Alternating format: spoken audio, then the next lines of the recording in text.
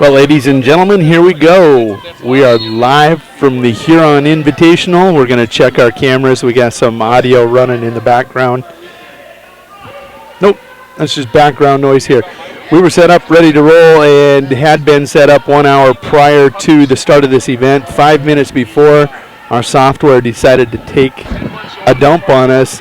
It's taken us all of 33 minutes to get this set back up. The equipment was set up, but just to get the software set correctly, it takes all of 30 minutes. So we're back and we're live. We're at the Huron Arena. This is WinterWarriorsLive.com coverage of the Huron Invitational. This tournament going to be a nice tournament. You can follow along as we tell you every single tournament. Go to TrackWrestling.com. Under Track Wrestling, go to Browse. Under Browse, go to Tournaments. Search South Dakota, and you're going to see the Huron invite in there. You can follow along. One of the special features that we use, and I encourage all of you to use, is special coverage. Go to Dashboard. You'll see all three matches that are running right now. This is the end of basically the first round in this tournament. We're looking at 11 teams, so there's not a lot of first round matches. We're finishing up here. You can see one match ending right in front of us. That was Jacob Saylor losing to Ethan Parr 4-1. And we'll have that match coming up here in a second. We're going to set your cameras. This will be your third and fourth place consolation mat tonight. This is Clayton Ebright, a 23-13 senior out of Brandon Valley. He is on bottom. He is trailing Robert McCardle of Mitchell, the 27-7 senior, on top. Leads that one 2-0. They're in the first period. This will be your championship mat tonight.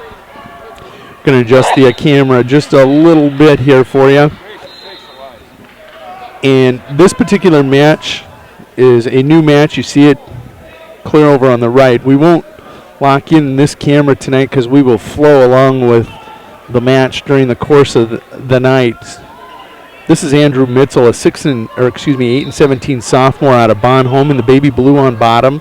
This is a 152-pound match. He's wrestling from Millbank. Mark Vandover, a 6-25 senior for the Bulldogs. And then we have a wireless camera down on the 7th and 8th place match. You can see at times it will blur because it is wireless, and we're running on the wireless network here at the Huron Arena at 182 from Huron right now. This is Marshall Simons, a 3-4 sophomore.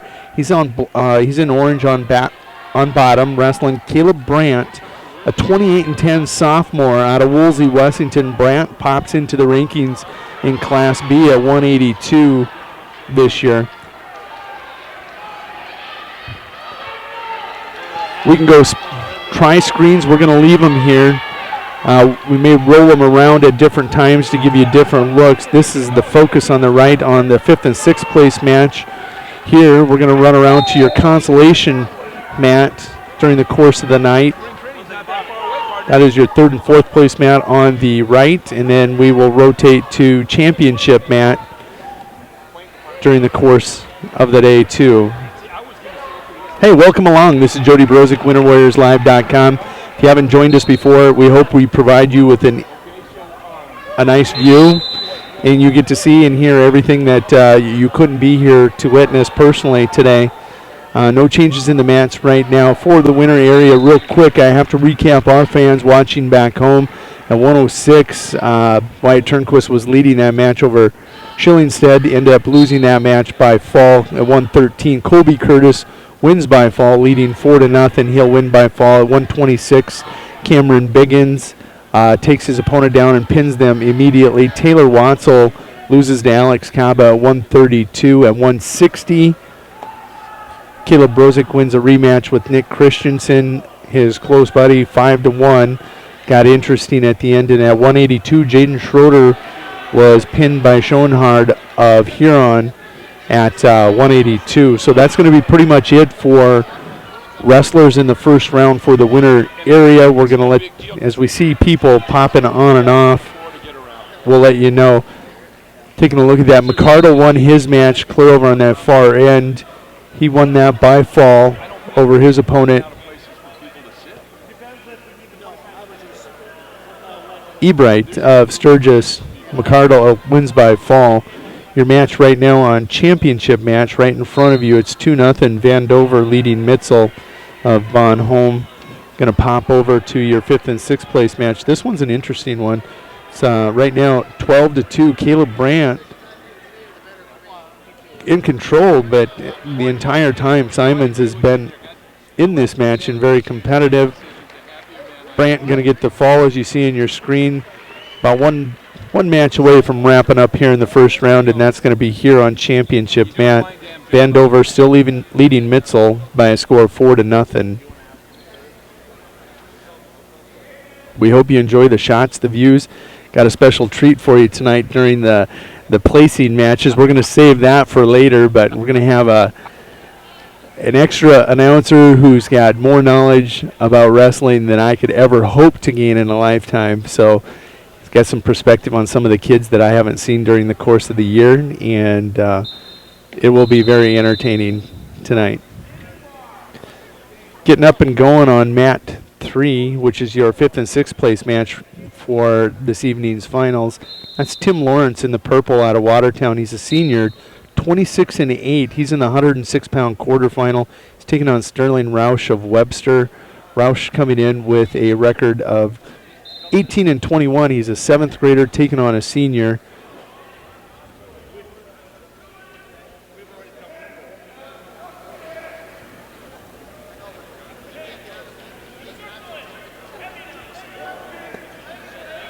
And if you didn't join me last year, I'm just telling you that you're missing a great tournament. The Huron Arena is just an absolutely beautiful facility. There's so much history with this arena, and it's just a great place to view wrestling. No spectators allowed on the bottom floor, but there's not a bad seat in the house. People are right on top of the action. You're going to see everything that occurs during the course of the match. Lawrence in his match now leads 4-1. Here you see Vandover wrapping up his victory over Mitzel. Vandover's going to go to 7-25 on the season. Mitzel will fall to 8-18 at 152 pounds.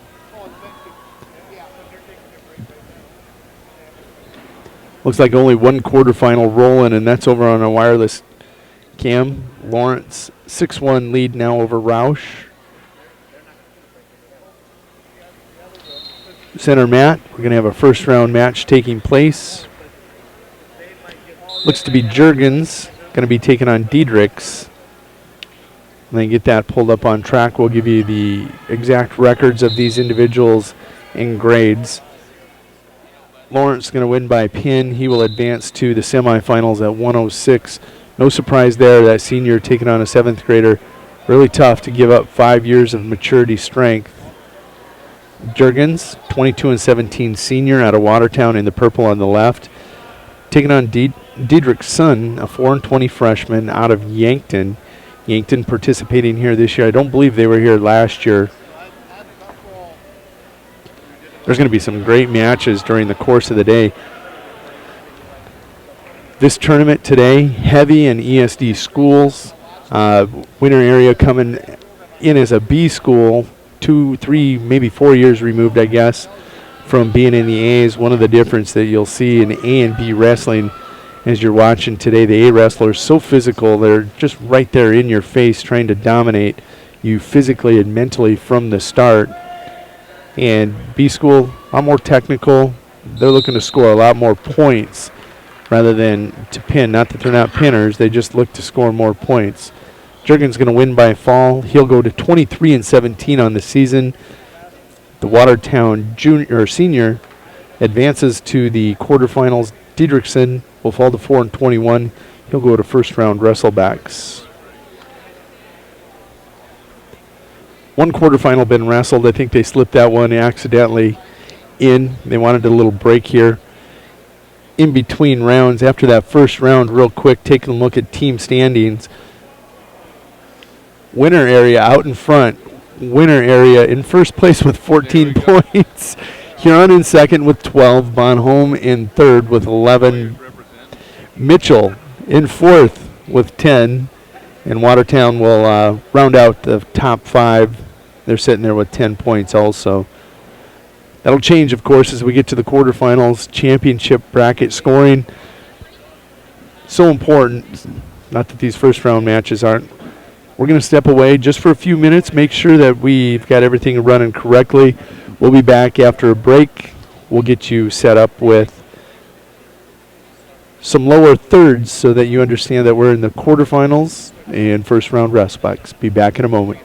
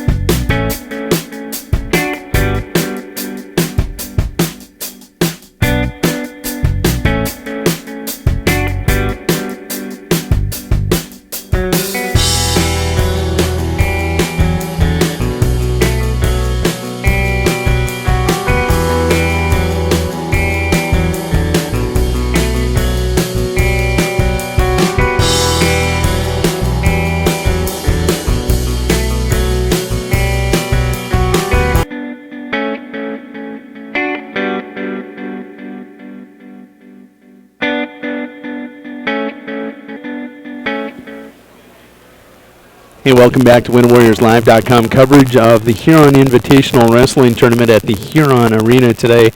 We're rolling quarterfinal matches across the board here. We're going to catch you up on everybody that's wrestling here on mat 1, which will be your third place match for this evening. This is Chauncey Goethals. He's a 23-14 junior out of Aberdeen Central on top at 106. He's taking on Chipper Schillingstad, a 5-4 eighth grader out of Huron on bottom in the orange. Right now, Goethals leads that one in the first period, 2-0. Mat 2 championship mat is open. Mat 3, this is Hunter Burnett, a 37-5 freshman out of Millbank. He's in the maroon on top. He's wrestling Jacob Wood, a 20-18 eighth grader out of Sturgis. Right now, the score of that match, 6-1 in that 106-pound quarterfinal. Burnett leading Wood. Championship mat still open, awaiting the next match here. And we were playing around with some camera shots. We're going to continue to play around with them, try to bring you the best view possible for all these matches here this evening. This will be your third place shot during the course of the night.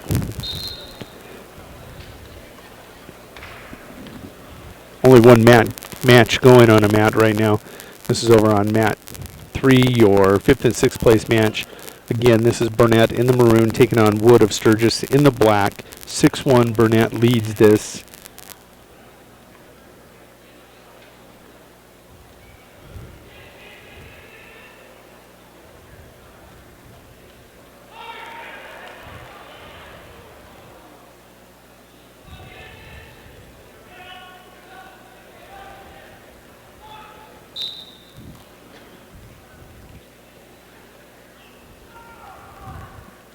You'll see that camera kind of pulsate at you, if you will. That is our wireless camera over on the south end of the arena. We're going to bounce back to try views right now. Here on mat 1, that's Goethals. He's got his opponent Schillingstad in a double chicken wing. Looking to finish. Schillingstad starting to get that arm through, trying to come back under, try to bring you a closer shot of that action. The referee is in the way. Schillingstad doing a nice job fighting off his back. He'll give up the 3-point near fall, but he lives to fight another period. 5-0 Goethals going to the second period. All the way down on your 5th and 6th place match. This is mat 3 on the south end of the arena. Burnett and Wood out of camera view. They're about to come back into center mat. 11-1, Burnett with a commanding lead on Wood. Burnett looking to go 38-5 on the season. Just a freshman. Freshman and an 8th grader in this 106-pound quarterfinal.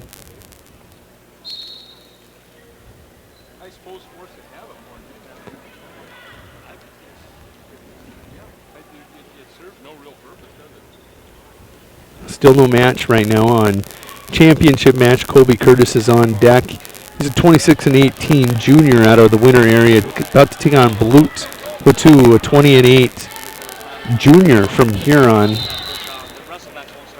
This is going to be your first 113-pound quarterfinal. The other two are 106-pound quarterfinals. We'll keep Colby on the big screen, let you watch all 3 of those matches as they're taking place. Goethals with that 7-0 lead now on Schillingstad. Curtis with a nice shot. Didn't finish. He's going to be able to get his head up on top. He's got Hutu in a front quarter Nelson.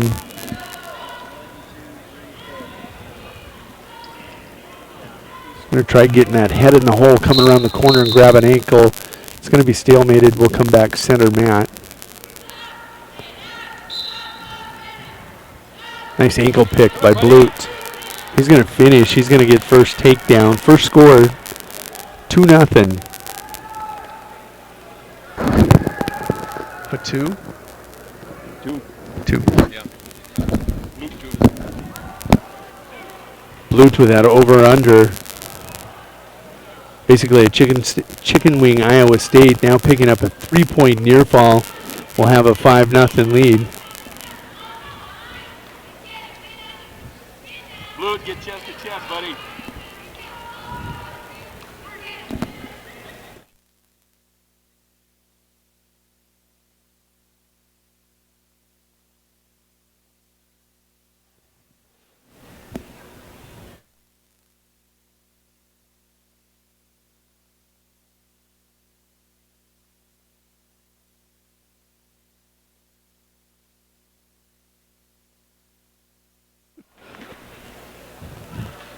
Blue 2 will give up the escape. 5-1 now your score. He leads Colby Curtis.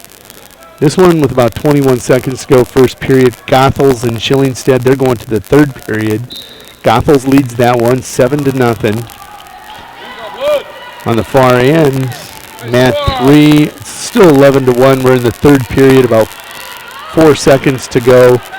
Burnett going to wrap up, and he'll be in the semifinal at 106. Goethals working on it. Minute 52 to go. Curtis trails 5-1 in this 113-pound quarterfinal.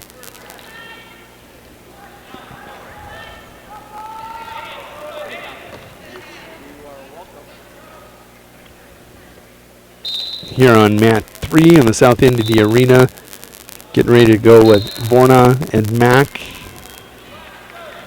We'll pop that up, set this for you. Cody Vornhagen, 29-17 junior out of Yankton. He's in the 113-pound quarterfinal with Aiden Mack, a 16-17 sophomore out of Watertown.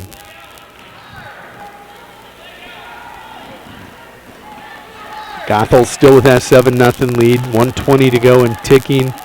Blute 2 leads this one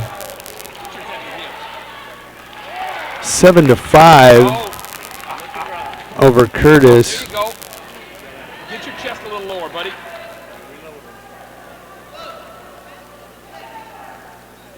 There, yes. It's okay. We're okay with him on his knees as long as if we can get our chest a little lower. We're real high.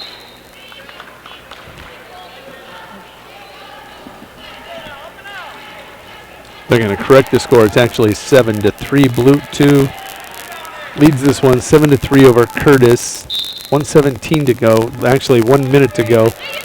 Keep coming, keep coming, keep coming. No points yet. Curtis in that nice scramble. Trying to get an escape 1 out of this to get within 3. Ideally here, he's going to score a 2-point move.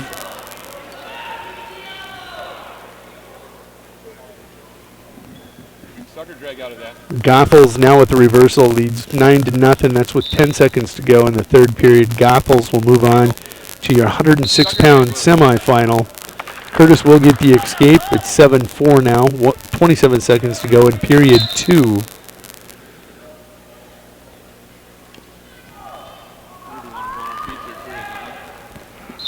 Goethals in that upper left-hand corner of your screen, taking on Schillingstead. That one's ticking down. 3, 2, 1.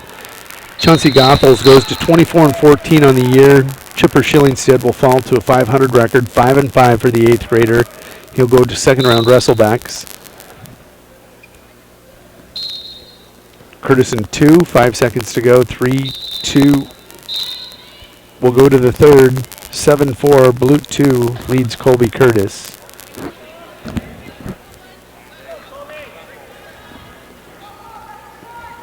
Cody Vorhagen leads Aiden Mack 5-0 on mat 3. That's in the lower left.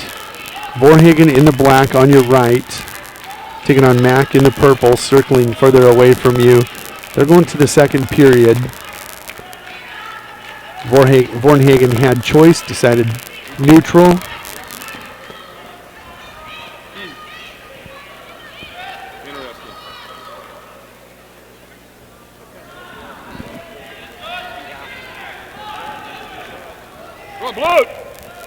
Colby with that chicken wing. Coming! He's going to lose control of it. Blute 2 doing a nice job sitting out. Pressuring back into Curtis to get that arm free. Free your arm! You're going to body press. Curtis needs at least a 3-point near fall. In your hips and face! Plenty of time, just under a minute to go.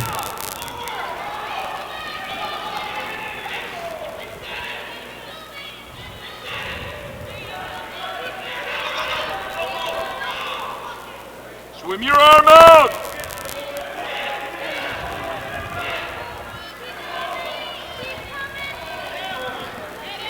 Curtis trying to sit out on that.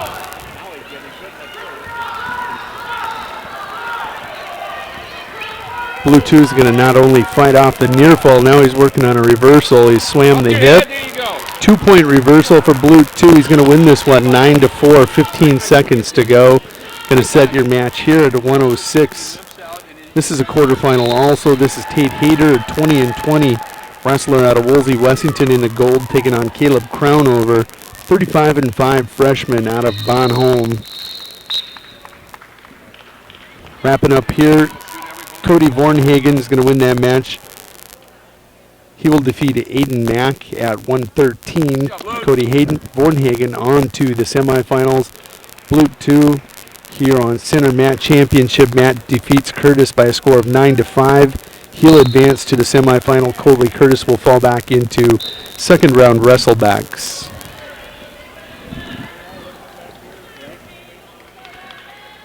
Hayter trailing right now, Crownover in the baby blue by a score of 10-0. Here in this match, center mat, mat 2, championship mat tonight. This is Dawson Kremlicek of Brandon Valley at 26-12 junior, taking on Bashir Abd al-Karim out of Yankton. Abd al-Karim will be in the black. Kremlicek is in the red. Over on mat 3, south end of the mat, Michael Peltier of Aberdeen Central in the gold. One of the Golden Eagles taking on Dylan Pauley, a 14-11 junior out of Millbank in the maroon.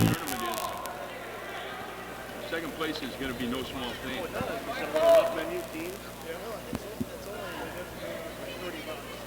Okay.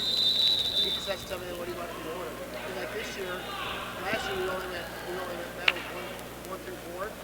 So they asked if we could go 5 and 6. I said sure. So we went 5 and 6. I like it. Each medal is $3. I know, but I'm saying, big tournament though. yeah, big tournament. We increased that. They said,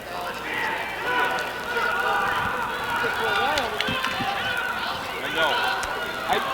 Crownover all the way down on this 5th place mat, Because then it gets to be a popularity contest. That's why or actually he's on mat 1. He leads this match by a score of 14-0. He's going to wrap this up by a technical fall. He's getting back points now. 15 seconds to go in the second period.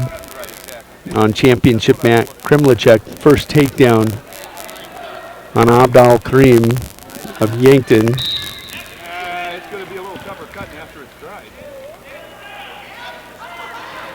Brandon Valley in the black, Yankton in the red. All the way down on the far end, Peltier trails in that match right now to Dylan Pauley. Leads that one by a score of 2-1.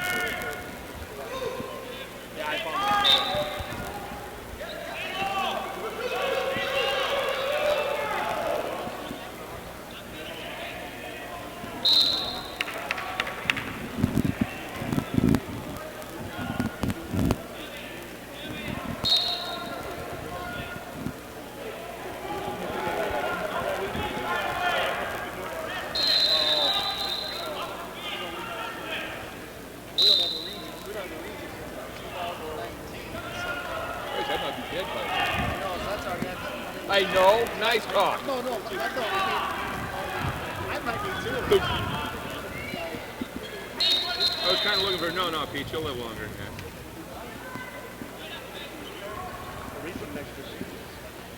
We have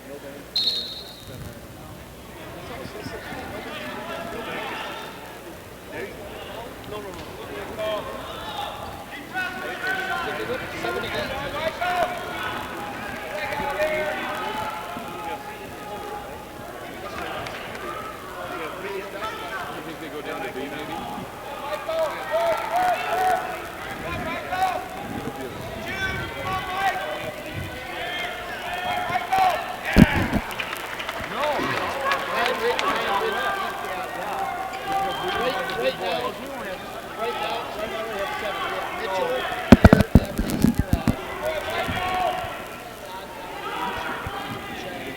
Mat 1 up in your upper left corner. That's Brady Krause, a 26-15 senior out of Millbank, taking on Peyton Braun, a 13-9 sophomore out of Brandon Valley. Millbank in their maroon, Braun in the black.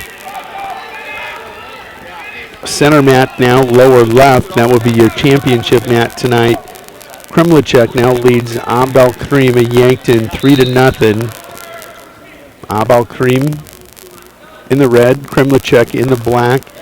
And in the mat on your right, Peltier of Aberdeen Central in the gold. The Golden Eagle leads 3-2 over Dylan Polly of Millbank. Wesleyan hosted the FDIC, and we had it. That was before they had built that camp. High school, and we had it at the Corn College. It wasn't bad. I mean, it wasn't bad for wrestling. You could get the mats spread out, but I mean, the fans are all on one side. You run up there, raise up on that freezing stage.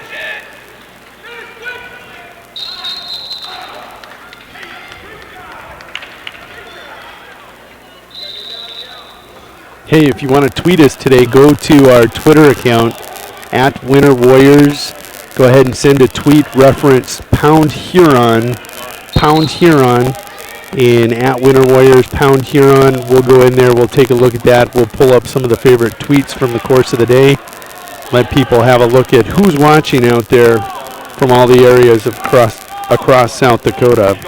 At Winter Warriors Pound Huron.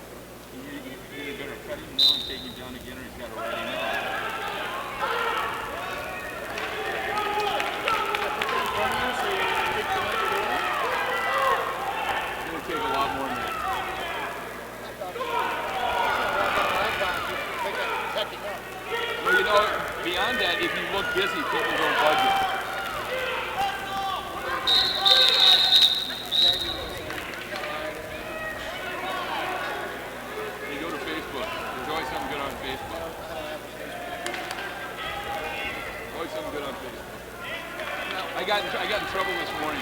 Diane goes, I'm looking on your Facebook thing. I said, okay. And I'm trying to figure out what's going on. She said, Your mat on the right. That's in that third period now. Michael Peltier 14-2 over Dylan Polly. He's going to win that match. Period 3 on championship mat, lower left. Kremlicek of Brandon Valley in the black, and Abd Al-Karim, 13-24 junior in the red out of Yankton. That one's tight. Has been the entire match. It's 4-3. Kremlicek leading this one. 7 seconds to go on mat 1. Brady Kraus, 26-15 junior or senior out of Millbank in that maroon, running away with that one. 12-1 over Peyton Braun. 13-9 sophomore out of Brandon Valley with 1:45 to go in the third period. Stalling point on Kremlicek. It's 4-4. We've gone to overtime now in this match. Center mat. We'll pull that up. That's your feature match right there on the right. Kremlicek in the black facing you. Abdal Karim in the red out of Yankton. I gotta tell you, I don't know how to do track basketball.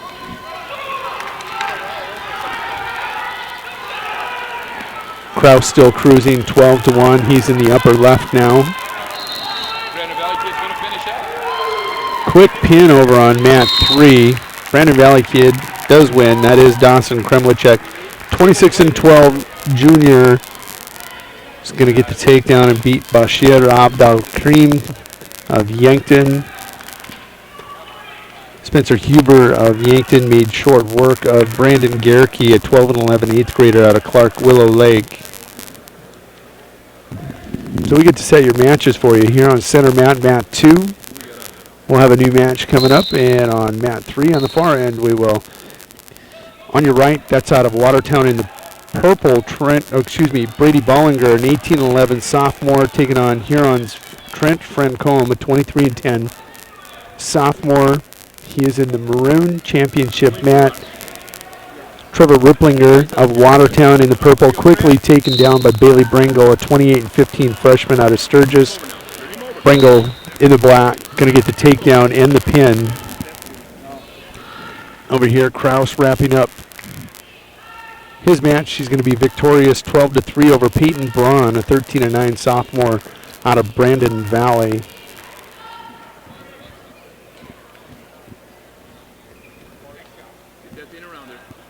We'll keep it here until we have some other wrestlers coming out on mat 1. This is going to be Cameron Biggins, a 17-12 junior out of Winter area, taking on Zach Sikora, an 18-11 sophomore out of Bonholm on your championship mat right now for Millbank. That's Jordan Pollock, a 22-16 junior in the maroon on the right, taking on Josh Moore, a 30-9 junior out of Aberdeen Central. Bringing up Biggins and Sikora over on your feature mat on the right.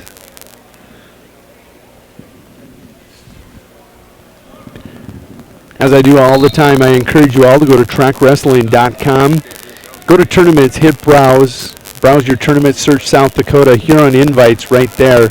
Click on it. Once you're inside the tournament, enter into the tournament, go to special coverage, go to the dashboard. You've got all the matches pulled up. We use that extensively.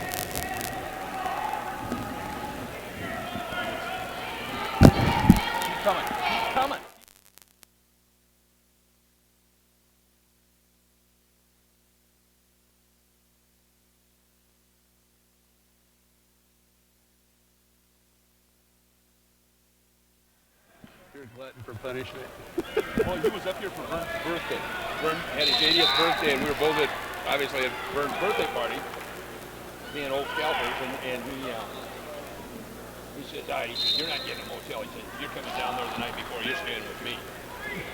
I said, there's 9,000 Donovan kids. He said, there is. None of them live at home anymore. Biggins leads in his match by a score of 2-0.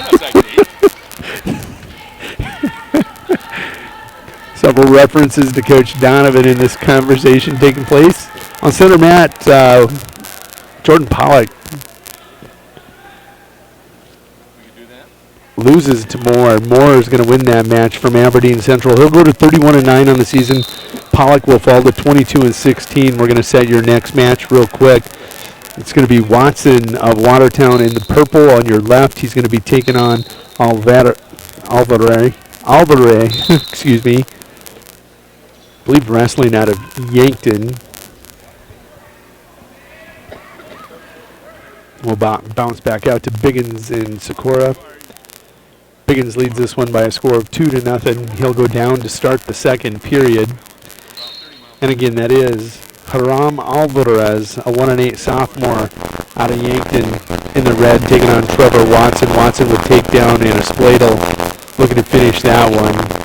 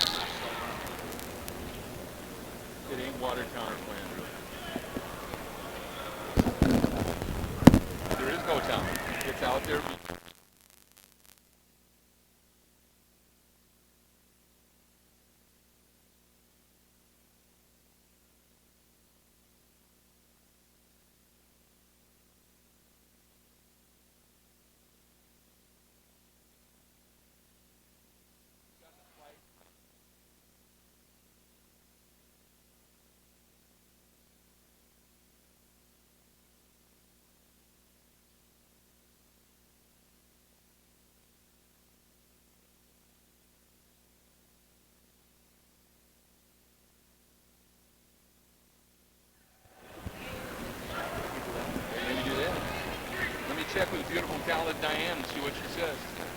Biggins still leading Socorro by a score now 2-0, 35 seconds to go in the second period. On center mat, Watson taking care of business with Alvarez, leads that one 7-1, and Francombe leads Bollinger by a score of 6-0 on that lower left-hand screen. All those matches in the second period. Oh, excuse me, Watson just going to the second period.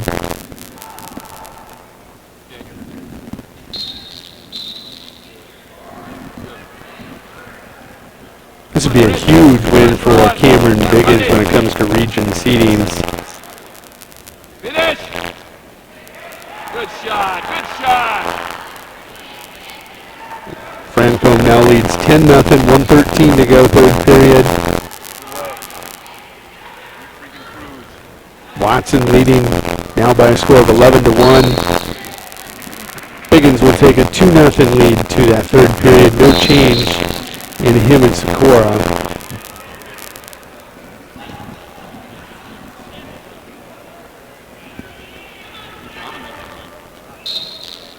Biggins and Socorro start their third period. Socorro with the escape. 2-1 that match score. 1:49 to go.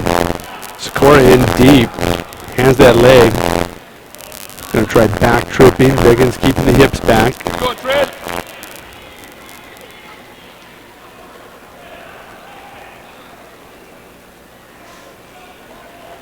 Thataway, steady pressure. Good job, buddy!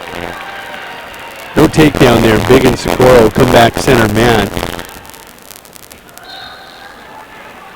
Biggins with a shot. Socorro now with that Russian arm tie on that right arm. Attacking that hurt elbow of Biggins. On center mat, Watson takes care of business. He'll win by technical fall over Alvarez, 17-1.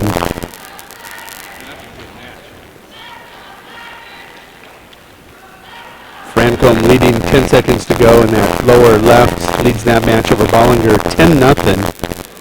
That is a domination. Center mat now in purple coming out on your right. That's going to be James Suter, 27-10. Senior out of Watertown taking on Aaron Dykoff of Woolsey Washington in the gold, of 3-17 sophomore. Biggins Socorro scrambling, taking a look at the clock, 40 seconds to go in that match. Socorro is going to get 2. No, still no points scored. Francombe will step off the mat. Lower left corner, he'll have a 10-0 victory over Bollinger. Socorro, Biggins on your right. That one 2-1, 30 seconds to go. Biggins leading, Socorro being the aggressor here all of this third period. Biggins has got to finish this match. Got that front quarter Nelson. Now stepping out on mat 3 in the lower left, that's Ryan Chase of Huron, a 12-20 junior, taking on Madison Peterson, 18-18 senior out of Rapid City Central. Huron in the familiar orange, Aberdeen Central in the familiar gold. Biggins fighting, 10 seconds to go, still with that 1-0 lead. We're going to pull that up for the winter area fans so you see the end of this. We're down to 3, 2, 1. Nice scramble by Biggins. He'll defeat Socorro by a score of 2-1. Congratulations, Cameron Biggins, avenging an earlier loss this year, I believe, at the Jerry Operick Invitational. He'll win this one by a score of 2-1.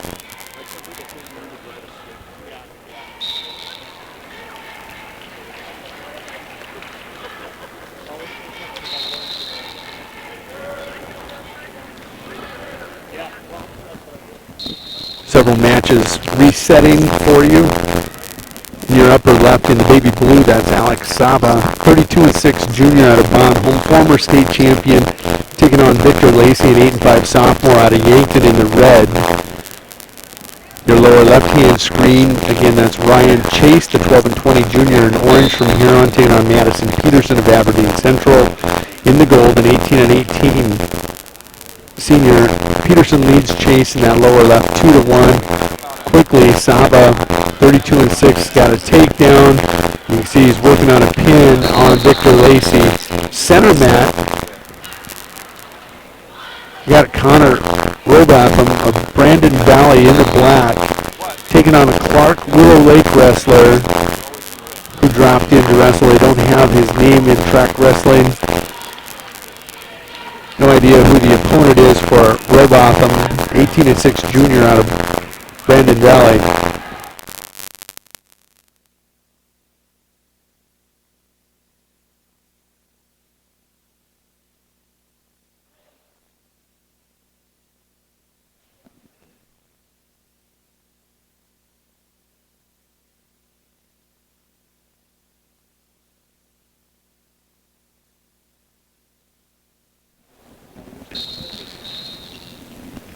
Got somebody in front of our camera, several people getting ready to go over on map 1 as Saba wraps up things there, 32-6. Junior goes to 33-6. Still does, doesn't it? Victor Lacey will fall to 8-6 on the season. Now stepping out onto the mat as people clear away from the camera. That's Trevor Larson in the gold of Aberdeen Central. He's a 24-8 senior. This is a 138-pound quarterfinal. He'll take on Jesse Skidmore in the black with the S, white S on the left hip. Skidmore, 31-13 senior out of Sturgis. Lower left, that match still closed. Peterson leading 2-1 over Chase. That's a 132-pound quarterfinal. All quarterfinals in this round, all quarterfinals here. There you go. Kick. Arm under, arm under, arm under. Coach, they don't listen to you. We're not hearing you, buddy.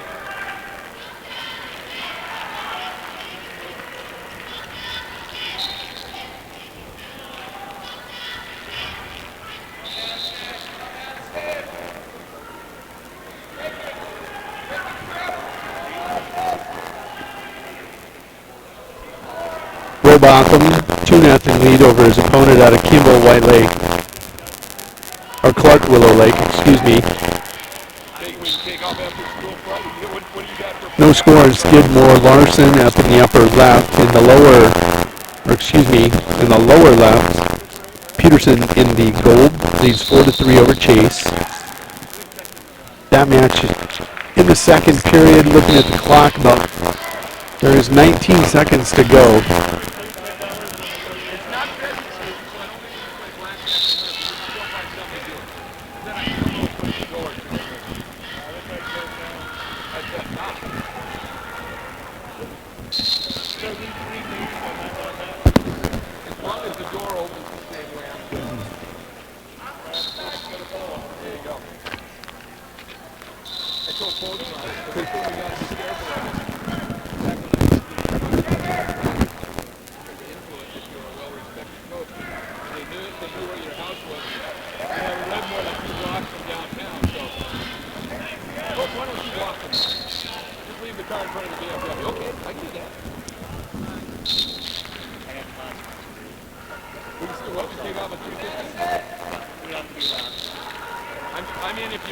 Center mat on your left, that's Robotham. 3-0 lead, make that a 5-0 lead, 55 seconds to go.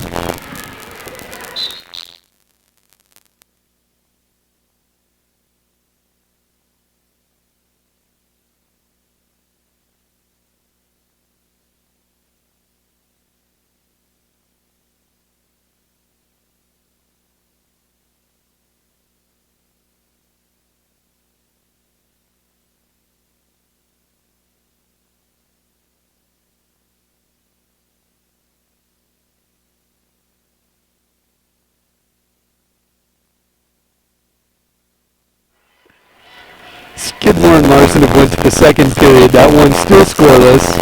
Peterson and Chase in a very good match down there in the lower left-hand corner. Peterson in the gold leads that one 4-3 over the junior. There's 50 seconds to go in the third period. We'll bring that up as feature match over on the right.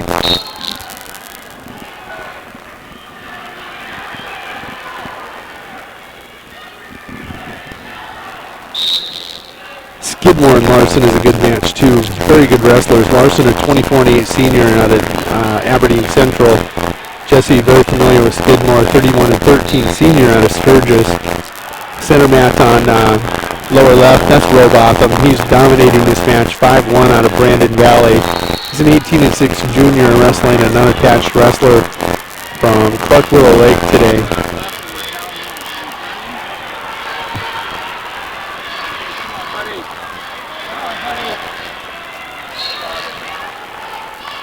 Chase not going to get it done. Madison Peterson in that match on your right is going to advance to the 132-pound. No, they are overtime. A stalling point will tie that one up. Peterson tagged with the stalling will give Chase a penalty point. That's 4-4. They're going to go to overtime now. Chase on the left in the orange, Peterson on the right in the gold. That's first period overtime. Robotham leads 5-2 on center mat in the lower left over his opponent, and Skidmore Larson still scoreless. 27 seconds to go in that second period. 2-point reversal now for the unattached wrestler out of Clark Willow Lake. He's now within 5-4 on Connor Robotham.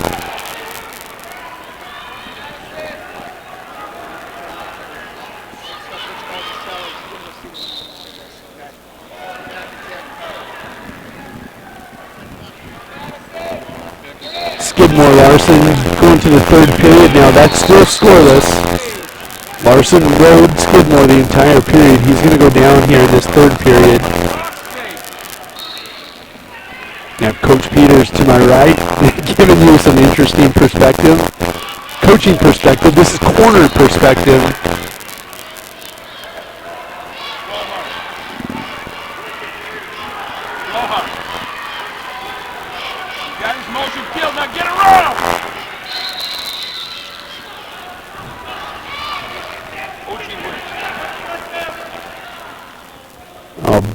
Pass by the wrestler from Clark Willow Lake. No takedown yet, but he's got Robotham in a bad situation with the scramble. They'll go out of bounds. This one getting interesting. We'll feature that match on your right. Robotham in the left in black taking on that wrestler of Clark Willow Lake. There's 10 seconds to go. 6-4 now. Robotham leads. He's in the black. Closest to you. Keep coming! Chase, keep coming, buddy! Skidmore has given up the escape. We're going to feature Skidmore Larson. Larson in the gold on the left, has an escape, leaves 1-0 on Skidmore, trying to work on a takedown.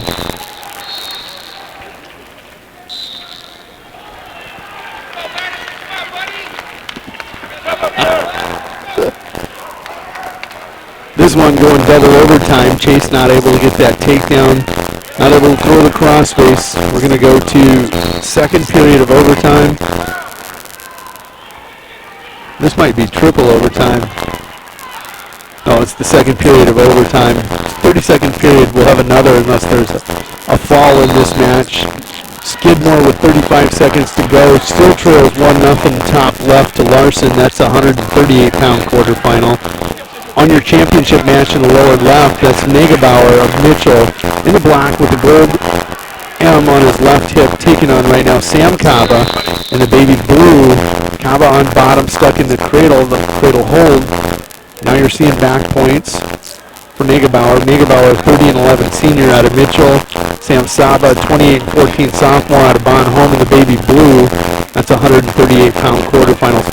All these 138-pound quarterfinals except for the match on your left. That's 132-pound quarterfinal.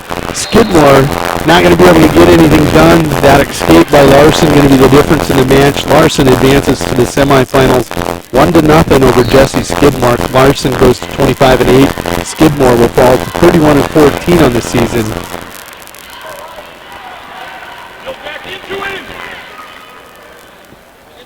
Saba and Negebauer going off the corner of the mat.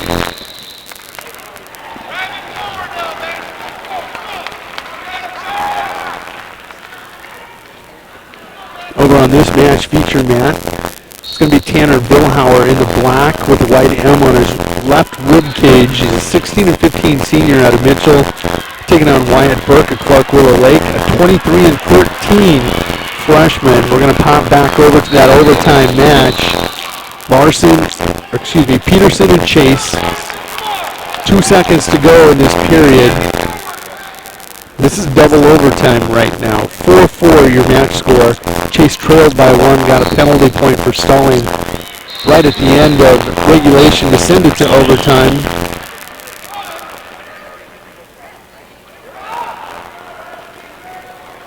Larson's going to win on double overtime criteria. He's going to ride Chase for that entire third period. He will win that match. 4-4 double overtime criteria.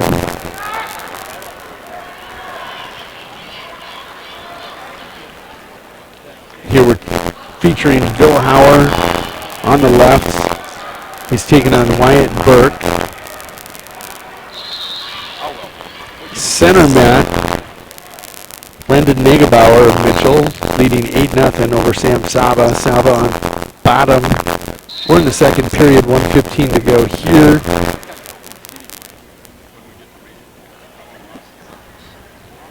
And we're going to pop out to this match now and let you take a look at it. That's Briggs Havlik. 12-11 in black on your right. Havlik now on the left. 12-11 freshman out of Mitchell taking on Skylar L. Skylar L. of Yankton, a 7-15 junior in the red. Yeah, it's probably changed that.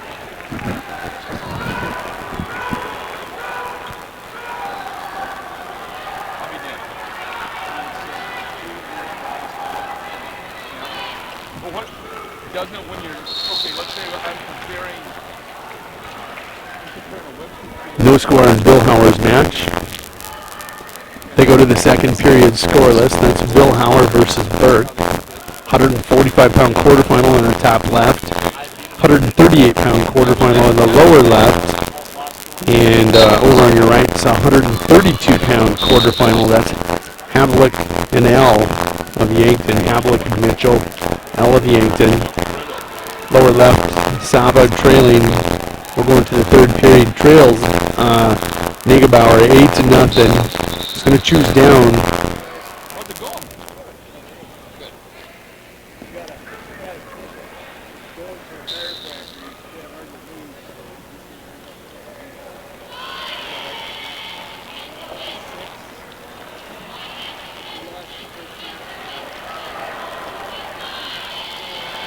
Negebauer now trying to work on some cheap tilt points. Not going to get a cheap tilt out of it, but he will get that chicken wing in the lower left.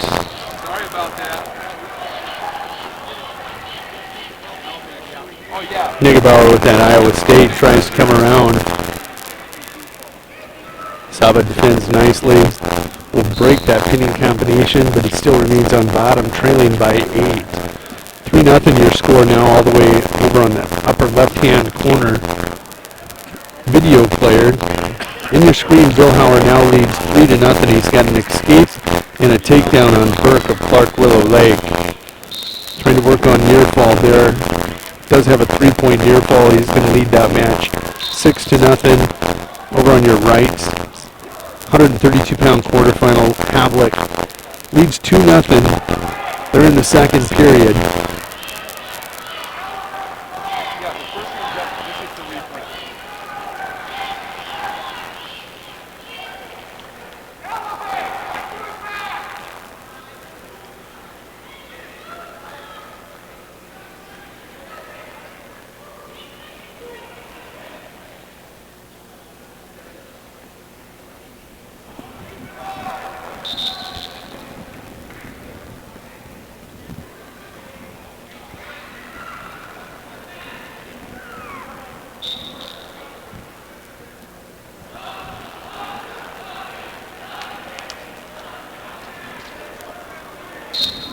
Bill Hauer is going to go to the third period in that match. 6-0 lead over Burke. That on the upper left. About 10 seconds to go in the match on your lower left. Saba trailing Negebauer by a score of 10-1. That's a 138-pound quarterfinal.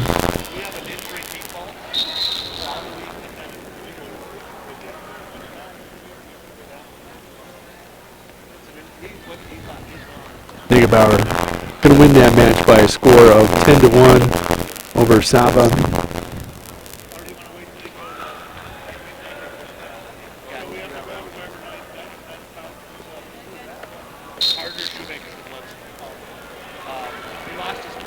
Center mat, lower left, you're going to have another 145-pound quarterfinal, excuse me. Track is updating. It's going to be Connor Smith, a 26-13 senior out of Brandon Valley in the black, taking on Dylan Bollinger, 17-17 sophomore in the purple out of Watertown. Bill Howard leads his quarterfinal in the upper left, leads that one by a score of 6-0. Havlik over on your right-hand screen leads that one 4-0. We're starting the third period.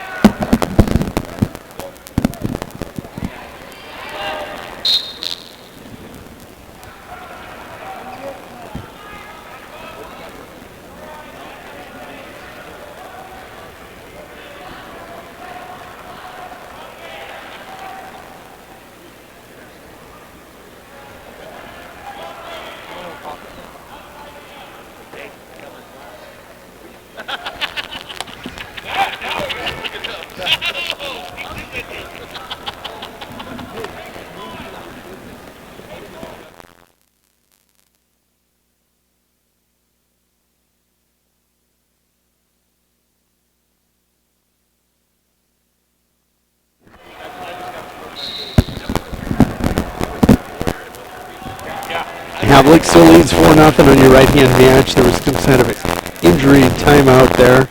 He's wrestling Skylar L. of Yankton, a junior.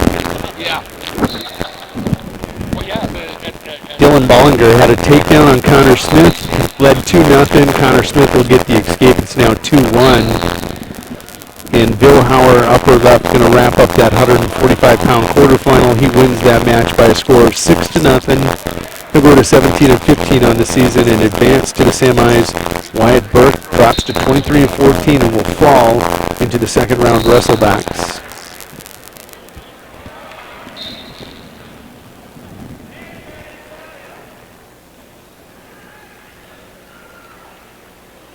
Upper left right now, you've got Wyatt Larson of Huron. He's a 13-16 freshman, taking on Winston Brown of Sturgis, a 31-13 sophomore for the Scoopers. That's a 145-pound quarterfinal.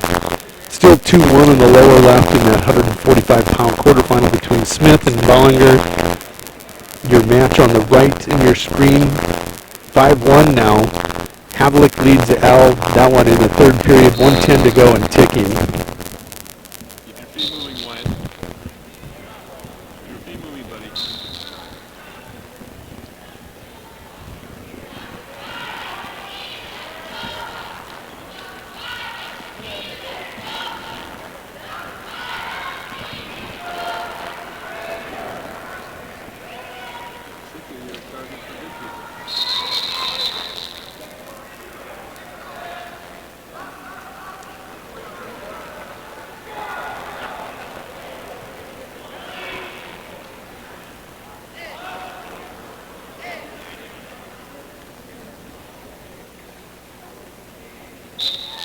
Winston Brown with takedown in the upper left, leads 2-0.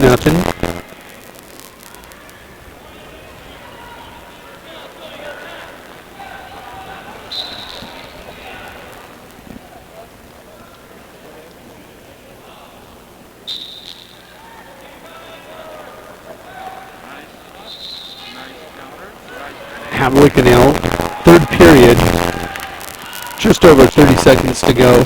Havlik leads that one 5-2.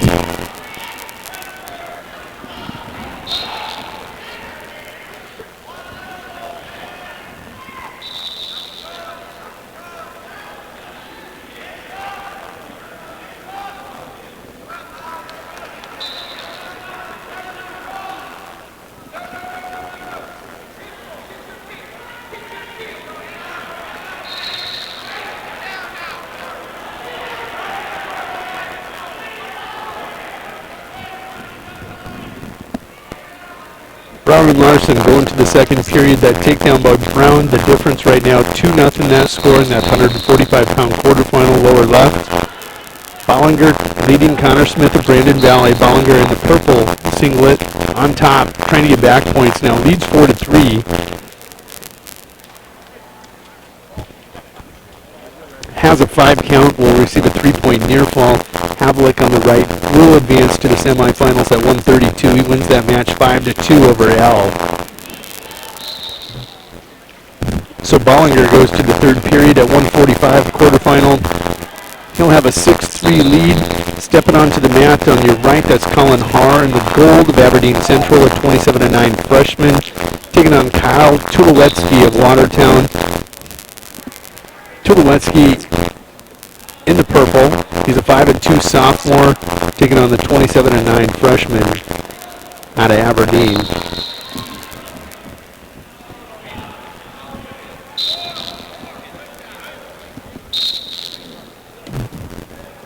Bollinger now is going to lead that match 11-3 over Connor Smith. Lower left-hand screen. Winston Brown still with that 2-0 lead, has both legs thrown in.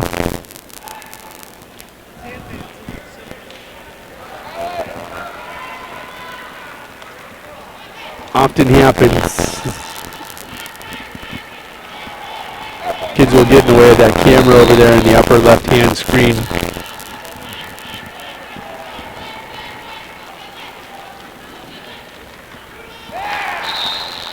2-0 Brown on top in black upper left.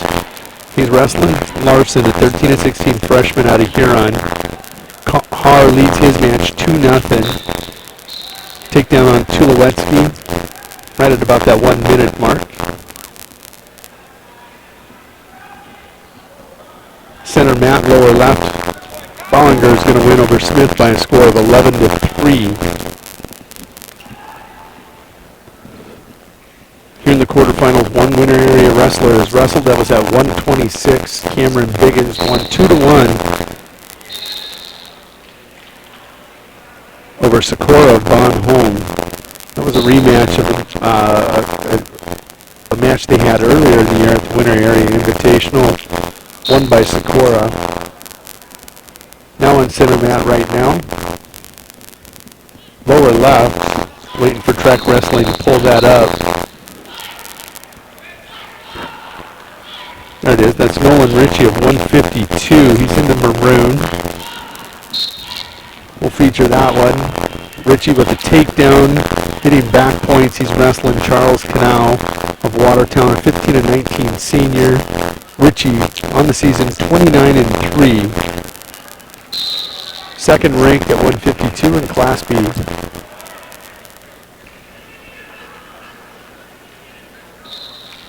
Ritchie will win by fall. That comes at the 47-second mark of the first period. Nolan Ritchie onto the 152-pound semifinal.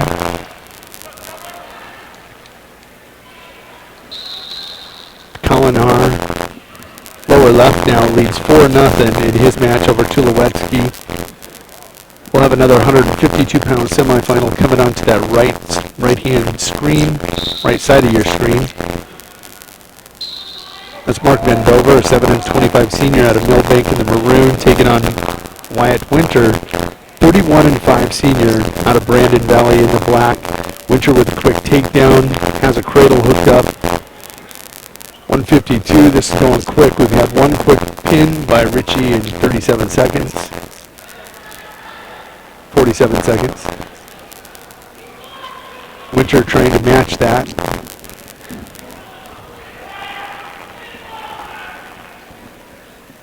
Over on that far end right now, Brown with a 4-0 lead over Larson.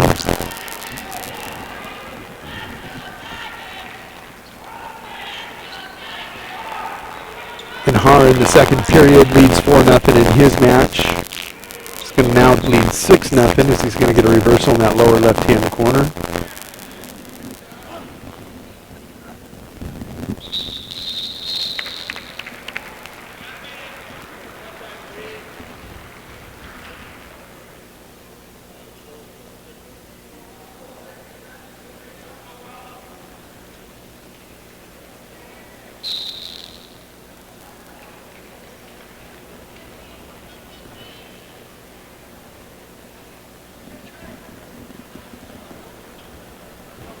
Young will win that match by a score of 4-0.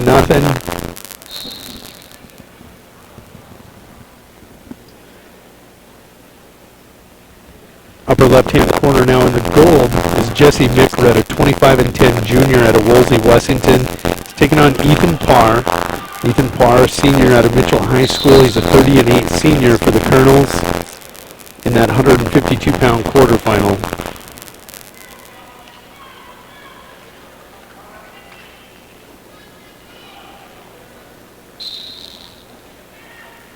Parr with the first takedown leads 2-0.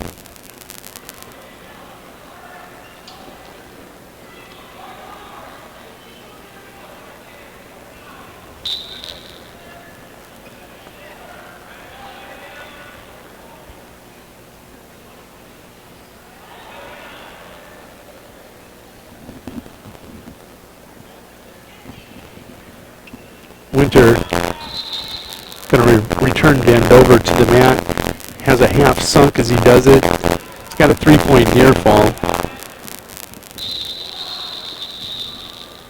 And Winter will win by fall. That's going to come at 1:27 of the first period.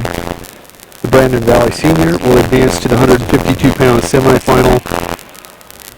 Bend over, the senior out of Millbank will drop into second round wrestlebacks. Center mat now you're going to have a 160-pound quarterfinal. It's going to be Mitzel of Watertown on your right in the purple, taking on Wardell of Sturgis in the black. Mitzel, 28-12 senior for the Arrows. Wardell, 12-18 senior for the Scoopers. Parr still with that 2-0 lead. Upper left-hand corner. Lower left-hand corner, that's Colin Haar in the gold. He now leads 8-0 in his match with Tulowitzki of Watertown.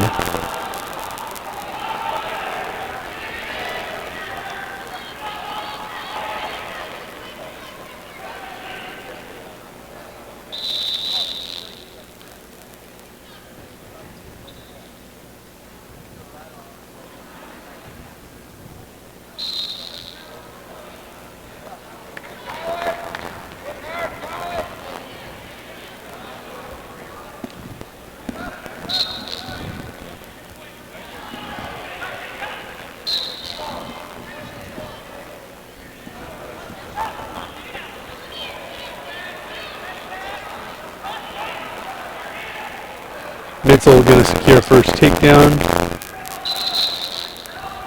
That's your video player on the right. He's in purple of Watertown, 2-0 lead over Wardell. Lower left, Parr leads that one 8-2 over Tulowitzki. Parr in gold, Tulowitzki in purple. Make that 9-2, about 25 seconds to go. Lower left-hand corner of the third period.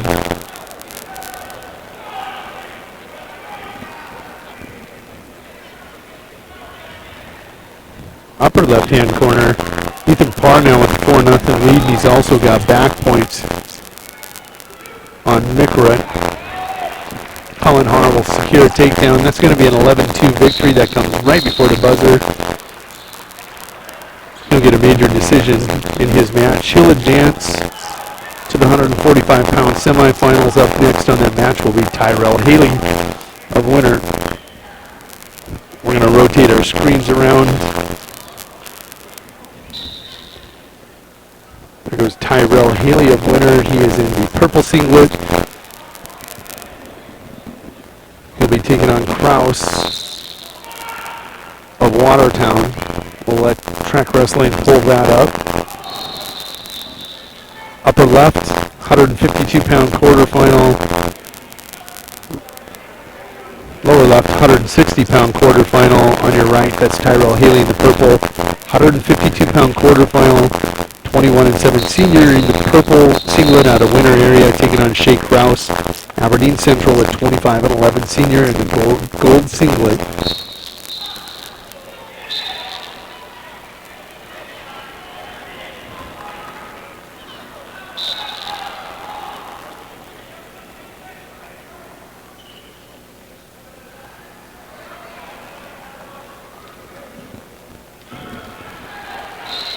Mitchell now has a 5-0 lead out of Watertown center mat, lower left.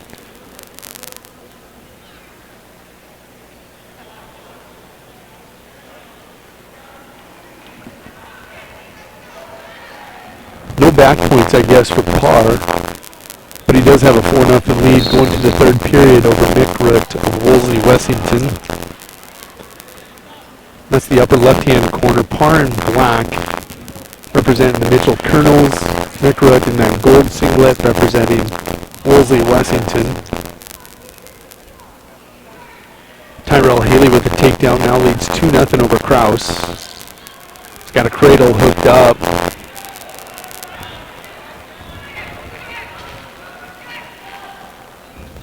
Getting back points, and Tyrell going to win by fall. Tyrell Haley advances to the semifinals at 152. That fall comes at 130 of that match. We'll keep it right there. 160-pound quarterfinal.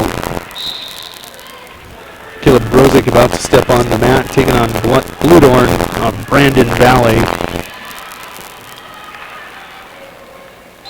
Two winner wrestlers into the semifinal. That's Cameron Biggins at 126 so far. Tyrell Haley at 152.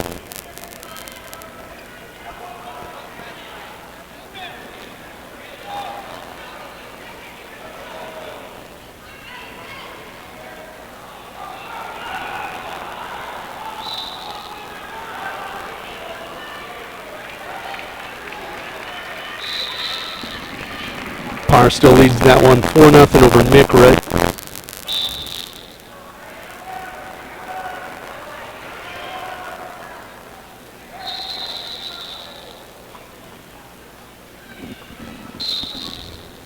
Mitchell leads his match by a score of 7-2, make that 9-2 over Wardell as he gets another takedown.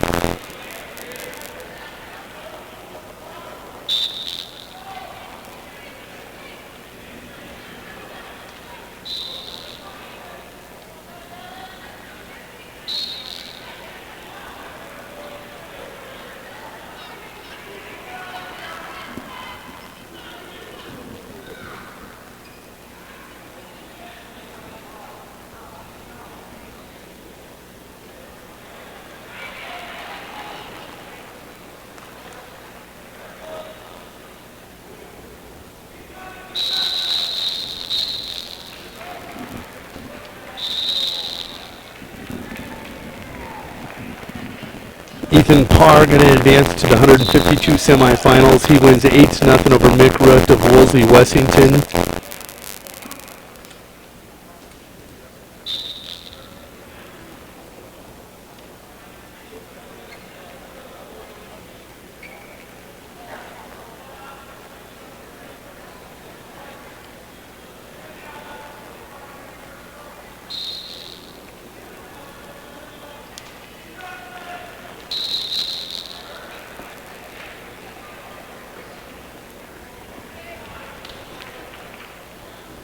Bitzel 20 seconds away from a victory in that lower left, leads that one by a score of 11-3.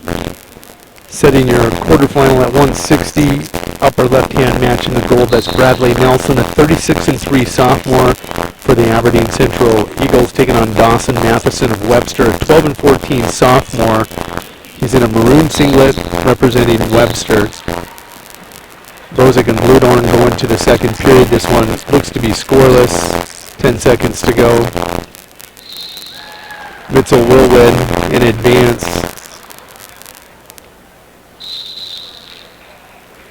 Mitchell into the semifinal, awaiting the winner of this next semifinal between Matt Larson running out onto the mat in the black on the left. He'll be taking on Chris Lausch, a 7-14 junior out of Millbank.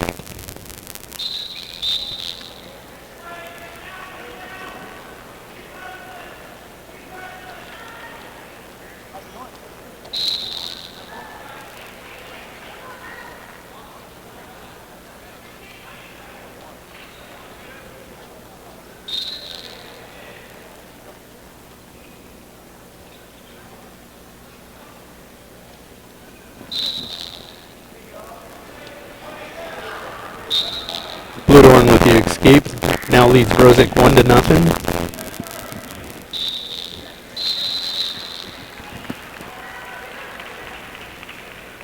in that upper left-hand corner is the twins, Braden Nelson, 170-pound quarterfinal. He's taking on Levi Sternberg of Brandon Valley. Nelson leads that one 2-0. Nelson a 29-3 sophomore, Sternberg a 13-20 junior out of Brandon Valley. Rosa gives up takedown, now trails 3-0 in his match.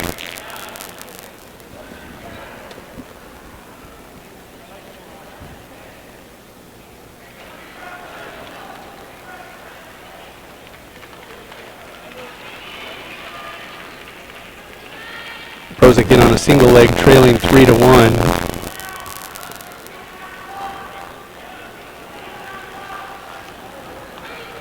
Prozic will tie it up with a takedown, 3-3. Larson leads his match 5-0, lower left. Braden Nelson will pin Levi Sternberg at Brandon Valley.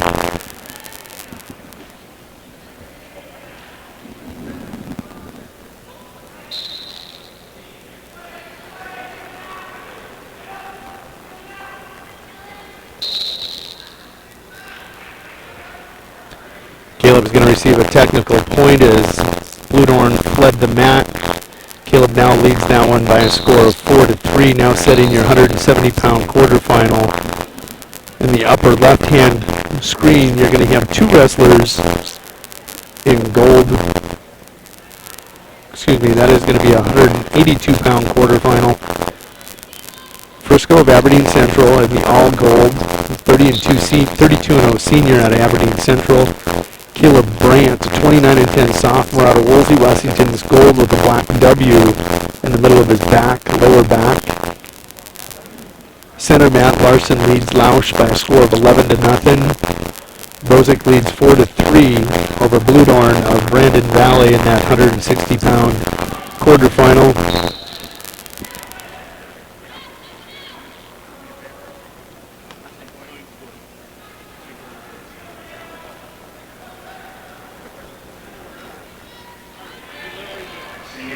Bludorn with an escape. That match now 4-4. Brozic absolutely tosses Bludorn right into your screen. Bludorn landed out of bounds on the wood.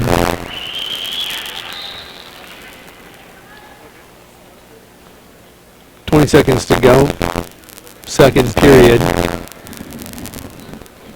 Frisco will win by fall in his match over Brandt. He'll advance to the 182-pound semifinal, lower left-hand screen. We're going to have a change as Larson advances to the 160-pound semifinal. 3 seconds to go in that Brozic versus Bludorn match. Brozic will go down tied 4-4. Now Tyler Wagner is going to step into the ring, upper left-hand corner, 28-5 senior out of Webster, taking on Jake Vinson, a 13-8 junior out of Sturgis. Brozic with an escape on the right, 5-4. He leads Bludorn. Center mat right now, Lucas Crownover in the baby blue at 18-13. Wrestler out of Bonholm, Scotland, will be taking on Mason Wickhurst, 17-18 sophomore out of Watertown in purple.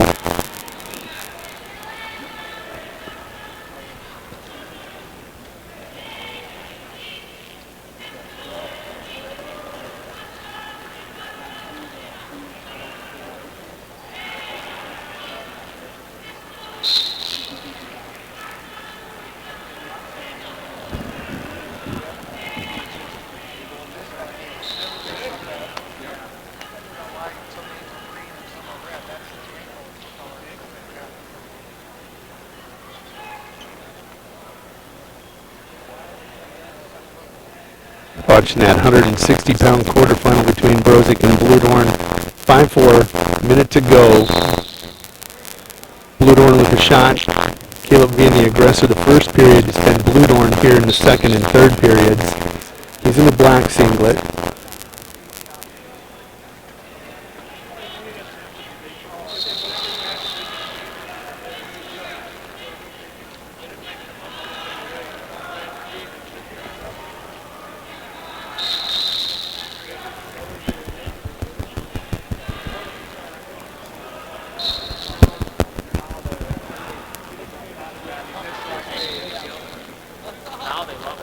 Wagner in the maroon. Upper left leads 4-1 over Vincent. Scoreless on your center mat, lower left. About 30 seconds to go in that 160-pound quarterfinal. 4 and a 5 seeds. Rosick the 4 seed. Blue Dorn the 5. It's 5-4. 20 seconds to go.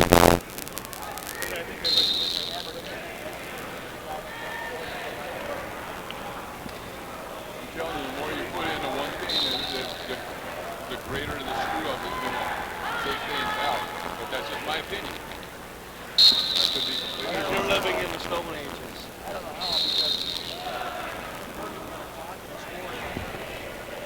7 seconds to go. They come back center mat. Rosick will bear hug Blue Dorn back to his back. He'll advance to the semifinal.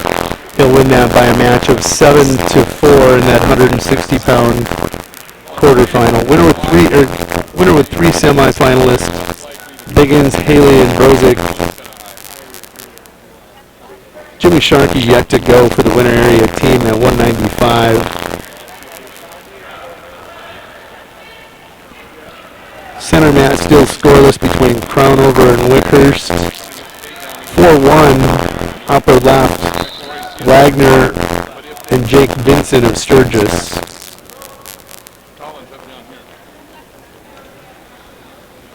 Now on that right-hand screen, you got Colin Simons, a 1911 junior out of Huron in that familiar orange, wrestling Cody Cox, a 15 and 23 freshman out of Sturgis.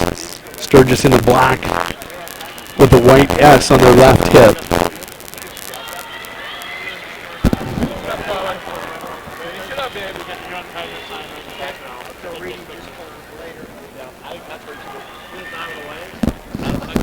Your arena looks nice on your full screen.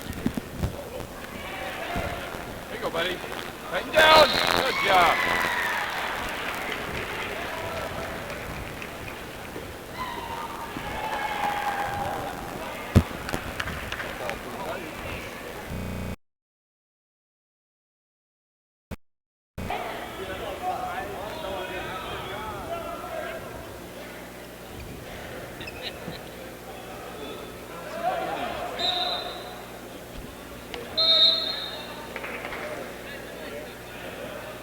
Sorry about that. Once in a while we got to check our connections and make sure the static is to a minimum.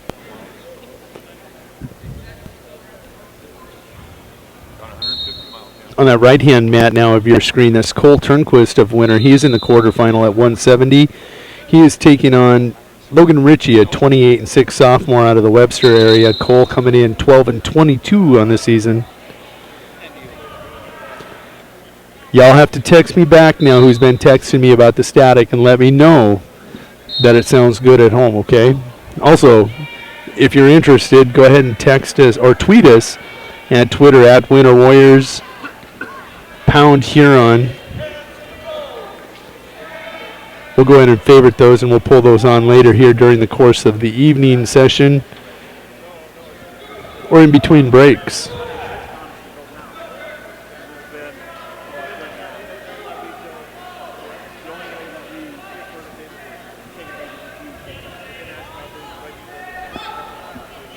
And if you're watching track wrestling right now, it says there's no matches taking place. There are matches taking place. Tyler Wagner still with a 6-1 lead over Jake Vincent of Sturgis, 13 and 8 junior out of Sturgis. That's in the upper left. Crownover now leads on the lower left. He's in the baby blue. He leads 2-0 over Wickhurst of Watertown. And Logan Ritchie leads Cole Turnquist 2-0 in that 170-pound quarterfinal. Nope, he's going to get the fall. 2-0 in, we'll get a fall.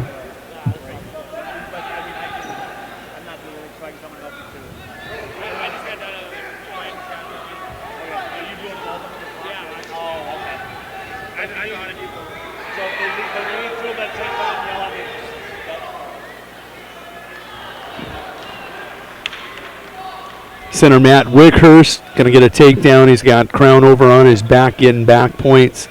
It's 4-2 right now, but he is going to get the fall. That'll come right at that 4:59 mark of the match. Wagner still leads Vinson 6-1. So we're going to set the mats for you in the lower left and on your right-hand screen.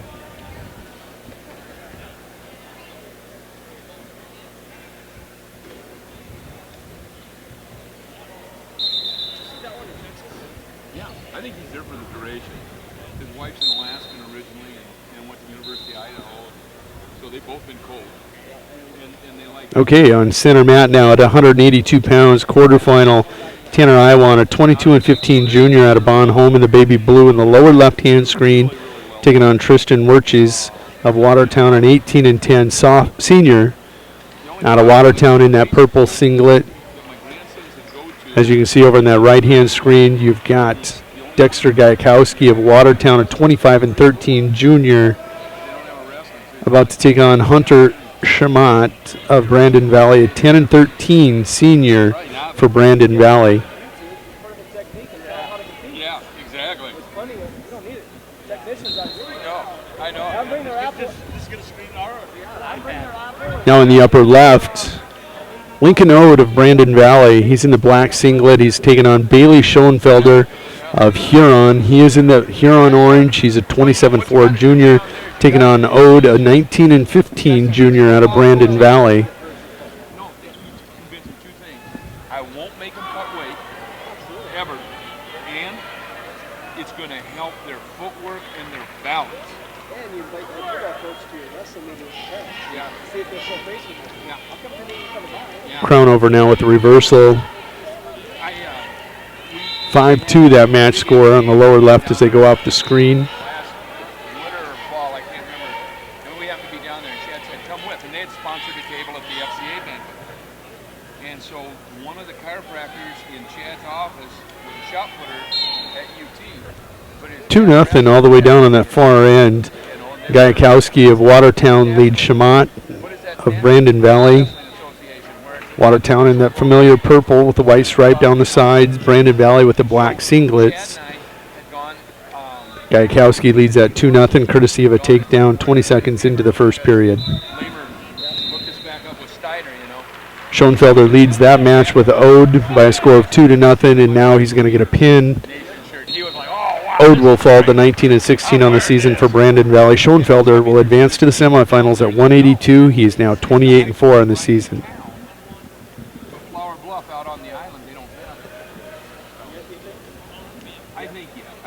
Werches of Watertown will win.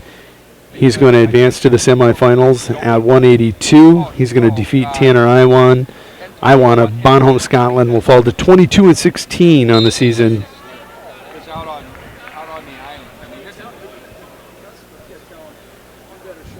Now on your center mat, lower left, that is Jake Flockus, a 28-5 sophomore out of Aberdeen Central in the gold singlet. He's taking on Alex Klingeman, 12-16 sophomore out of Mitchell. He's in the black singlet for the Colonels.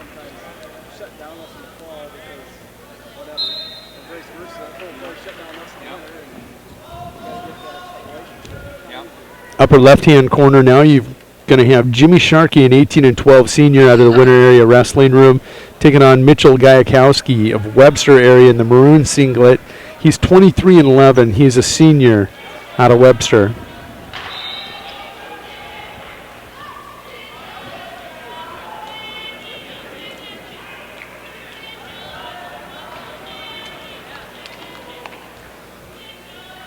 Jimmy going to get first takedown. 2-0 lead over Gajkowski. Center match scoreless. Flockus, no. With the takedown on Klingeman, now leads 2-0. Another Gajkowski over on the right-hand screen. He leads his match over Schmott of Brandon Valley 5-2.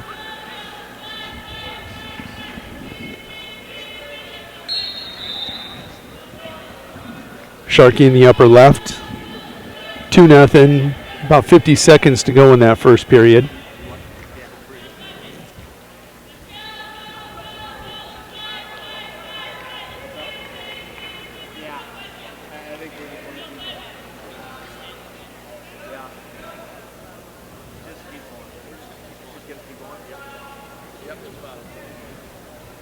Jeremiah's going around, and I can help too.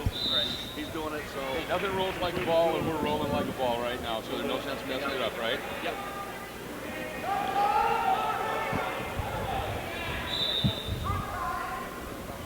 We're going to pull Jimmy Sharkey over to that right-hand screen, give you a little better view of that seniors match.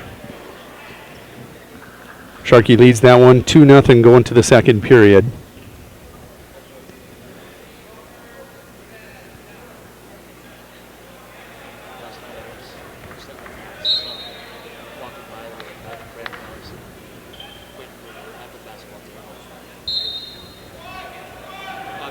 Klingeman and Flockus just start their second period. That 195-pound quarterfinal is currently led by Flockus 2-0. He's in the gold. Give him a reversal now. He now has a 4-0 lead. That's top left video player now.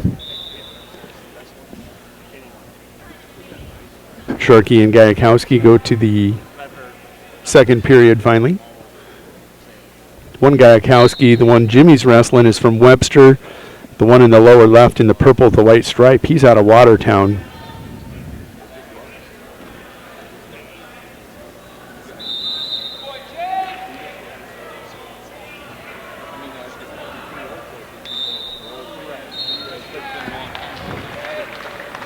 There on center mat, top left, Jake Flockus is going to win by fall over Alex Klingeman. Flockus' record goes to 29-5. The sophomore goes to the semifinals at 195.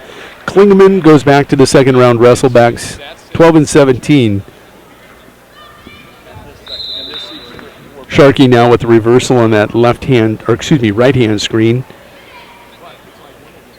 In that purple singlet, the tall senior out of winter area. Looking to be the fourth semifinalist. I missed on Cole Turnquist. I'm sorry, he was in the quarterfinals. Took on Logan Ritchie. Now on your lower left-hand screen, that's Brock Folkers of Yankton. He is in the black singlet with the red buck on his left hips, and the word buck's on his right hip. He's taking on Payson Dirk of Sturgis. He'll be in a black singlet with a white S on the left hip.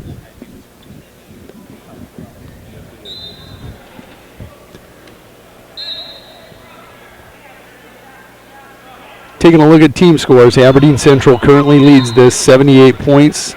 Watertown in second with 71.5. Mitchell in third with 44.5. Huron in fourth with 43. Bon Home Scotland in fifth with 34.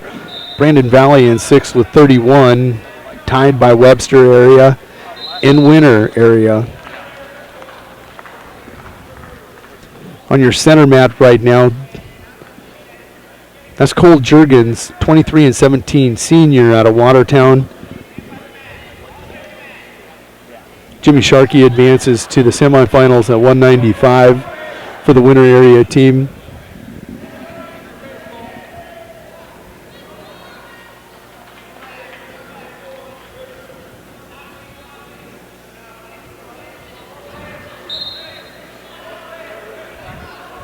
We're going to try resetting our screens here real quick. Not moving them, but setting the matches on the screens for you. I didn't see the conclusion of Sharkey's match. I want to make sure he didn't get caught. Are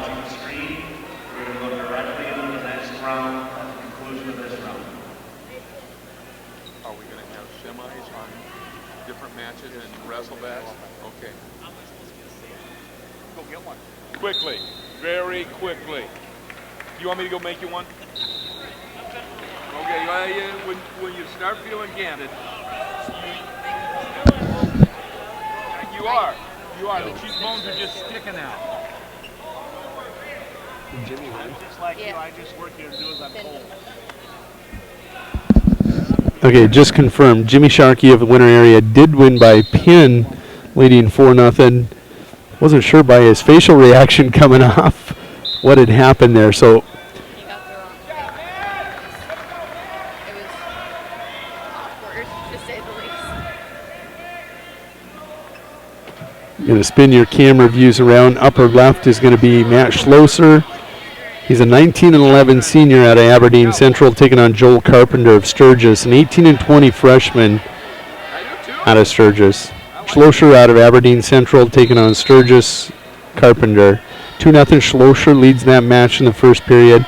On center mat right now, which is lower left, Cole Jurgens of Watertown in the purple singlet with the white stripe down the hips and ribs. Leads 11-2 over Craig Keplinger of Bonholm, Scotland. He's in the baby blue. Over on your right, hand screen, Andrew Sorensen, a 25-4 junior out of Brandon Valley. Going to pin Chance Burke, a 12-17 junior out of Clark Willow Lake.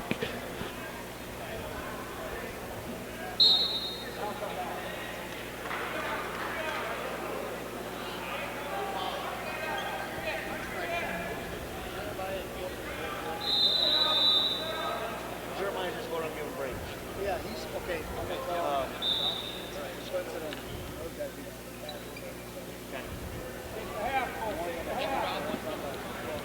When they're done, then I can go with Jeremiah. So I can do the Clavo with them too. Then I go. Oh, Lori. there you go.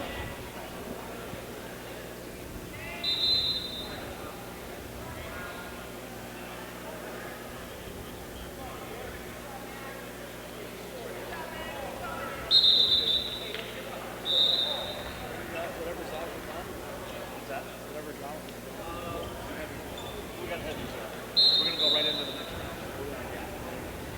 They didn't, none of the coaches wanted to break, so we're just going to continue and keep her going. Hey, listen. You start getting tired because you need a break and you want some help, just look over here and I'll be happy to tell you what I see. Okay? I know. And I'm happy to give it. Maybe I told you, first or second year that I'm rep.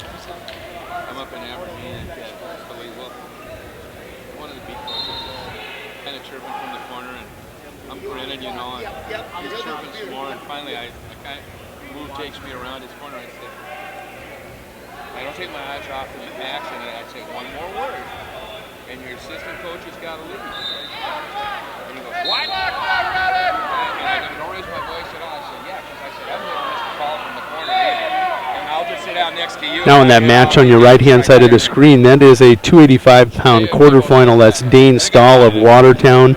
He's on the left in the purple singlet with the white stripe down the sides. He's an 18-13 freshman for the Arrows. He's taking on John Wilson, a 24-10 senior out of Sturgis. You see the black singlet with the S on the left hip.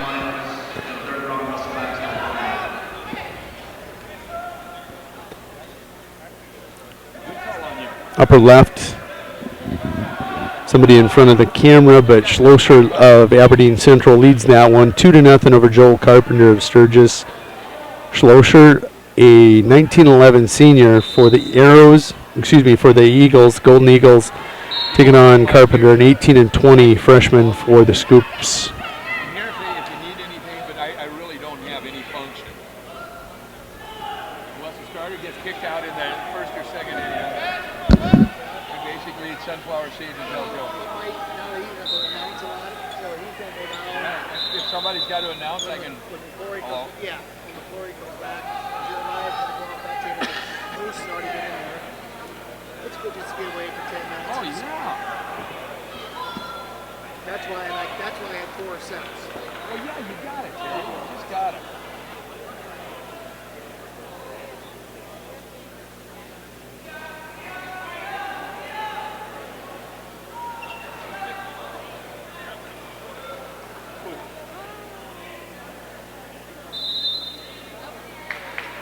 It is really funny how different people see it and different.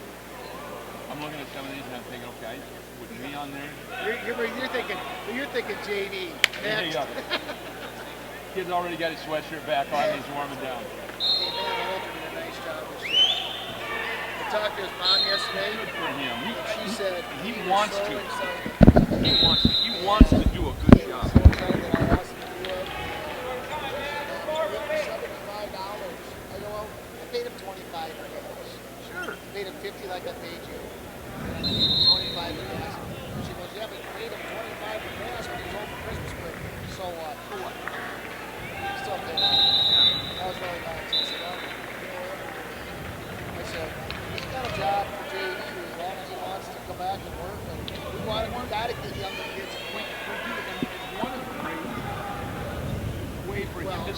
out in the sport. Today would have been a good day for him to come and chat with these guys. Yeah. Now in that lower left-hand mat, you got Dan Streibel of Bonholm, Scotland. He's a 22-0 senior. He'll be taking on Zane Woestewald of Woolsey Wessington. He's a 5-10 sophomore.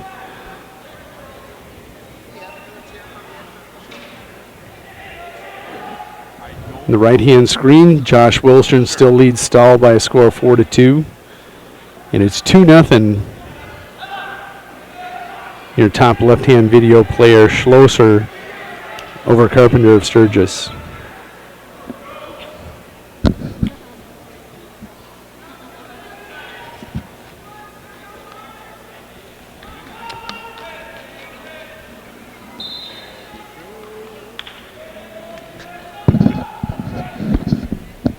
Streibel will get the pin in 44 seconds. Dan Streibel into the 285-pound semifinal. He'll win by fall over Woestewald of Woolsey Wessington.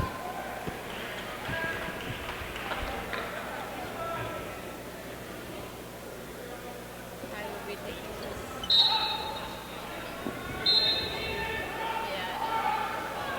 First round wrestleback's about to come. All quarterfinals in this round. I like the way they do this. After that abbreviated first round of matches, making sure all the kids get 45-minute break. All quarterfinals here.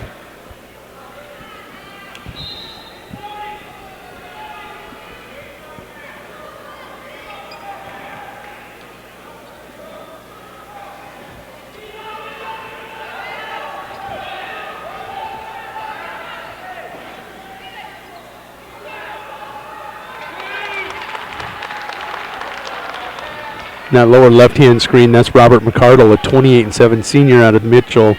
The Colonel in black, taking on Webster area's Eric Page, a 19-13 junior. He's in that maroon singlet with the gold trim. 4-3 now. Wilson leads Stahl. That match on your right. Schlosser going to win that one over Carpenter by a score of 4-2. Camera view blocked as people were getting ready for the next quarterfinal. People packing in.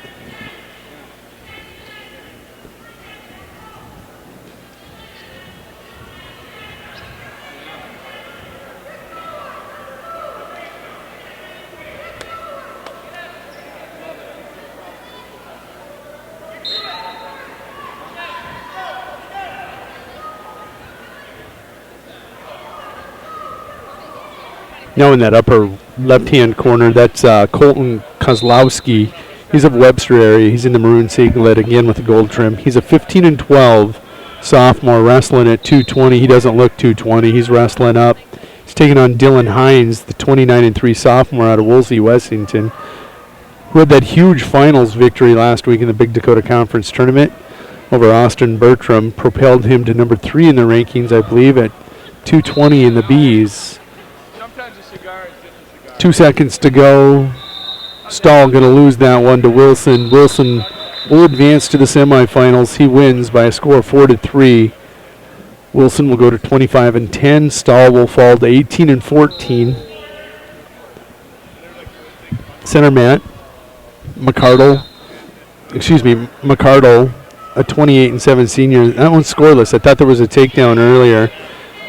He's going to cover Eric Page, who chooses down of Webster area. McCardle now. Nope, no back points. Nice job there by Page to scramble to get off his back. And no score in that upper left-hand corner between Hines and Kozlowski. Now over on the right-hand side of your screen, that is a second-round wrestleback. That's Wyatt Turnquist. He's a 23-21 eighth grader. Out of the winter area, he's in purple. He is taking on Jacob Wood of Sturgis. Black singlet with the white S on the left hip. He's a 20-19 eighth grader. 2 eighth graders, 20-19, 23-21. This one should be a good match for a second round wrestleback.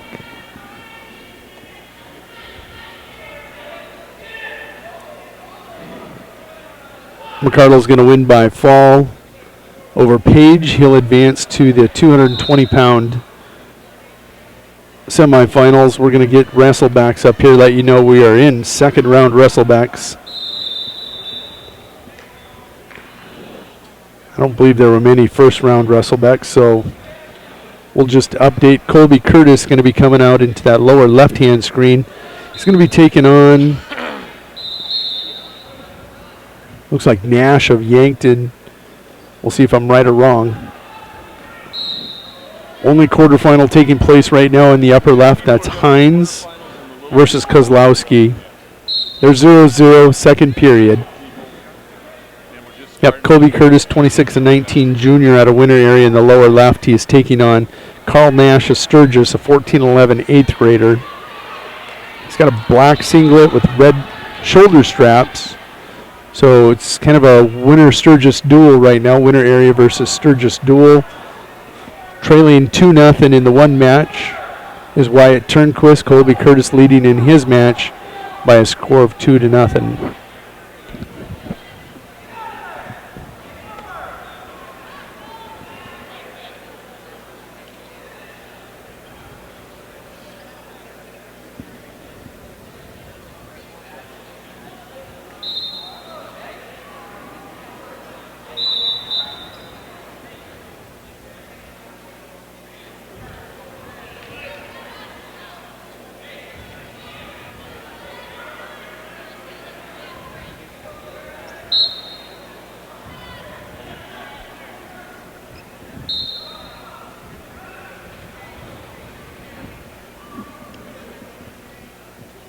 Hines now with the reversal leads 2-0 in that 220 quarterfinal. Curtis still leads 2-0 on Nash, and Turnquist actually leads that match over Wood by a score of 2-0.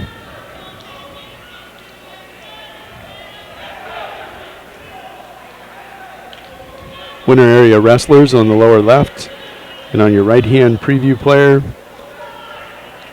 No change. Turnquist almost had himself a reversal. Curtis almost gave up a reversal.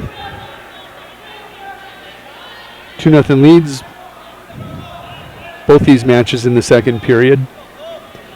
Hines leads that quarterfinal 2-0.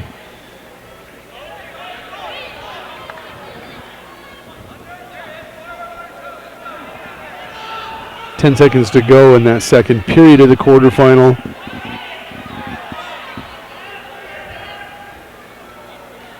We'll go to the third. Colton Kozlowski being rode the entire time.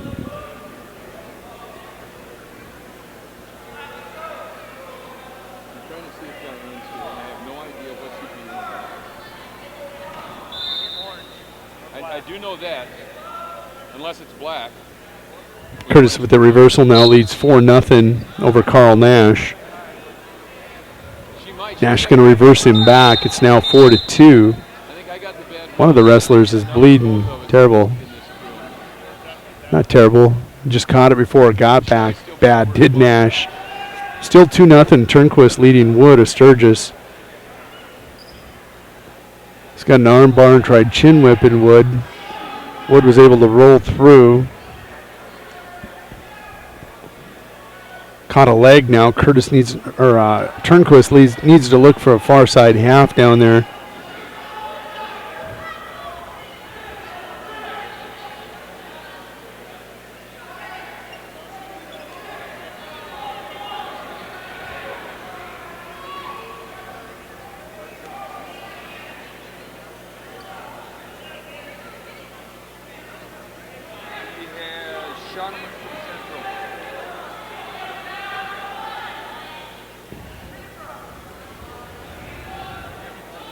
This is a third period match on the right.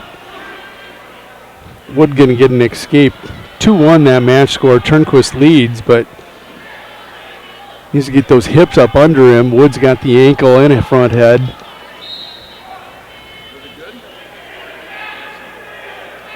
Both wrestlers will come back to the feet as the referees is going to stalemate that. 48 seconds to go.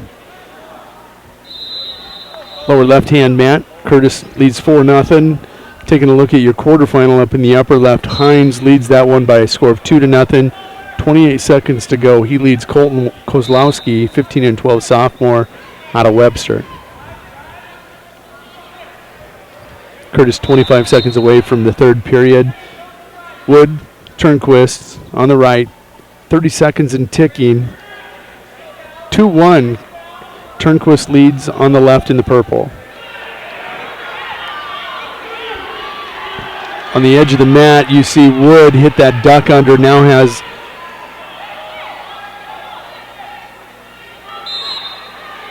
the takedown. 3-2 lead now for Wood over Turnquist. 3-2. Wood will hold on and win that as he hits that takedown with about 12 seconds to go.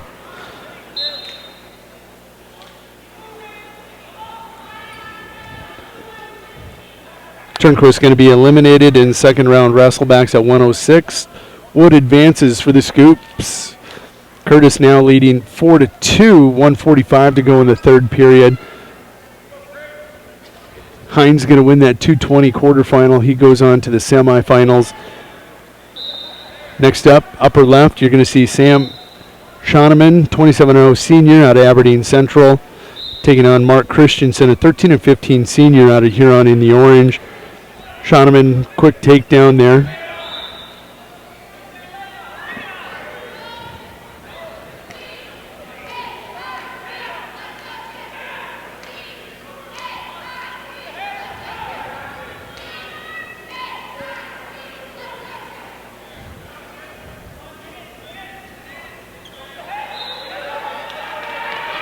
On that mat over on your right now, that's Creighton Klinkhammer, 23-16 freshman out of Brandon Valley in the black, taking on Chipper Schillingstead, a 5'5" 8th grader out of Huron. That is a second round wrestleback.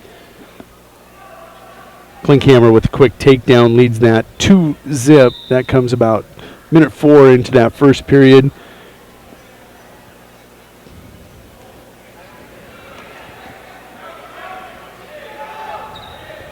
Curtis going to win that second round wrestleback. He will advance to 27-19 on the season. He defeats Carl Nash by a score of 4-0. It's going to be a forfeit. Mack will receive a forfeit at the 113 on center mat.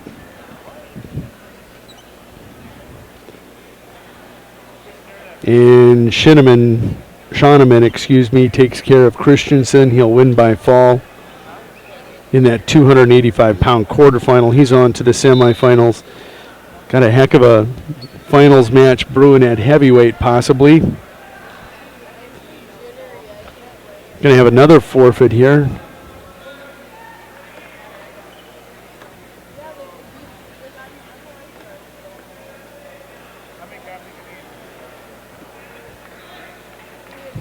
Bollinger at 126 going to receive a forfeit, so Watertown receives 2 straight forfeits. Carter Shoemaker, freshman out of Webster area, not able to continue after his first round match. Bollinger on to the third round wrestlebacks. Over on your right, Klinkhammer and Schillingstead now tied at 2. They're in the second period, 5 seconds into that period. Quick 3-2 score.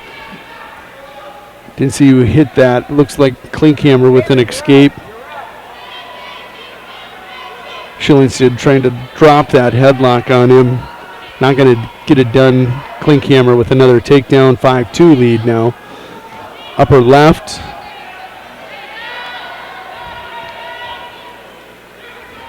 Looks like Carber out of Clark Willow Lake taking on one of the Scoops. Yep, that's Coley Olson, a 4-5 sophomore out of Sturgis. He's on top. He leads that one 2-0. He's in the black singlet with the red stripe down the ribs. And he's actually wrestling Landon Wardell of Clark Willow Lake, a 9-17 8th grader for the Cyclones. Center mat. Going to feature this one right here. This is going to be Taylor Watzel. It's 14-20 freshman for the Winter Area Wrestling Team. He's taking on Yankton's Hiram Alvarez, a 1-9 sophomore for the Bucks in the red singlet.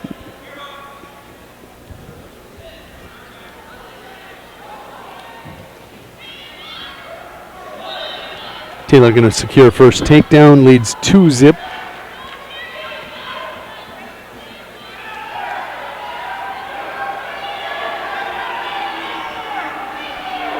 Schillingstead, lower left, has dropped a headlock on Klinkhammer. Still 10 seconds plus to go. Got plenty of time. He trails by a score of 8-4. Is he going to get 5 out of this? I didn't see if he had control. He's going to get the fall right at the end of the period. Nope, they're going to go back. They're going to reverse this one. Tapper did hit the official, then he slapped the mat. We had this last week at the Big Dakota. It didn't get corrected. Yep, they are going to correct it this time. Good job by the scoring table updating that official. That was in your lower left-hand screen. So Schillingstead will go to the third period trailing Klinkhammer 8-7. Taylor gives up a reversal. It's 2-2, him and Alvarez. Up in your upper left, that's Cully Olson leading Wardell of Clark Willow Lake 4-0.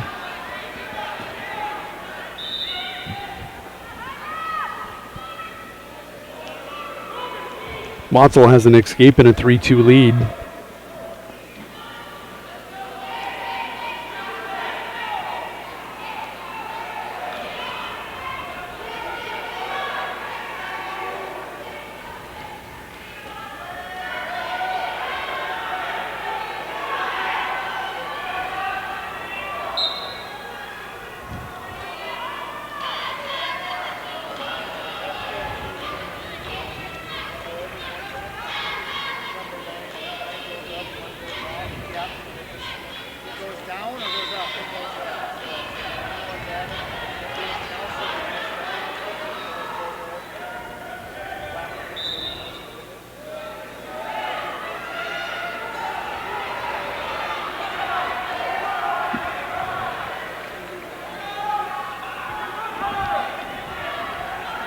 Klinkhammer 10-8 lead, just under a minute to go.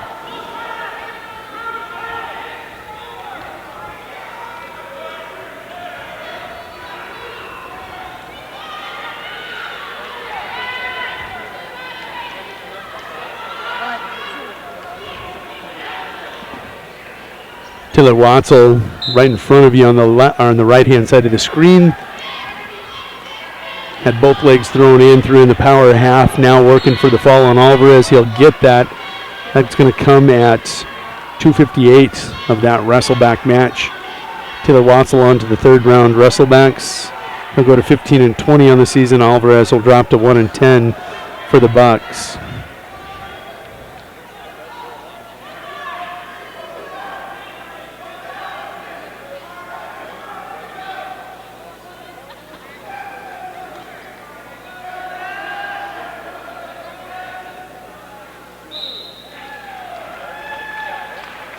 Winner almost at a their fullest lineup that they can have. Running open at 120 today, 220 in heavyweight. Jimmy Sharkey back, Avery Gilchrist back. Now Cameron Biggins also back at 126. He'd been nursing an injury. Only one eliminated so far. That was a 106. Wyatt Turnquist gives up a takedown with 10 seconds left. Will lose that second round wrestle back to Wood of Sturgis. 2-1. Ty Bolton about to come out for the winter area wrestling team. Looks like he's going to be on center mat. He's actually in the hole. Sam Cava standing out there waiting for Dylan Balster of Huron.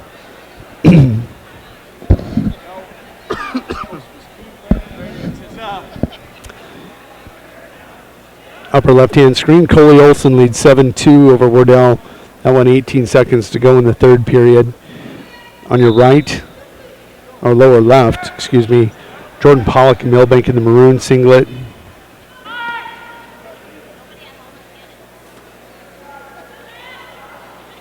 Excuse me, that's Matt Eigenberg of Brandon Valley.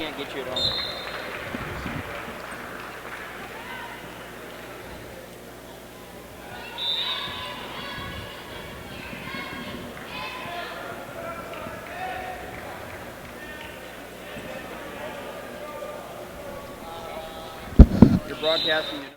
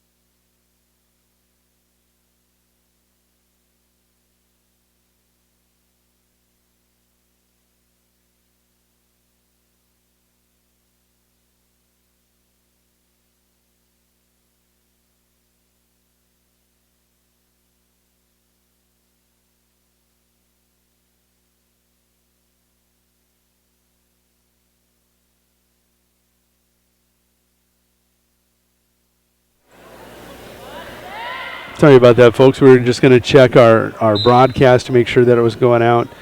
We're going to reset your matches here real quick. Jeremiah Palmer on that upper left-hand video player of Sturgis. He's a 14 and 24 sophomore. He's in the black singlet taking on Zach Sikora of Bonhomme in the baby blue singlet. Sikora just gets tossed in a chin whip.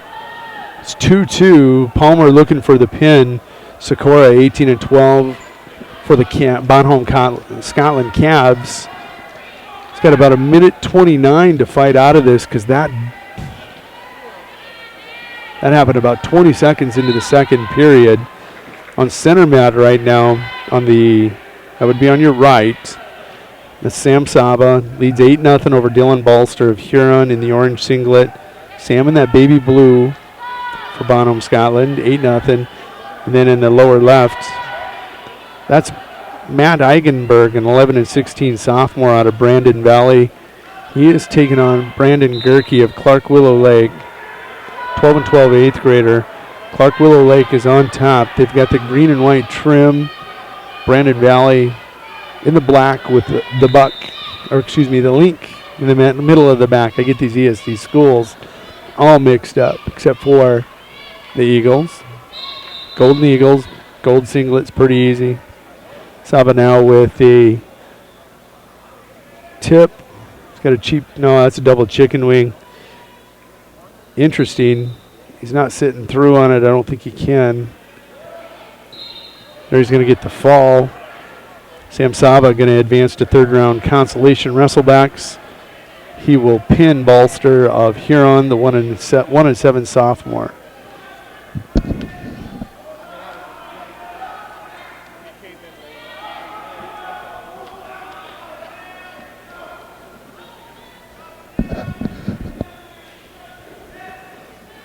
Now on your screen on the right, we're going to set that up. That's going to be Jesse Skidmore on the left of Sturgis. He's in the black singlet with the white S on the left hip, taking on Webster areas. Levi Johnson, a 16 and 17 sophomore. He's in the maroon singlet with the gold headgear. Looks like there's a blood timeout up in the upper left-hand corner. That's Luke Lammers. Luke Lammers of Yankton, a 12 and 24 sophomore. He's wrestling against Jesse Carver, a 16 and 6 sophomore out of Clark Willow Lake. Looks like Carver's doing most of the bleeding. No, Lammers is getting sealed up too. And on your lower left screen, that one's a good one. Gerke, Clark Willow Lake, 12-12 eighth grader, taking on Eigenberg. Eigenberg of Brandon Valley leads that 5-2. They're in the third period, 50 seconds to go. Skidmore quick takedown leads 2-0. That comes just over a minute into that abbreviated second period.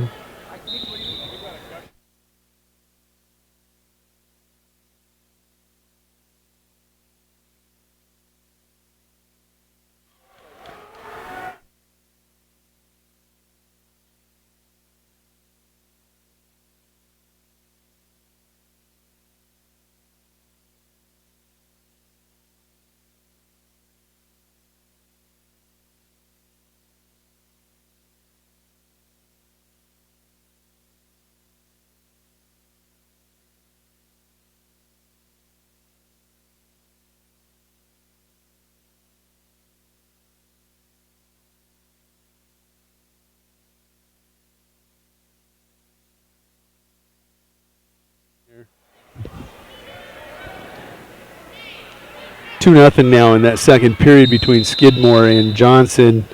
Skidmore still with a 2-0 lead.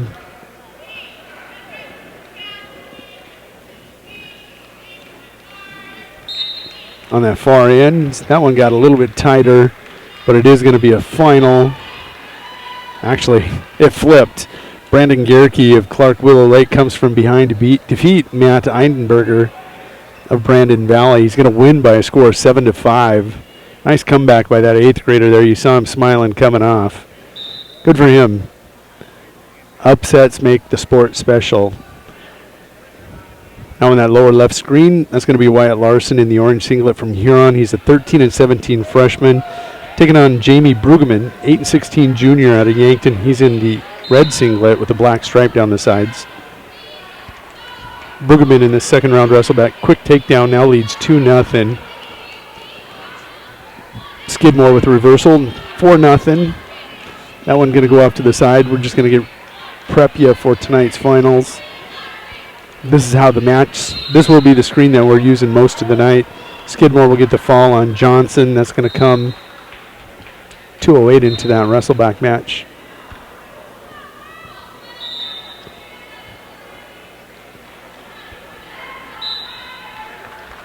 Ty Bolton about to take center mat. He'll be on your right-hand video player or right-hand side of your screen. Ty Bolton, a freshman for the Winter Area Wrestling Team, will be taking on Woolsey Wessington's Dykoff. Bolton comes in 18-21. Dykoff, a 3-18 sophomore, in the gold singlet with a W on his back. Still no score. Upper left-hand corner between Carver and Lammers. And it's 2-1 lower left. Brueggemann leading Larson. Bolton doesn't have the takedown yet. There he's going to get it, and he's going to try getting a half as he takes Dykoff to the mat. He's got back points. He's got to pull him back on. He's going to roll through. He's going to get the 2 count. He's got a 2-point takedown, 2-point near fall. 4-0 your score. All that happens 1 minute and 7 ticks. 67 ticks into this abbreviated first period.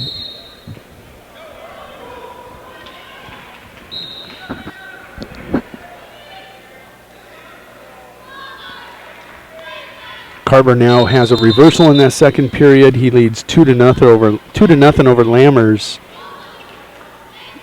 And it looks like Dykoff's bleeding. Ty's going to get cleaned up. 4-0 lead there for the freshman out of the Winter Area Wrestling Room.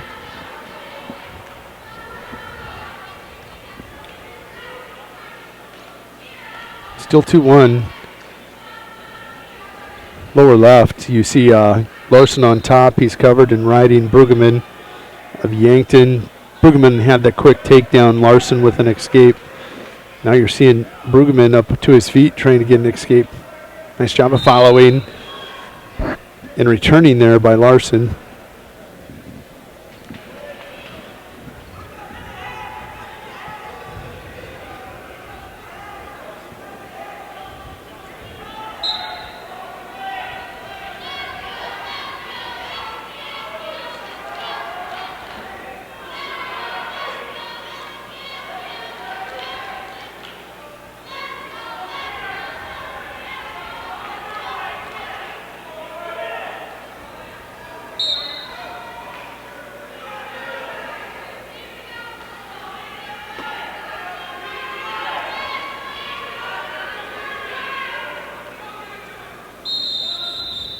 Ty Bolton nearly gets another 2 count out of that.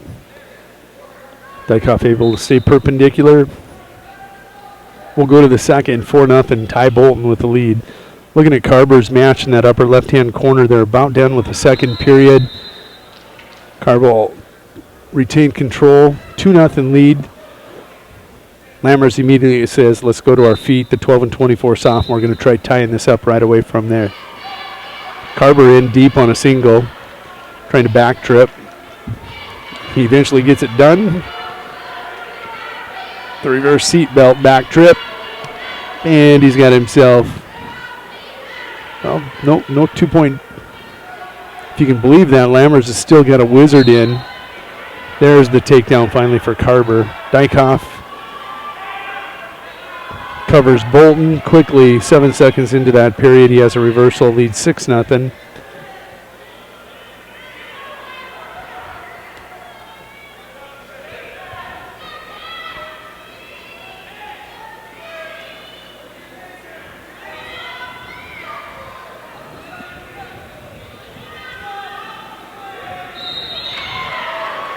All the way down on that far end.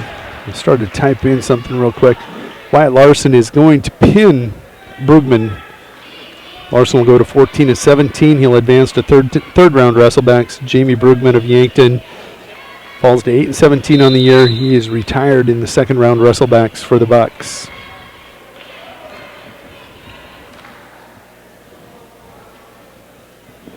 Ty Bolton going to win by fall over Dykoff. He'll advance to third round wrestlebacks at 138 for the winter area squad. Still only one eliminated. That's at 106, and it was a tough one. Now you got a winter area wrestler wrestling over on the mat on the right. Trying to find out who that is. That's Avery Gilchrist at 145, a 4-13 sophomore. Finally returning from injury for this winter area squad, taking on Kyle Tulowitzki of Watertown. He's a 5-3 sophomore. Leads this one quickly, 2-0. Gilchrist up to his feet, scrambling. Going to be no change. I know you boys had nice and pretty girls.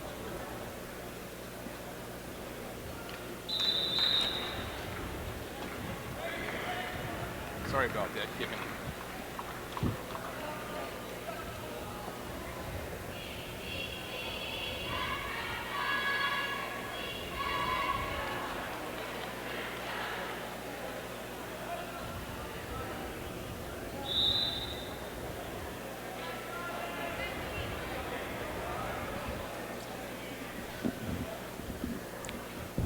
Carver wins that match. I didn't see the final score.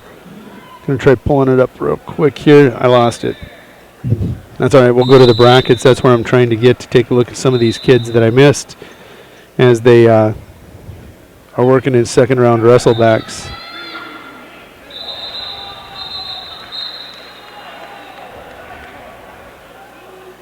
Gilchrist still trails 2-0. They're going to go to the second period.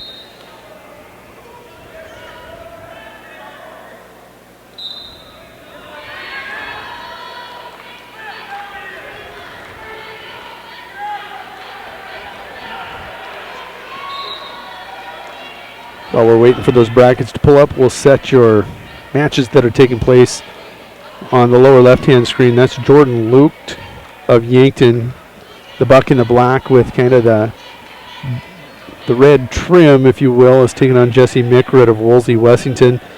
Luke, 16-28 junior for the Bucks. Mickrud, a 25-11 junior for Wolsey Wessington. Tulowitzki still at 2-0 lead. Upper left-hand corner. That's Caleb Oris of Clark Willow Lake in the black singlet on top, working with a 2-0 lead. He's a 10-10 eighth grader at 152 pounds, taking on Mark Vandover of Millbank, 7-26 senior.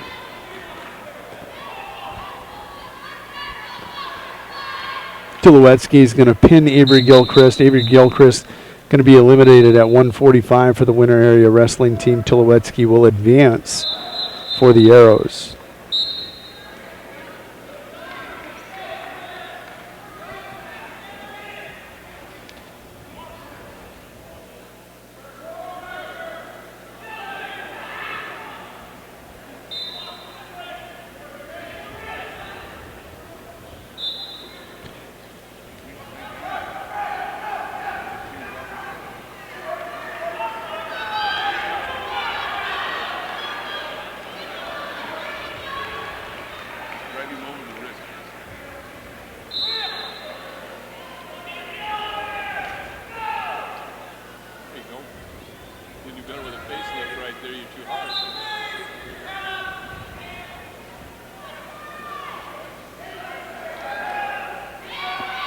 Mickrud with that 2-0 lead. 20 seconds to go in the second period. Make that 19 seconds.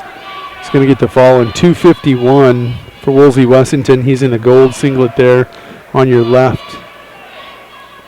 He'll win by fall in his match against Jordan Lucht of Yankton. Let's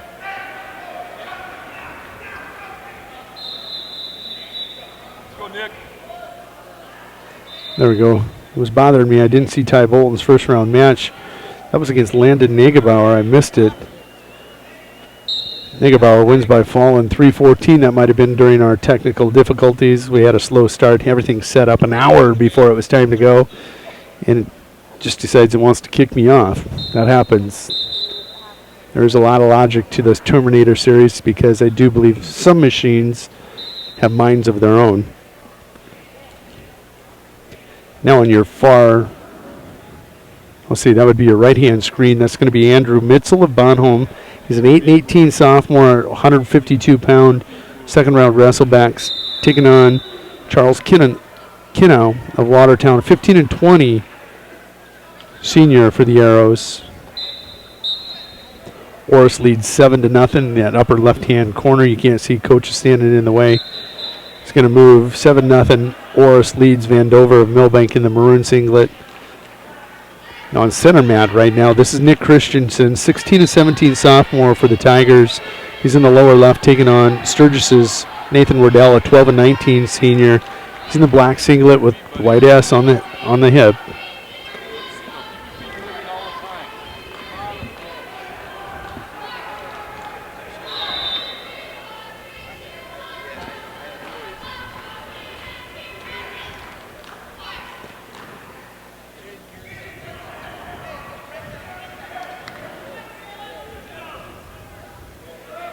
Charles Canal with a 3-0 lead on that right-hand video player.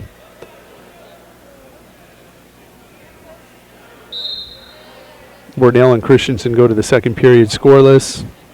Wardell with choice goes down. Pressure to his face. That's Coach Peters beside us, still coaching. He's talking about that forward pressure.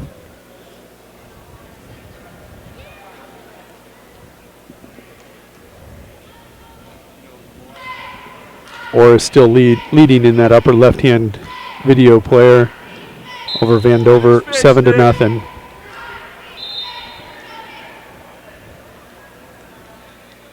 Let him build back into you, plant his face.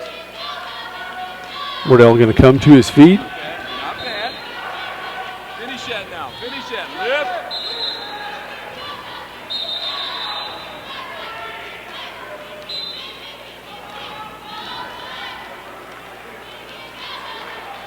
Nicking that shoulder harness on that lower left-hand screen.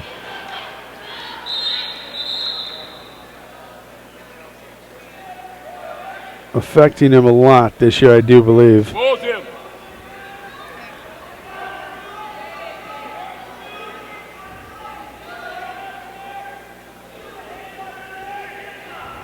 Take it through. Oris now in upper left. They're in the second period. It's 9-1. Wardell going to get a reversal now on Nick Christensen. He leads. Your hips, buddy. He leads 2-0.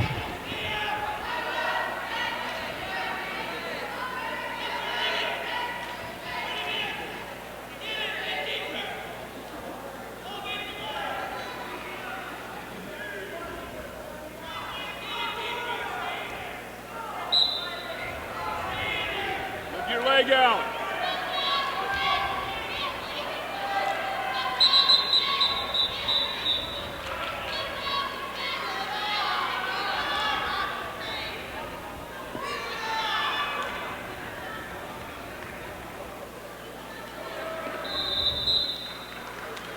Wardell is going to take a 5-0 lead to that third period over Christensen on that lower left-hand mat. Let's go, buddy. 9-1, 150 and ticking in the third period, in that upper left-hand video player. Oris leads that 9-1 over Vandover of Millbank. Your right-hand screen is still 5-0 Canal of Watertown over Mitzel. Now finish it. Nick Christensen hits that headlock. Who's? There you go. Settle and pin. Settle and pin.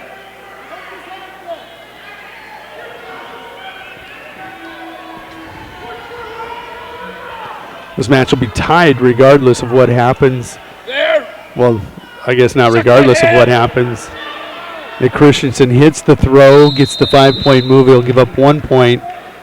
Your match score now 6-5. Very entertaining match here. We're going to pull that up. Feature that mat on your right. Big toss over on the other end. Dylan Bludorn of Brandon Valley tosses Kyle Schmidt, the 11 and 16 sophomore for Yankton. Quick throw. We're 50 seconds into that first period. Bludorn looking for the fall. Orris leading 11-1 over Vandover. Milbank still. Christensen with 1:10 to go. He's got the takedown. He's got to finish to the back. He now leads that one by a score of 7-6. Keep him on his face now. Through the hips, to the face. Drive, drive, drive. Just like a hip toss, just like a hip toss. You're okay. So with 44 seconds to go, Wardell's going to get a reversal. He now leads that 8-7. Bludorn with the fall. That comes at 1:28 into that match. Jaden Schroeder going to be coming up. We're going to jump over and feature Jaden Schroeder. Christensen and Wardell are going to be in your lower left. There's 25 seconds to go in ticking. Orris dominating Vandover in that upper.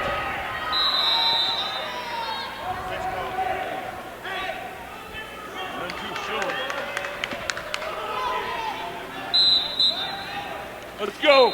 On a whistle now. Orris going to win that match by a score of 15-2 in the upper left-hand video player. He'll advance to the third round wrestlebacks. Christensen out and up. There's your one. There's your one.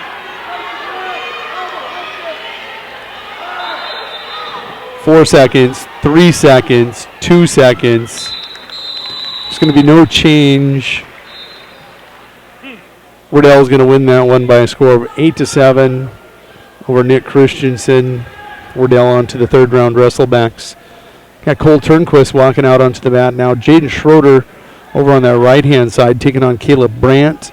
Schroeder, a 24-21 sophomore for Winter Area Wrestling Team, wrestling Brandt. 29-11 sophomore out of Woolsey, Wessington in the gold. Last week, Schroeder loses that match 2-1. Turnquist now coming out onto center mat at 170. He's going to get a quick takedown. He's taking on Jaden Kerr, 2-5 sophomore out of Woolsey, Wessington. Turnquist leads 2-0. Has back points coming, if not the pin. The big match will be over there on the right. Turnquist going to win by fall. He'll advance at 170 to the third round wrestlebacks for the Winter Area Wrestling Squad. Clear over in that upper, Go, Brett. basically the one that never moves, that upper left-hand video player. That's Shea Krause.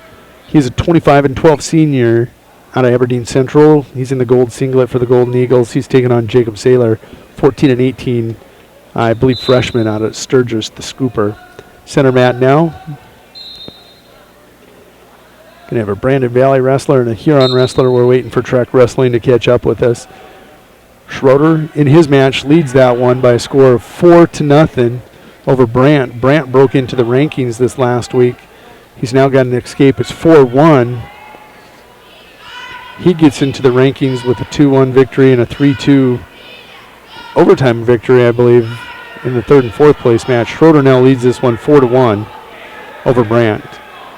Center mat, Brandon Valley's Hunter Shamat, 10-14 sophomore in the black singlet, taking on Brett Johnson. Johnson is 7-13 senior out of Huron. Johnson hits the headlock, settles in. It's a fall. It's a freaking fall.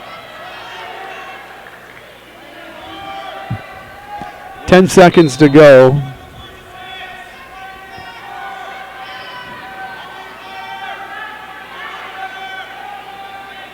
Slowest hand.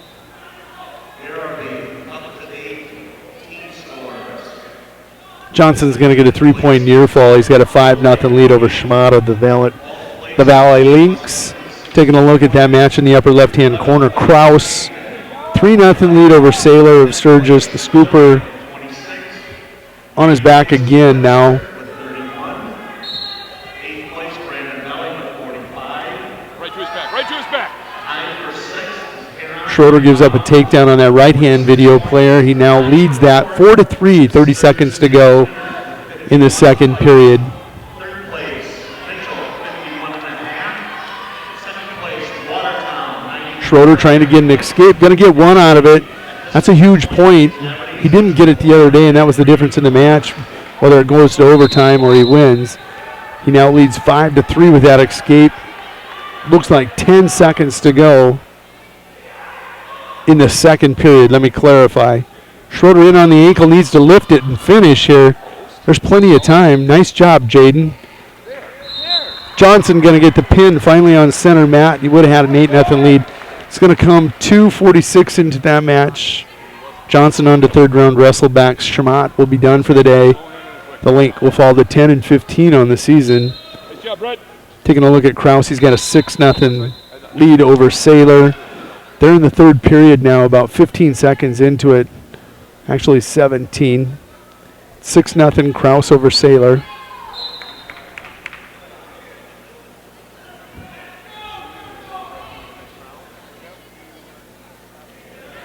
Brandt with another escape makes it 5-4.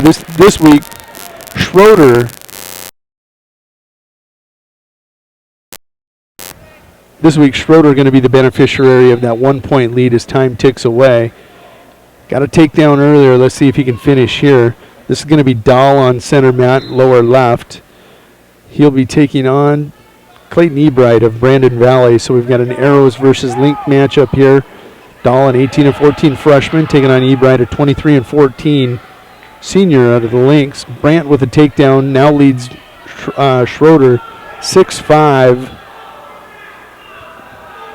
This could be a preview of one of them 4-5 seed type things at regions here in the weekend.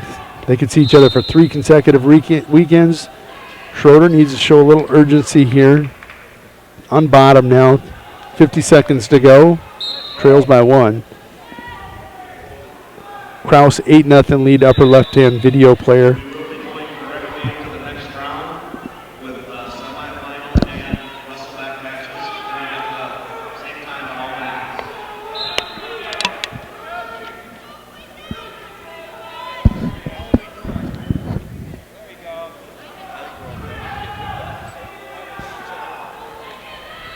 20 seconds to go. Schroeder starting to come up to his feet.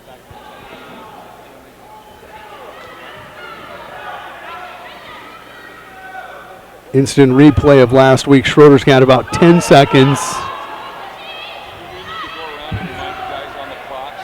1 minute, 2 minute? Does it pop up automatically? Okay. Schroeder not going to get the escape. He's going to lose that one 6-5. Jaden Schroeder eliminated in second round wrestlebacks for the Winter Area Wrestling Squad. Great match. Just not able to finish. He's going to lose to Brandt, 9th ranked wrestler in Class B at 182. He's going to lose 6-5. Last week it was 2-1. Krause going to win over Sailor. Final score in that one. Missed it. It was 8-0 last I saw. Center Matt Stahl leads 2-0 over Ebright of the Lynx.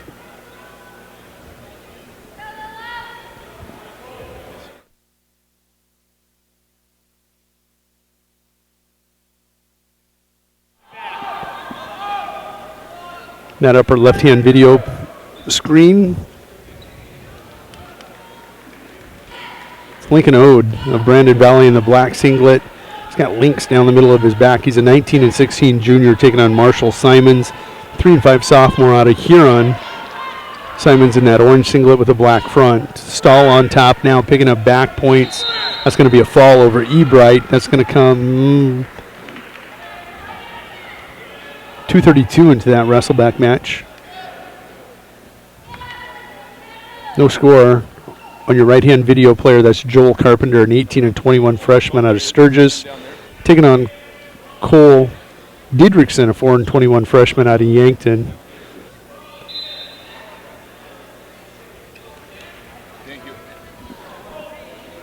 Marshall Simons with the takedown leads 2-0. That's going to come right before the end of the first period. Center Matt, we're getting ready for third round. We'll see if we're going to be a semifinal. That's going to be a semifinal. That's Watterson. We're going to feature that until it changes.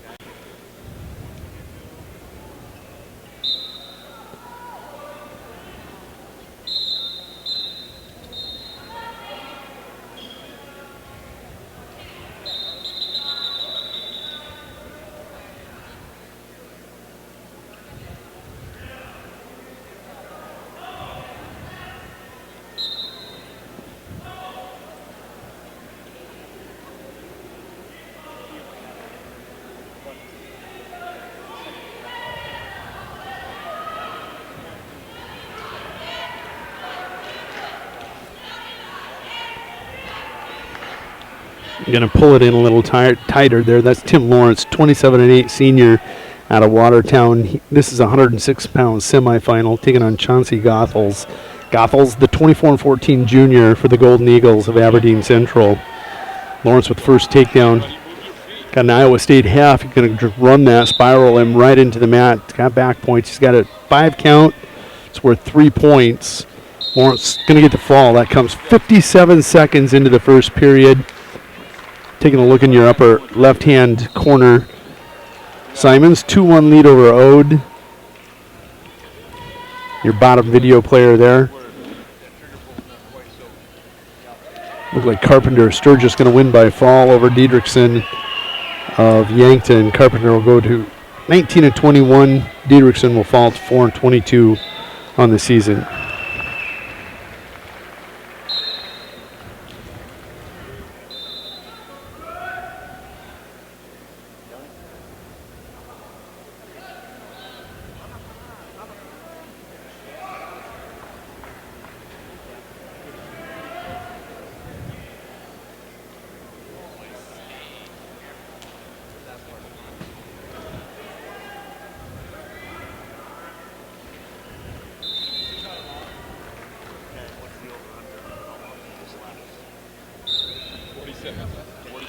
In your next semifinal, it is on the right-hand video player. That is Hunter Burnett, 38-5 freshman out of Millbank. He's in the maroon singlet. He's taking on Bonhomme Scotland's Caleb Crownover in the baby blue. He's 36-5 freshman for the Bonhomme Scotland team. Simon still leads 2-1 in the upper left-hand video player. Over on your right-hand video player, lower left, Reese Anderson of Yankton in the black singlet is taking on Bonhomme Scotland's Craig Keplinger, a 15-14 junior. That's a 220 second round wrestleback. Simon's going to get the fall. He's going to get the fall over Dave Niemers of Huron. That was Dave Niemers of Huron. Going to win by fall over Chance Burke. Chance Burke is going to win by fall over Niemers. We're going to focus back here on this semifinal. Burnett, 2-0 takedown.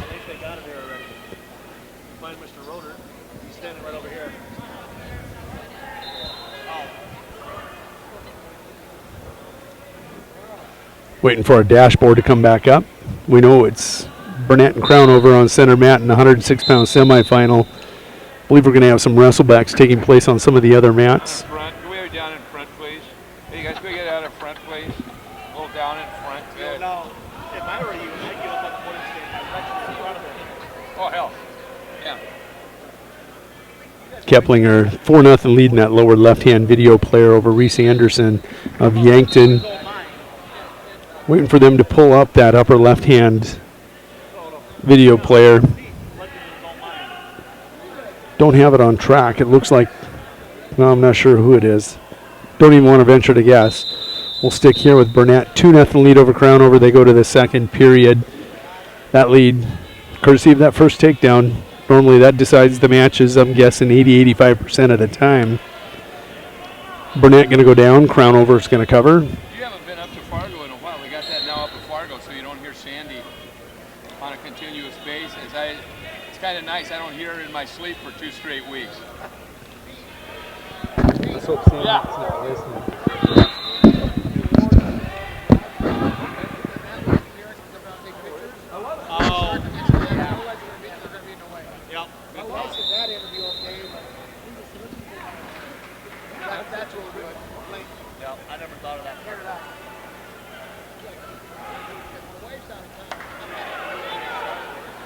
You got any of those little tickets from our buddy Steve? Burnett opens, going to hit that standing switch. Now leads 4-0 over Crown over 1:15 to go. That's in the second period. Set that up beautifully, came up strong. And people got I'll get you a gig gift. What we do know is we've got a Webster area wrestler and a Sturgis wrestler.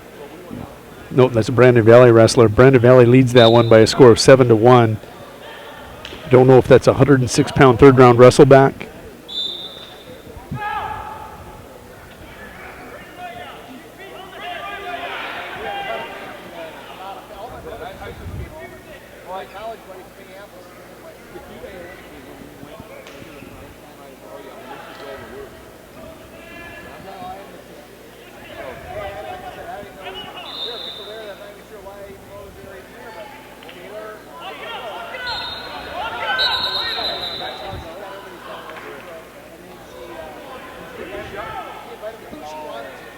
Fifteen seconds to go. 4-0 Burnett over Crown over.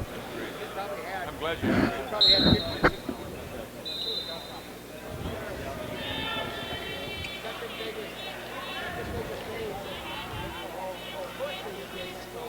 There you go. Keplinger going to win that match, or no, leads that match. They're just going to the third period. It's 8-1. Keplinger over Reese Anderson, 2-8 freshman out of Yankton. Crownover wants to go on his feet. He's going to have to toss Burnett. 4-0. Burnett on the right in the maroon leads this one, courtesy of a takedown and a reversal. 2 points a period. That's good normally for a 6-0 victory. Burnett, nice. Shifts levels, gets to that right-hand leg. Now working from underneath. Feints at a fireman's.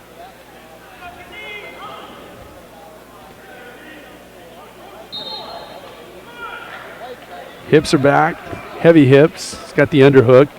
Crownover so long though, keeps coming. Crownover needs to pop that hip or head out. He swam the hip. Still no takedown.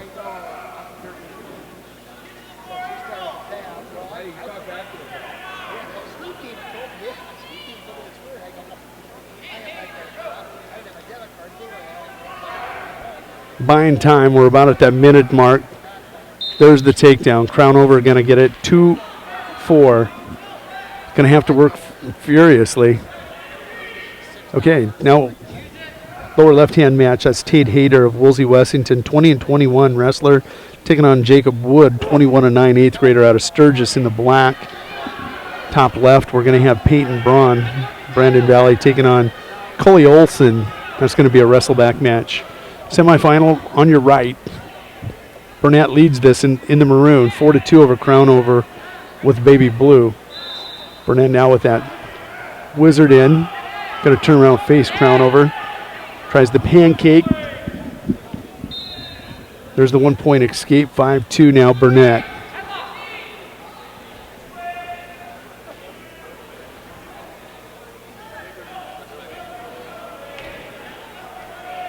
Five seconds, 4 seconds, 3, 2, 1. No attack there from Crownover. Burnett's going to advance to the finals at 106. He defeats Caleb Crownover by a score of 5-2 in your 106-pound semifinal. Burnett versus Lawrence in your finals tonight here at the Huron Invitational at 106 pounds.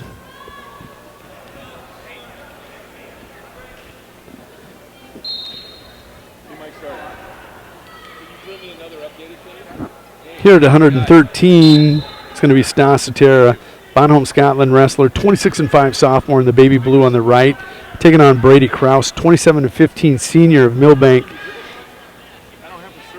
in the maroon singlet.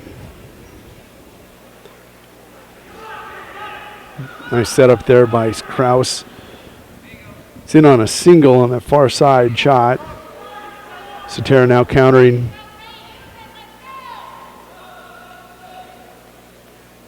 Looking for that front quarter Nelson, not going to get it.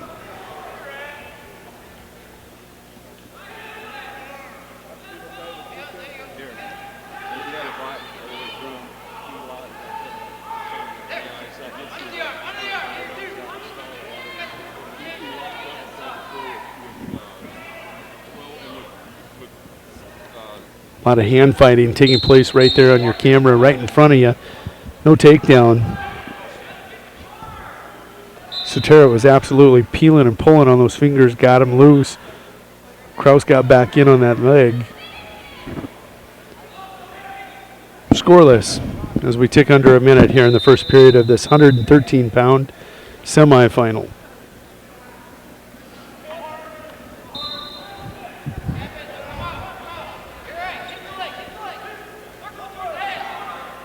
Sotero with first takedown, leads 2-0. He's got the leg split.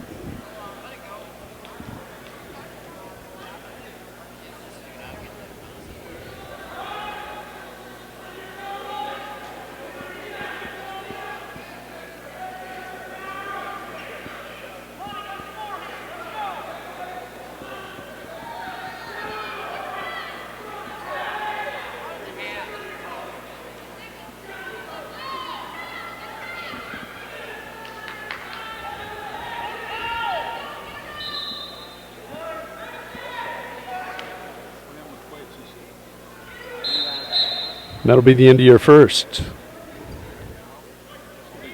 Kraus going to have a choice. He'll defer. Sotero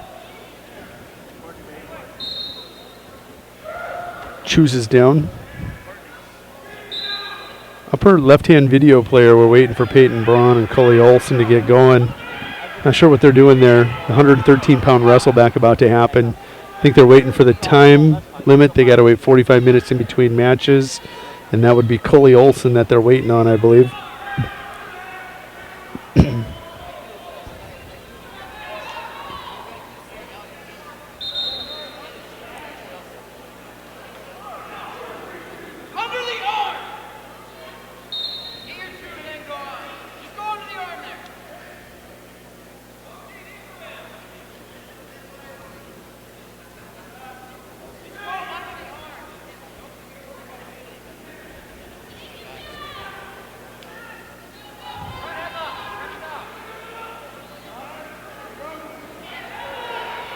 There's Sotero, just finally decides to throw the half.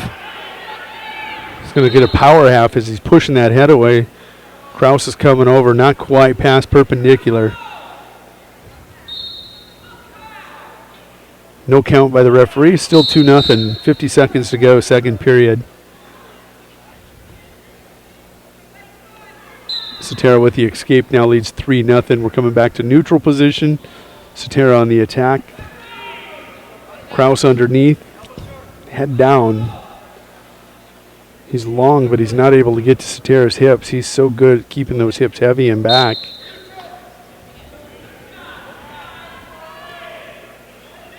Lower left video player, that's Tate Hayter and Jacob Wood, 1-1.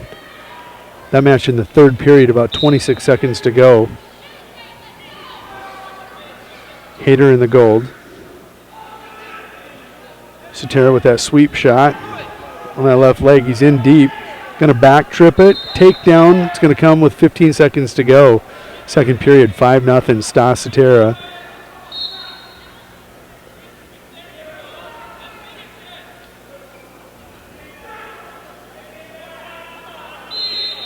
Got a chicken wing, but he's not going to get a tip before the end of the period. 5-0. Kraus with choice. Going to pick both up.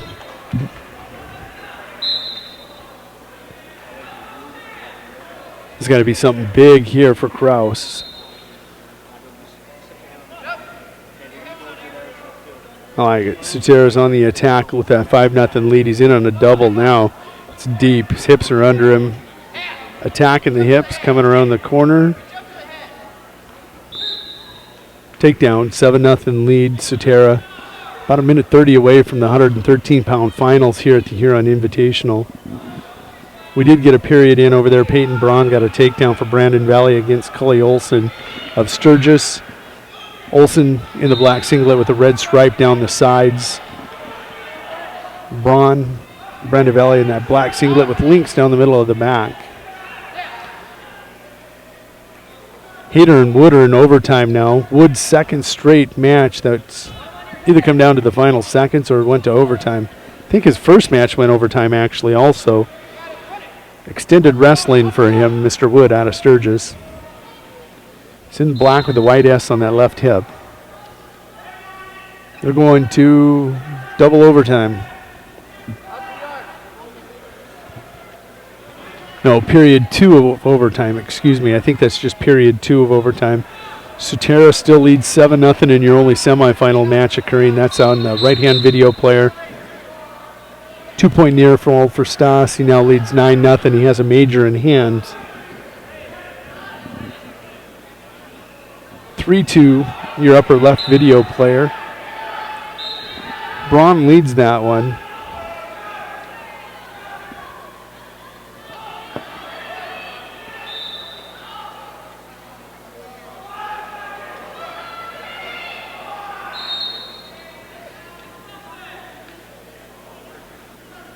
Taking a look at that overtime match on the lower left-hand video player. Sotera going to wrap up here. 10 seconds to go. He'll be a finalist at 113 here at the Huron Invitational. Hayter and Wood putting on a show in your lower left video player. It's 1-1. I think we're going to go to the third period of overtime.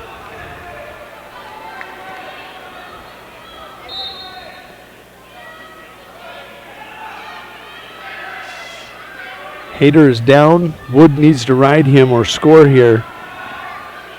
Next 113-pound semifinal, Cody Vornhagen, 30-17 junior out of Yankton. The buck on the left, or excuse me, the right with the black singlet.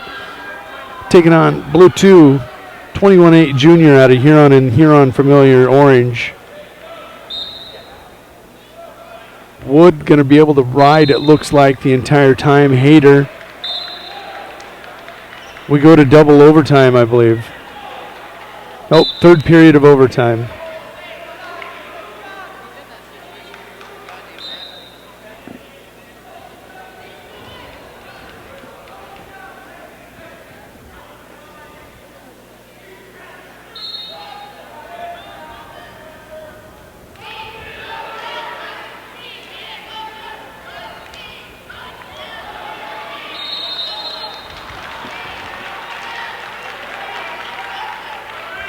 Wood going to get the escape. He'll advance with his second straight 2-1 victory. This one over Hayter of Woolsey Wessington.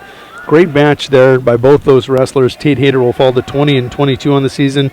Wood goes to 22-19. Back to your semifinal on that right-hand video player.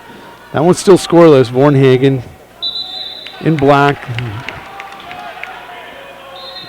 2 in the orange. Blute 2. Thank you. Peyton Braun over there on that upper left-hand video player. 7-5 lead in the third period over Coley Olson of Sturgis.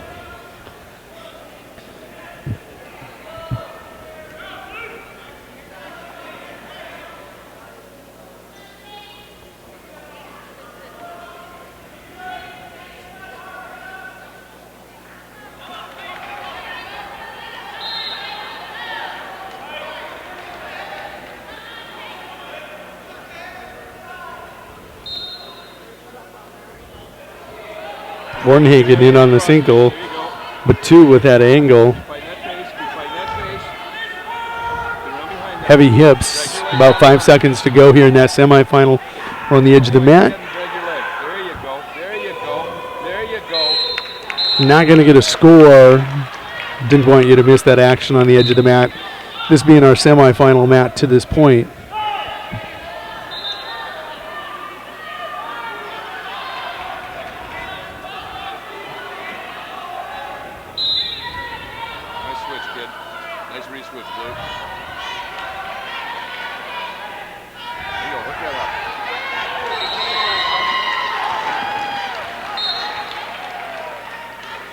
Over on your far mat, Coley Olson going to get a 2-point reversal.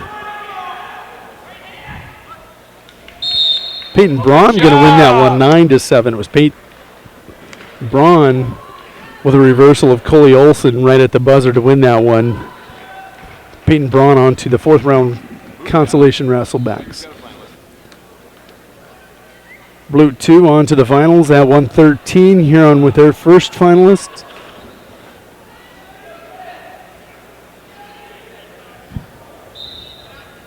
Our next match is going to be a 126-pound semifinal. It looks like Cameron Biggins about to step onto the mat with Huber of Yankton.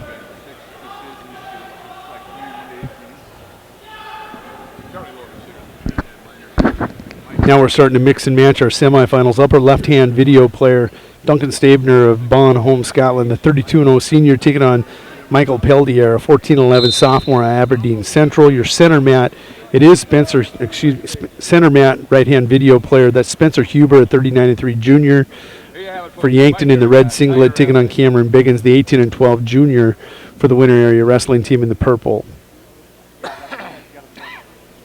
Lower left-hand video player, that's Carl Nash of Sturgis, 15-11 eighth grader. He's in the black singlet on bottom. Aiden Mack, 17-18 sophomore for the Arrows, in the purple singlet on top. No score, Huber Biggins. Stabner with that quick takedown, 2-0 lead, just under a minute to go.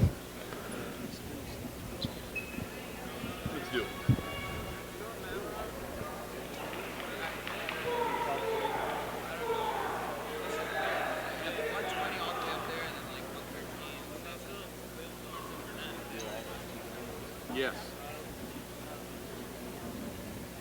You want me to do 13 through 7 and then you take the top 6? Stabner now getting near fall on that cheap tilt. Huber with a shot on Biggins. Biggins with his heavy hips has the hips back. Kind of stalemate here. 45 seconds to go, and the video player on your right, Huber and Biggins scoreless.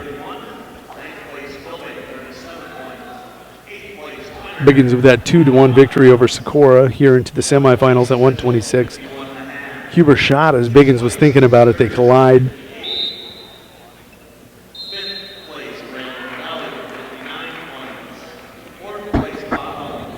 Stabner leads now 5-0 in his match with Peltier. 2-2 in the Mac Nash score. That's your only wrestleback in the lower left. Biggins with his first attempt at a shot. Trying to set up a fireman's. Nice defense by Huber. They're not as spirited as the old Arrow crowds used to be. 5 seconds, 3 seconds. We'll go to the second period. Scoreless, and Huber and Biggins at 126. 7-0 in that 120-pound quarterfinal. Stabner 32-0, looking to stay perfect. Leads 7-0 over Peltier of the Aberdeen Central Wrestling Room.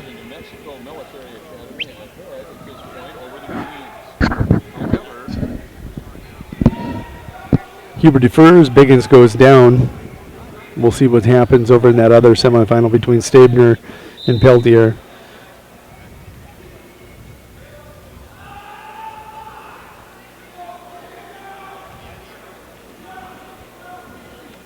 Huber's got a super tight waist and a chicken wing. He's going to switch off that tight waist, look for an Iowa State.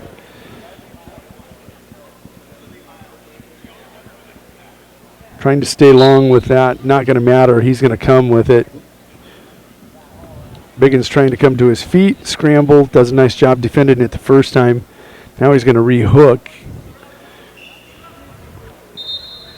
Something that Steve can do while he's waiting.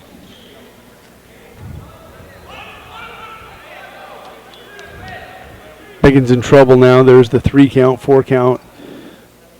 It's a full 5 count. He's trying to pin. Biggins going to get the fall. That's going to come 3:08 into this semifinal.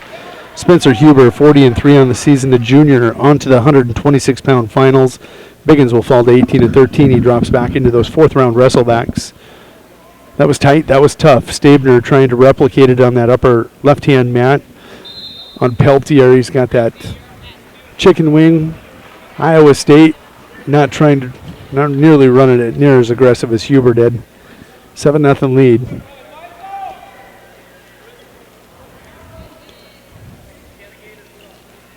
Your only semifinal right now is going to be over on that mat 3, your 3rd place mat. That's Stabner taking on Peltier. We're going to go ahead and pull that up tighter, I should say.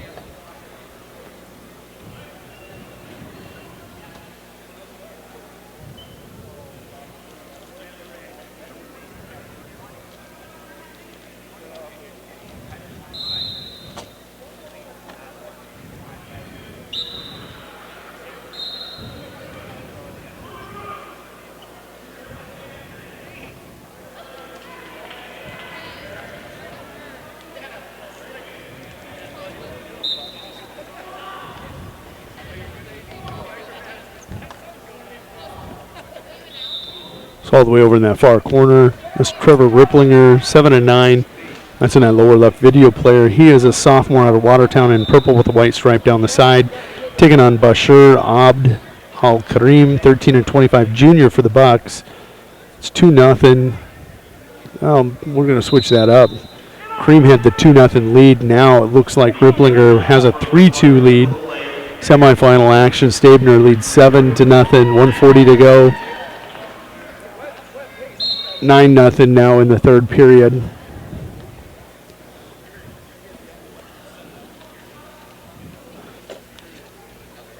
Winner area with 4 in the semifinals. They lose their first. Cameron Biggin's going to be pinned by Spencer Huber at 126. Now stepping onto your mat, top left.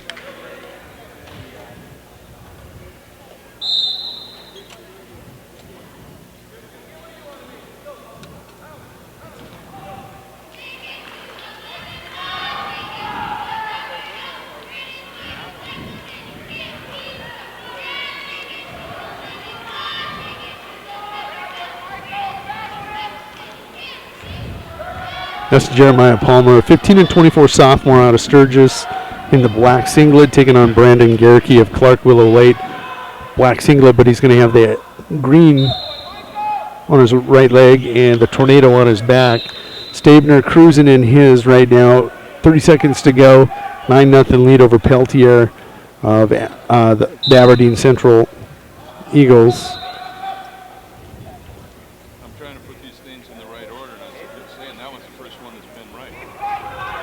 3-3 Ripplinger and Abd Al Karim. That's on your lower left. 5-4 now. Abd Al Karim with the takedown. He's going to catch and release on Ripplinger. That was about a minute to go in the second period. Stabner on to the finals at 120 pounds. He's going to defeat Michael Peltier. 9-0. Stabner 33-0 on the season for Bonhomme, Scotland.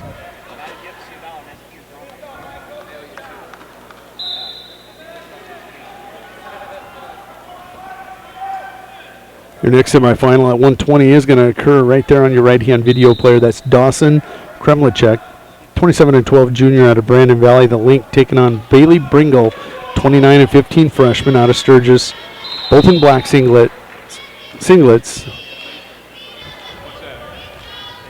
Bringle with that red S on the left hip, taking on Kremlicek with the Link letters down the middle of the back.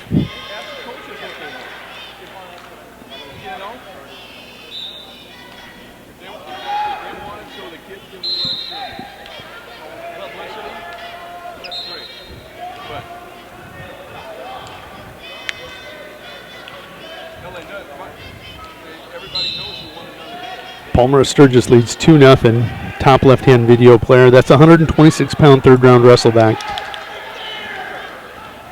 You're just getting thirsty, I know.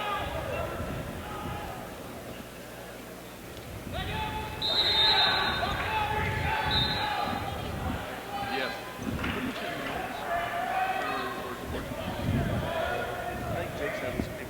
Oh, is he? Okay.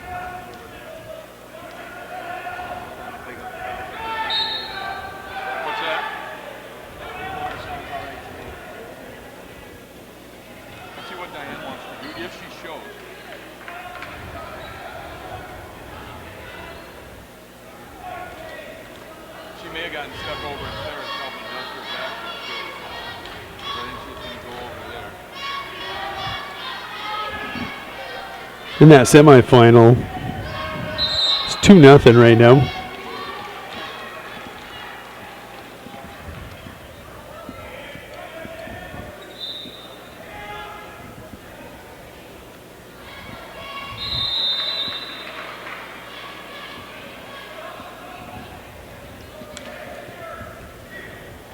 We're bouncing around in track. That's why there's that momentary lapse. Palmer going to win for Sturgis in that 126th third-round wrestleback. He's on to the consolation semifinals. He'll win over Gerke. We got a semifinal coming up at 132. That's Alex Saba taking on Peterson of Aberdeen Central. Bringle with that 2-0 lead. He's got a cradle hooked up. Looks like he's trying to crank her straight back over. Ripplinger and Abdal Karim 8-7. Now with about a minute left to go in that third period. It is Madison Peterson, a 19-18 senior at Aberdeen Central in the gold singlet. He'll give up a takedown. That's Alex Saba of Bonholm, Scotland. He's a 33-6 junior in the baby blue.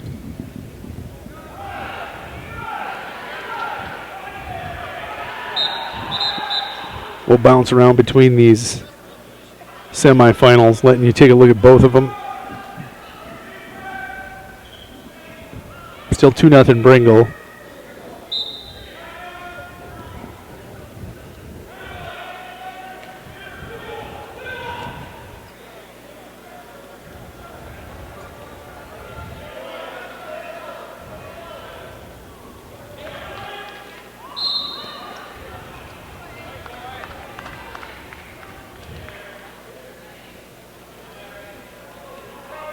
Saba and Peterson, 45 seconds to go, period 1.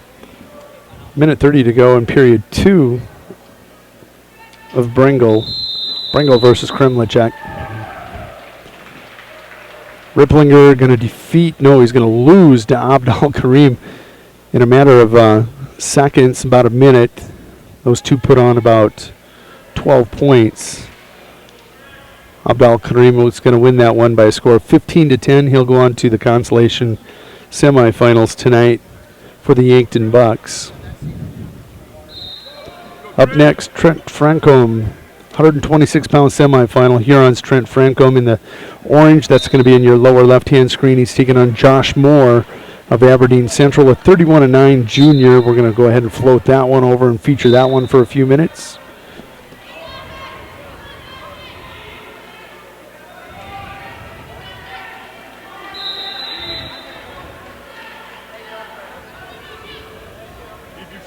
Trent.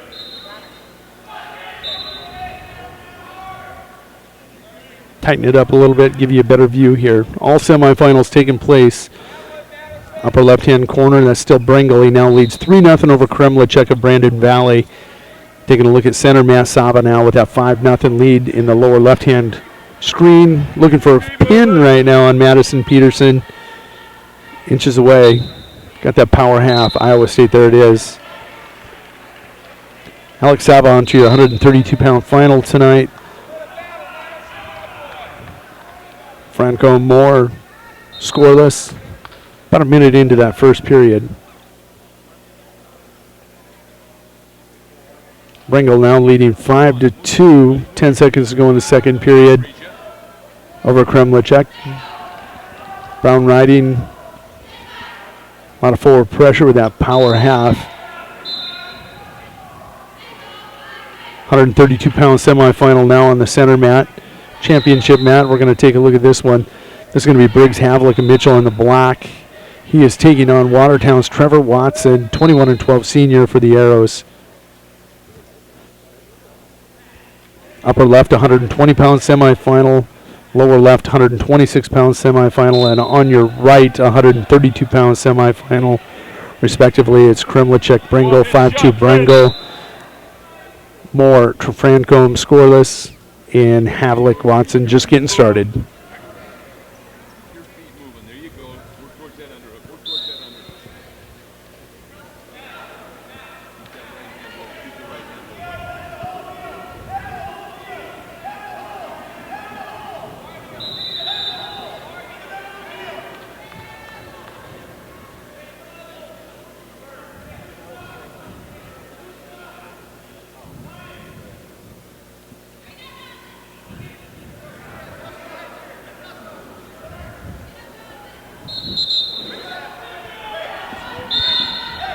The only match with any scoring right now is Bringle and Kremlicek, and that's only because they're in the third period with about a minute to go. It's 5-2. Bringle leading that one, upper left-hand corner.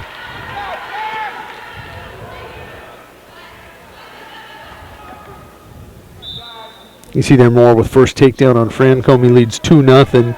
Coach Peters actually walked away from me to go down Matt's side to watch this one between Moore and Francombe. I believe this might have been the finals up at the Lee Wolf Invitational. Not sure. For sure, semi, maybe. 45 seconds to go. 7-2 now. Bringle over Kremlicek.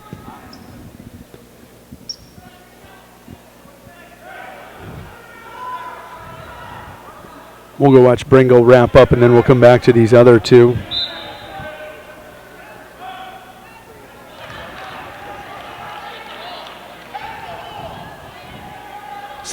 Bailey Bringle, trying to become a 120-pound finalist at the Huron Invitational. Scoreless in Watson Havlick. Havlick going to take down.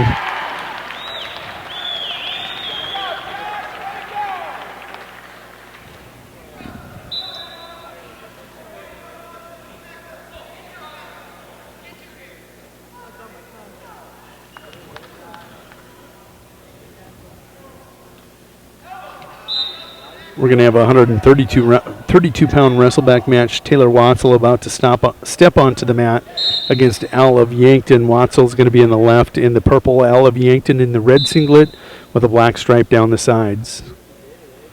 That's in your lower left-hand video player.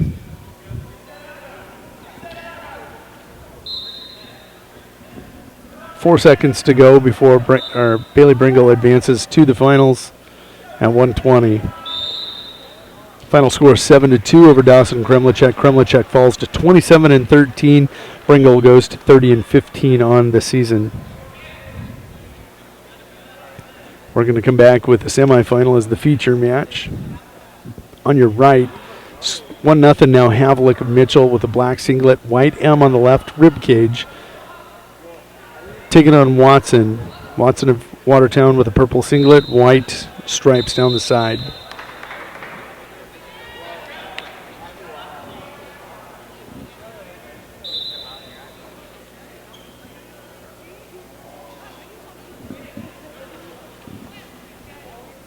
Upper left-hand corner now. Well, they haven't set it on track yet. It's match 125 if you're following along at home. Taylor Watzel going to scoreless in his first period with Skylar L.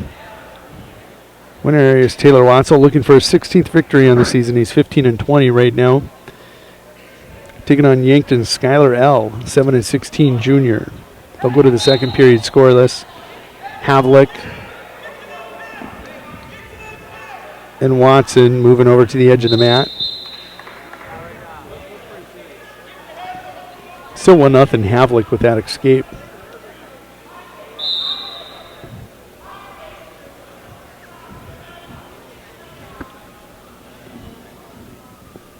There we go on the far end. It's Millbank's Jordan Pollock, 23-17 junior. That's a third round wrestleback at 126.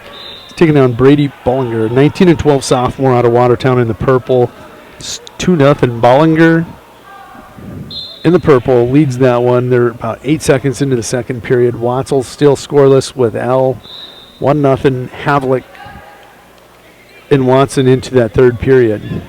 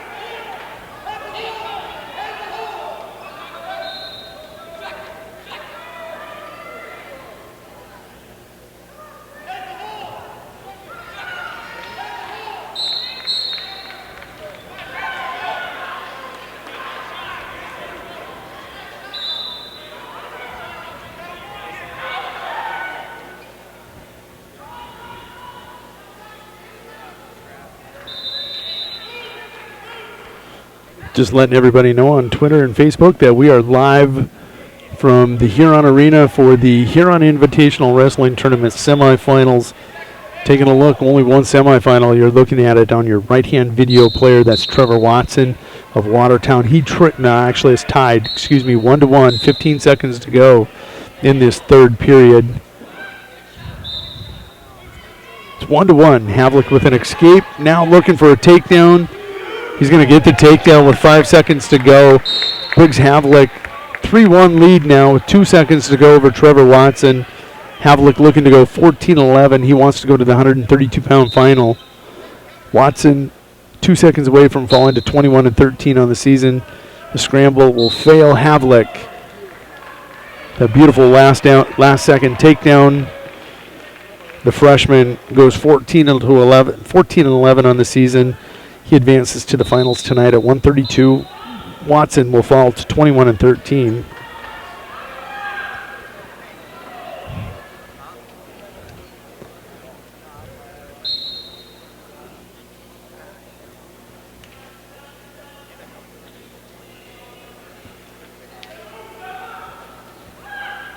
Taking a look at Watson's match, he trails L 2-1. They're in the third period with 1 minute to go. At some point, Taylor's got to consider cutting him and going for the takedown. If he's not able to turn him, he's going to have to make that decision here in like the next 15 seconds. Semifinal center mat, your right video player in your screen. That's James Suter, 28-10 senior. Watertown Arrow taking on Trevor Larson, Aberdeen Central Eagles, 25-8 senior. This one should be a good one. Suter and Larson, 138-pound semifinal on your right.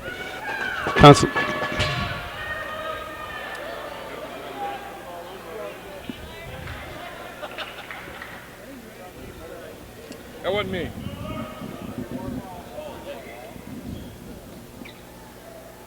Are we Boyne?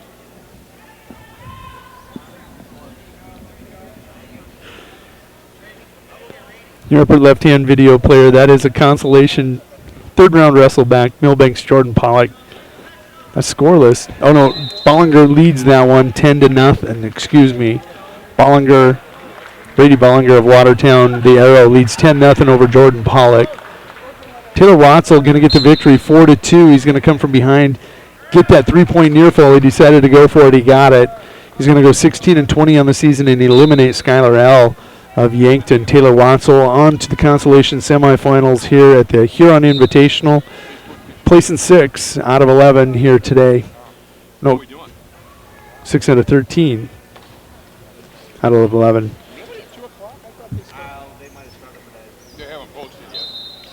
Scoreless in your semifinal center, Matt. Now we're going to pop over to, want to make sure you maintain all the matches. This is a semifinal. This is Brandon Valley's Connor Robotham, a 19-6 junior. The Link taking on Landon Negebauer of Mitchell, a 31-11 senior for the Colonels. Negebauer with the first takedown. He will have the black singlet with the white M on the left rib cage. Robotham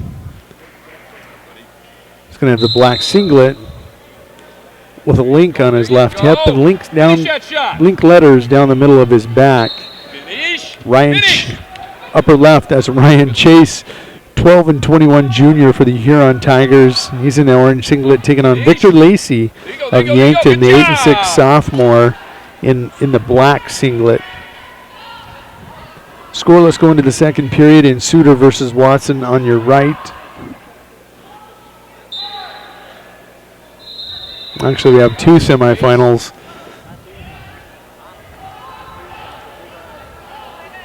Good job, buddy. Pull him back in. Get him back inside. The one on your right is actually Robotham versus Negebauer.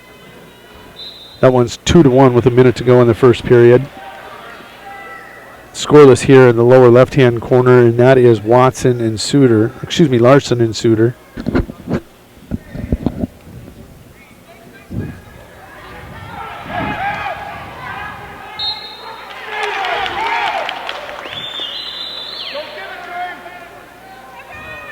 Larson with the first 2 points. Going to give him right back to Suter. It's 2-2. Keep moving, Chase. Keep moving, buddy. Elevate that leg. Lift his leg. Lift his freaking leg. I promise not to do that on tonight. Pop your head, there you go.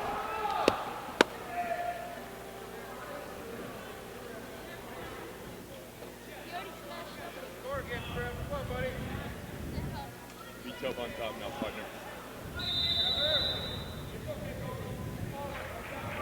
There you go. That's the way. That's the way. Crank that rascal. Crank that rascal. There you go. There you go. Settle. Settle. Settle.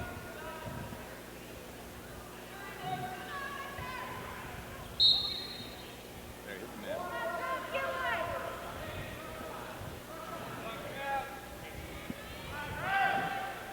Suter and Larson tied at 2. We're ticking down under 10 seconds to go now in the second period. You see the tapper there. Looking at your other semifinal, Negebauer leads 4-1 over Robotham.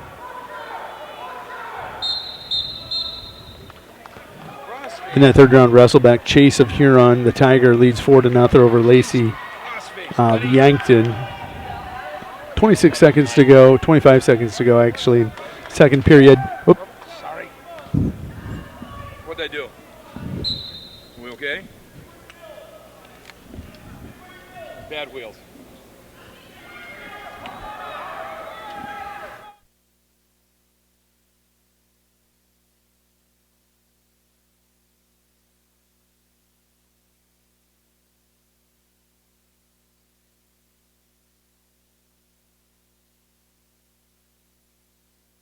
Moderately embarrassed, but that's nothing new.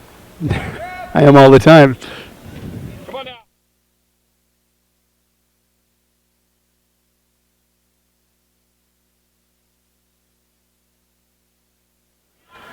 There you see Negebauer in your camera. There. Good. In and out, in and out. Getting wrapped up there by Shot Coach. and reshot, baby. Shot and reshot. That's Coach Carpenter. Just like that. Just like that. His wife is Michelle, formerly of Winter. The chip's back cross face. I don't know if she wants me to say this, but that is a cousin of mine, Michelle. Lift that, then. Lift it. Taking a look, Ryan Chase in that upper left-hand corner. He leads 7-2, and he's on bottom. Taking a look at your semifinals. Still 2-2 with 1:05 to go here. Lower left. That's between Larson and Suter. There you're going to see Suter get the reversal right there. 4-2 now. Suter under a minute to go. Negebauer commanding lead 4-1 in his match right now over Robotham of Brandon Valley. Suter picking up back points. Good job, buddy. Good job. Still has the pinning combination hooked up. Referee's letting him know that.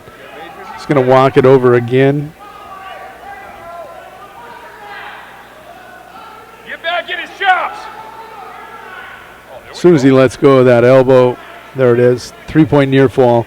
7-2 now. James Suter moments away from your 138-pound final.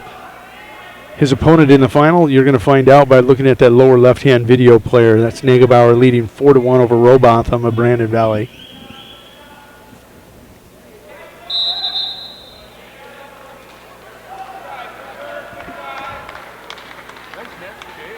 Suter on to the finals. He's 29-10 on the season. Larson will fall to 25-9.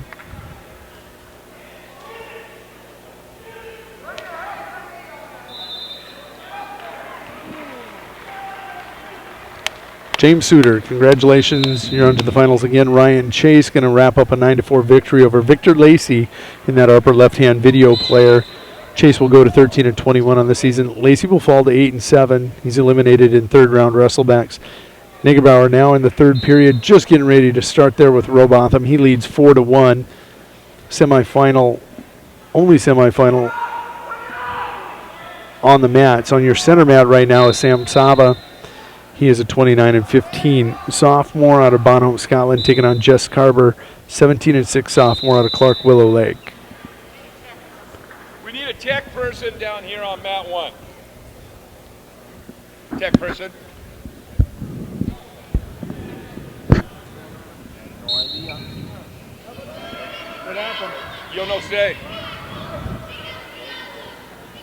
So while that mat 1's going to remain empty, we're going to pop over to our only semifinal. It's going to be over on that far mat. This is Negebauer now leading 7-1 in his match over Connor Robotham of Brandon Valley. Negebauer looking to go 32-11. He's about a minute 15 away from that. The winner of this match, James Suter in the in the finals. Sam Saba, in the baby blue is on top as Carver chooses down from Clark Willow Lake. We're getting ready to go. We're going to have a 145-pound semifinal up in that upper left-hand video player. We're going to feature that here for a second. We're going to pop it across. This is going to be Colin Haar, 28-9 freshman out of Aberdeen Central. His opponent here in the semifinal, Tanner Vilhauer, 17-15 senior for the Mitchell Colonels. He's in a black singlet. We haven't given a lot of attention. This mat hasn't gotten a lot of attention, so we're going to feature this one.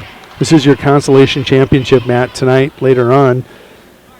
It's all the way on the north end of the Civic Arena here, Huron Arena. Negebauer.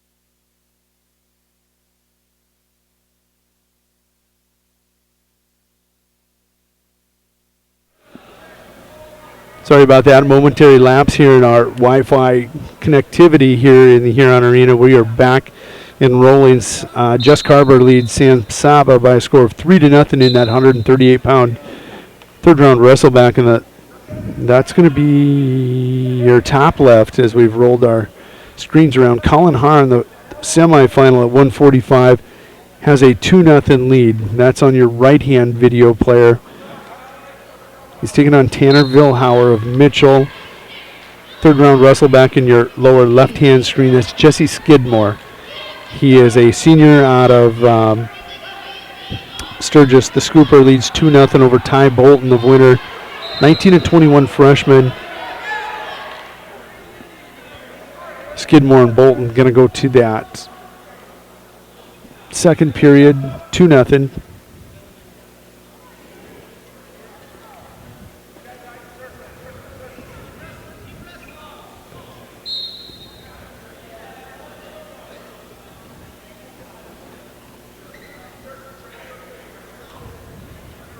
Only one semifinal taking place right now. Carver leads Sam Saba 3-1, 55 seconds to go. That's your upper left-hand video player. Lower left-hand video players 2-0. Skidmore over Bolton, 1:30 to go, second period. Semifinal on your right-hand side, Colin Haar leads 2-0 over Tanner Vilhauer of Mitchell.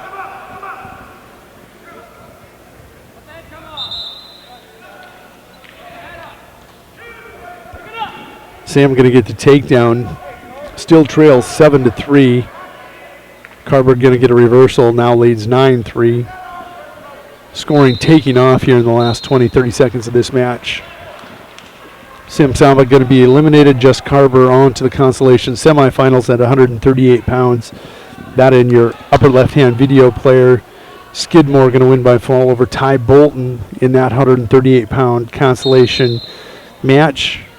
Skidmore on to the consolation semifinals. Bolton will drop to 19-22 on the season for the Winter Area Wrestling team. Again, only that one semifinal right now. We'll wait until they reset the matches on these mats here. We'll see if we pick up a couple more. We'll rotate around if we want to. Right now, Colin Haar 2-0 over Vilhauer. That's with 15 seconds and ticking to go in the second period. You see the scramble. Looks like Vilhauer might have a Peterson roll hooked up. They're not giving him the reversal yet. There's the reversal. And right about that time, Colin Harrell will reverse him back. So it's either going to be 2-0 or 4-2. On your center mat now, that's going to be a 145-pound semifinal. We're going to zip across. We're going to move our screens here real quick. That's going to be Dylan Bollinger of Watertown, 18 and 17 senior. He's wearing the purple singlet with the white stripes down the side. Taking on Winston Brown, 32 and 13 sophomore for the Sturgis Scoopers. He's in the black singlet working on a takedown right now. All the way on the far end, that's lower left-hand corner. Wyatt Larson of Huron in the orange singlet, 14 and 17 freshman, taking on Connor Smith, a 26 and 14 senior for the Brandon Valley Lynx. Third period, it's 2-2. They did not give Har that reversal. Since that seems to be the flavor, we're going to go back to that semifinal. We can come back to Winston Brown and Bollinger later. This one heating up, a lot of activity from coaches, fans over in that corner. Connor Smith quickly, 5-1 lead over Wyatt Larson in the lower left.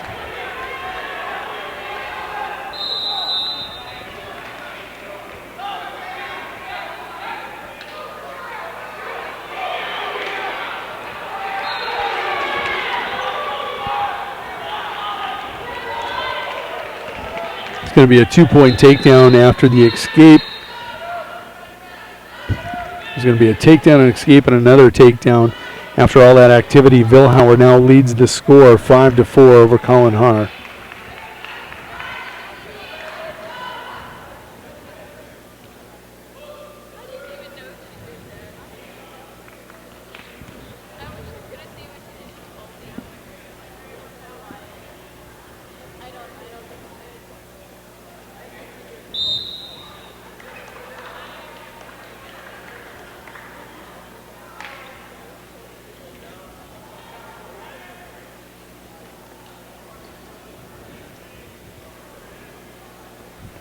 Smith still leading that 145-pound third-round wrestleback by a score of 6-1 over Wyatt Larson.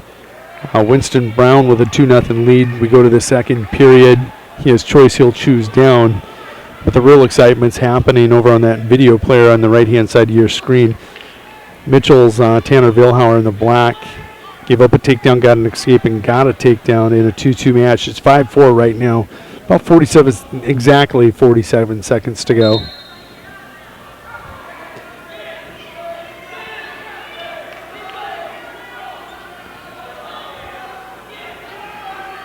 Vilhauer riding that ankle. He's long and lanky.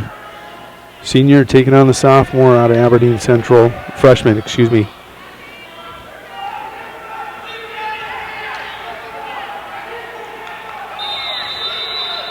There's Coach Carpenter coming in to throwing some encouragement to Vilhauer. Har coming up to his feet. Time ticking down, 10 seconds. Har with a reversal.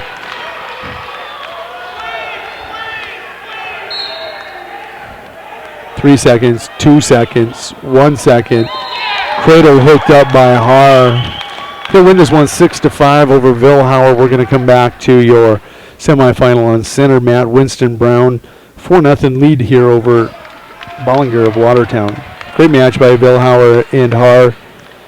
I'm sure they'll see each other again.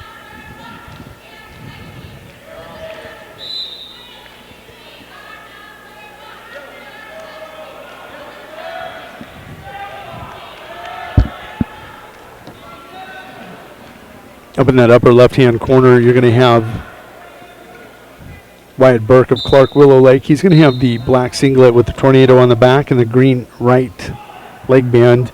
Taking on Kyle Tulowetsky in the purple singlet for the Watertown Arrows. Burke, a 23 and 14 freshman, taking on Tulowetsky, a 6 and 3 sophomore. And in your lower left-hand match, Connor Smith of Brandon Valley controlling that. Just under a minute to go, 59 seconds and ticking. It's 10-2 over Wyatt Larson. Brown taking care of business here in the semifinal on center mat. 4-0. We go to the third. Bollinger going to choose both up as Brown had option. Second period.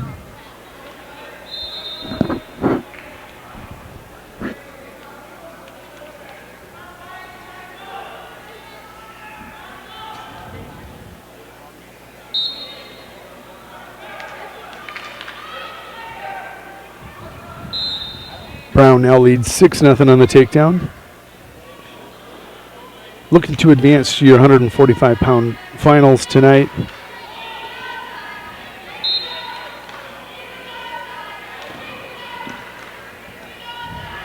Tulowetsky with a 2-0 lead over Burke of Clark Willow Lake. Connor Smith going to advance to the consolation semifinal tonight at 145. He's going to defeat Wyatt Larson by a score of 10-4.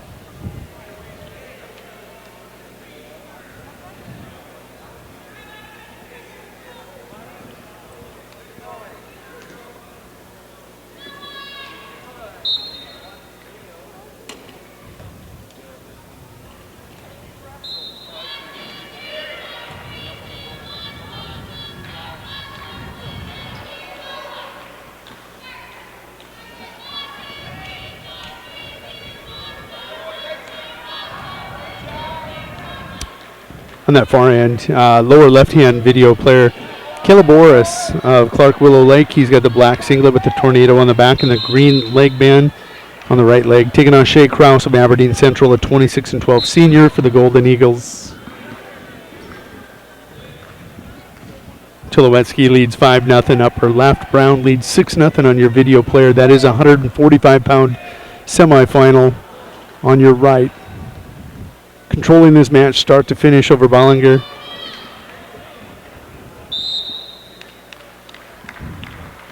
Winston Brown on to the finals tonight at 145 pounds.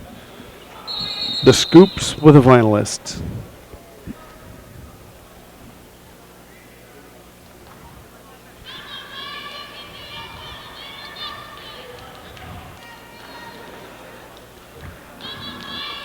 Now coming out at your video player on your right, that's going to be a 152-pound semifinalist. Nolan Ritchie going to take on Ethan Parr of Mitchell. The Colonels in the black singlet, Ritchie in the maroon singlet. Ritchie with a beautiful shot. Just drops levels and fires away on Parr. Parr coming into this match, a 31-8 senior for the Colonels. Ritchie a 30-3 senior for the Bearcats. 2-1, Ritchie with the takedown. Catch and release with Parr.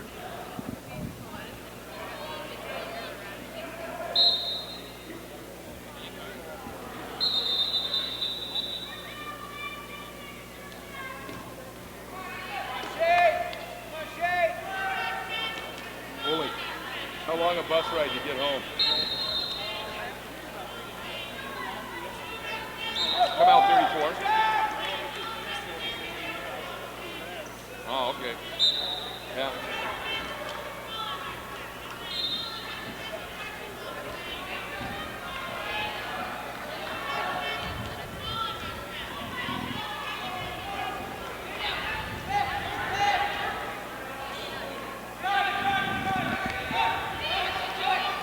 Parr in on a single. It was a double. He's going to have to switch to a single.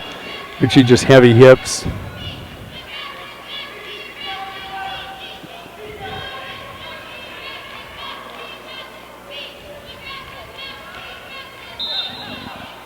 Now Ritchie on the offense.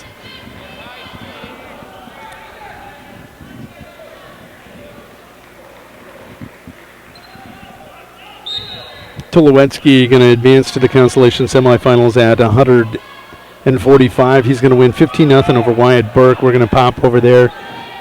Tyrell Haley coming up on your video player on the right.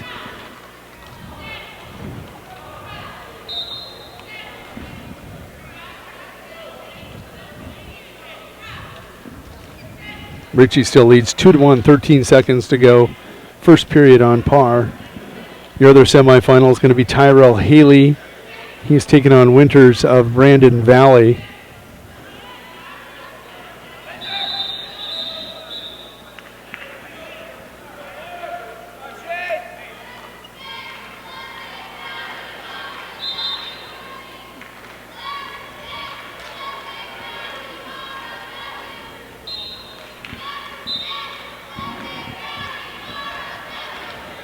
Winters in on that single leg. He's going to lift it, elevate. Going to take Haley to his back. It's a 2-point takedown, but he's out of bounds. He's got a cradle hooked up.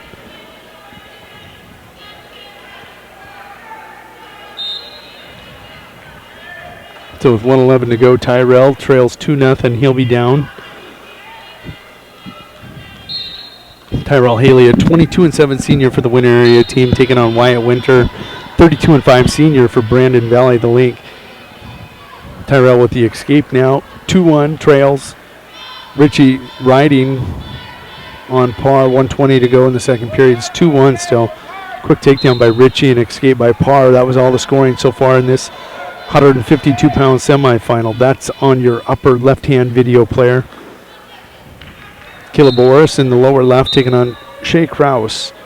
Orris, an 11-10 8th grader for Clark Willow Lake. He's in the black singlet taking on Krause of Aberdeen Central in the gold singlet. Krause leads 11-0 in that match.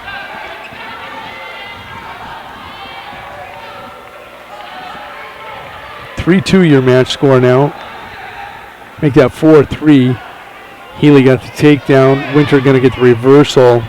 4-3 to score in the semifinal on your right. Winter looking for their first finalist.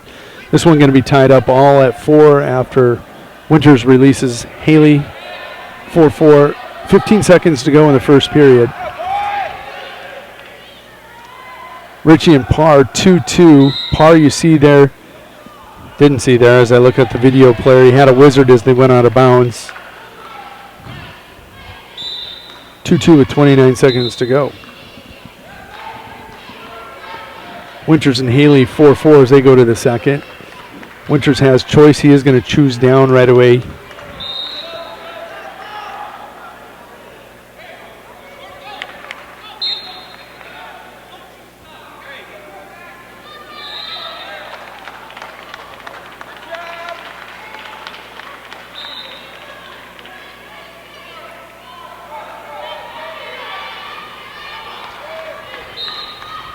Richie with the takedown leads 4-2.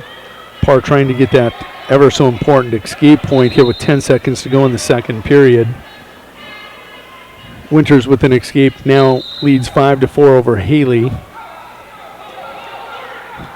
Your lower left-hand video player, Jesse Mickret, about to step onto the mat. He's going to be taking on Charles Canal of Watertown. Canal, a 16-20 senior for the Arrows. He'll be in the purple singlet, Mickret in the gold. Mickret with quick takedown.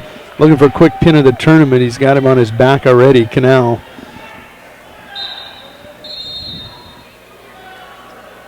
Haley has an escape. Winters with a takedown is 9-5.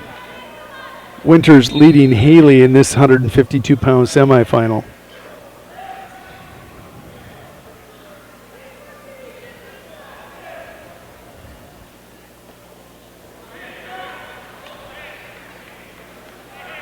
.130 to go in the semifinal in your upper left-hand corner. That is Ethan Parr riding. Richie, he trails 4-2.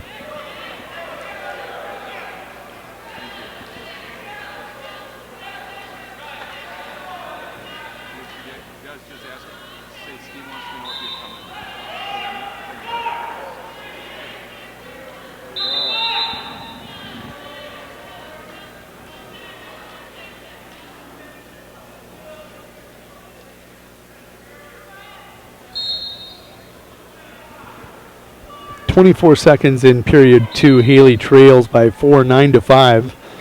Richie and Parr 4-2. There's a blood time here. That's with 1:16 to go.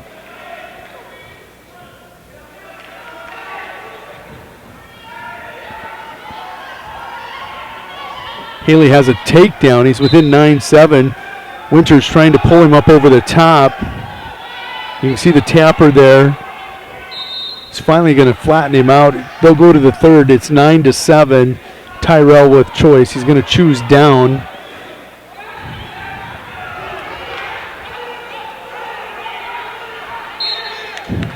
Your score here on center mat, 6-4. Richie leading right now on Par. This is a 6-4 match. 45 seconds to go. Haley with the escape now within 9-8. Parr attacking. We're not going to switch video players. We're not going to blur this thing up for you. We got two great ones at 152. One in the upper left, one on the right. It's 9-8 on the right. Winters in the black, circling, leads that one. Ritchie leads by a score of 6-4, but Parr going to stalemate it. Referee will stalemate. They're going to come back center mat. 6-4. Nolan Ritchie leads.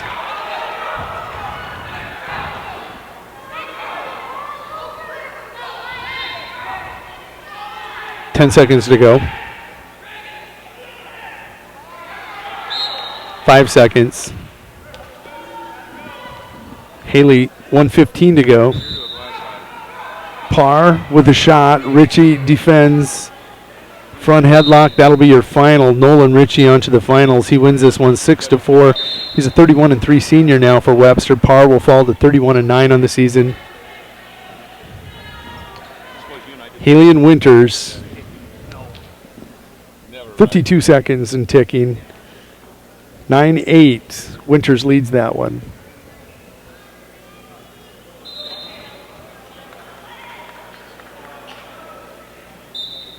You gonna be okay to call this one?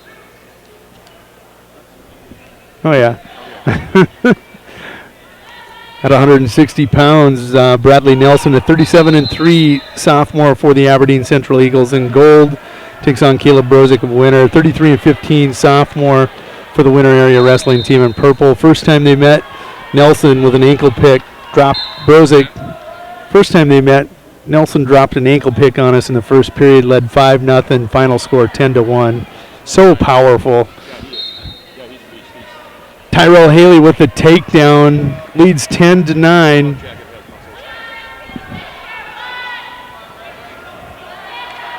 Nelson with first takedown, leads 2-0 on Brozick. Right now, 10 seconds to go. Haley leads. That score over there is 10-9. 3 seconds, 2 seconds. Tyrell Haley. Oh, no. They're going to give him the escape. That's why you finish and wrestle 6 minutes of a match. Winters, quick escape. We're in overtime over there. It's 10-10, 2-0 on your 160-pound semifinal. Winters and Tyrell Haley putting on a show over there. Tyrell Haley will win it in overtime with the takedown. 12-10, Tyrell Haley onto your finals at 152 pounds. It's a match that he looked like he trailed big early. Nelson and Brozick, this one is 2-1. Brozick with the escape. Nelson going to shoot underneath. That was with 25 seconds to go. Next up over on your other mat. Oh, they're taking a little bit. That's going to be Larson of Mitchell at 160 pounds. That's going to be a semifinal. Him and Mitchell. Nelson underneath. Brozick has a wizard. I wouldn't want to be there. Nelson not afraid to throw from anywhere. It's 2-1. We're going to go to the second period.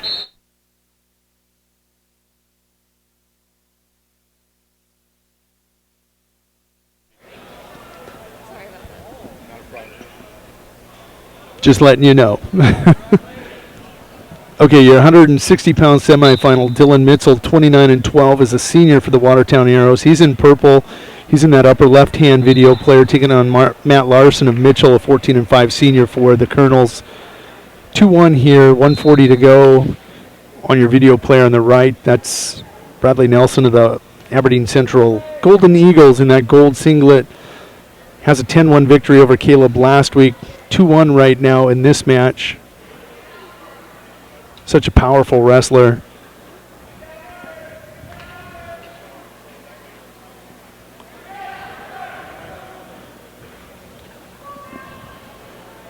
Semifinal, upper left and then on the right. Arm bar there by Nelson. They're going to stop that. That was a little vicious elbow. It's going to be a penalty point that'll tie this up to 13 to go. Nothing a little, I mean, we do that all the time in winter, so that's nothing.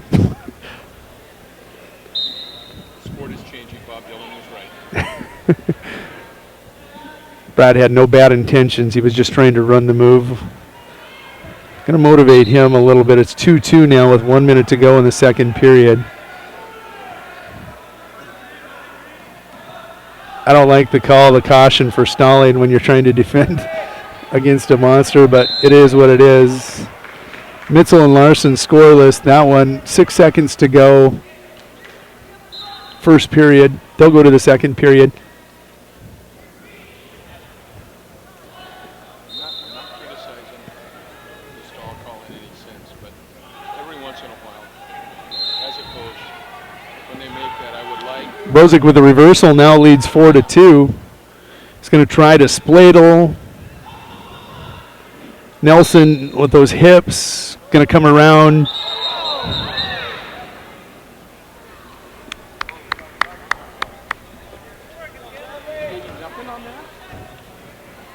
Where was the reversal and the escape? That's a terrible job of officiating. It's 2-2. The score should be 4-3 right now. I don't agree with this at all. Even Coach Peters beside me doesn't, so I'm validated in saying that. There's a reversal, not quite. No escape, no reversal. Keep working, keep working. Okay, that's the first time all year I've done that. We're going to go to the third period. 2-2, Brad Nelson and Caleb Brozick. In your other semifinal, Dylan Mitchell and Larson are scoreless at 0. Brad Nelson with the quick escape leads this one now 3-2. This is where we saw him a week ago pop that up. He does it again. He's underneath. Wizard by Brozick, but he's going to get back tripped. Nice scrap and hustle.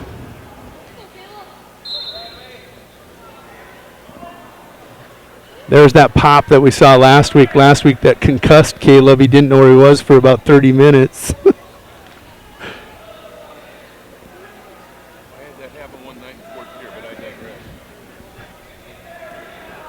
Mitchell leads 1-0 in that semifinal upper left over Larson. There's about 1:10 to go in this one. It's still 3-2. Brozick shooting on Nelson. Nelson's so strong with that underhook. He does have a Kelly dump if he can get underneath. You're going to hit it. You got to have to hit that with everything you got. Under a minute to go. 3-2 Nelson.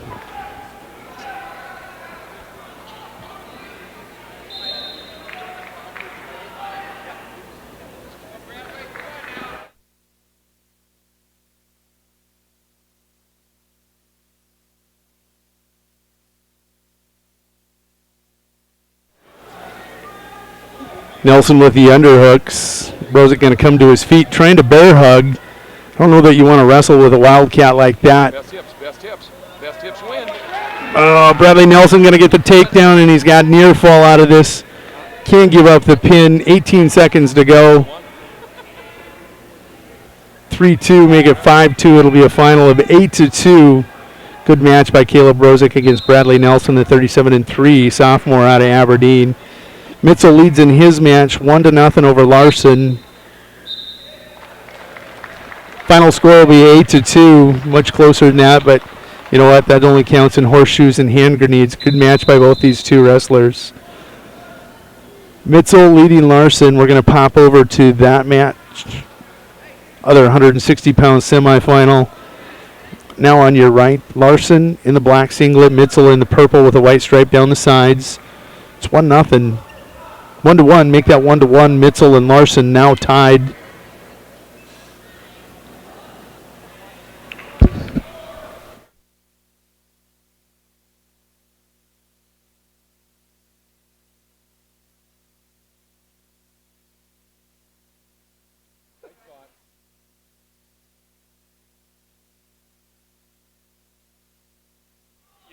You see things where you're.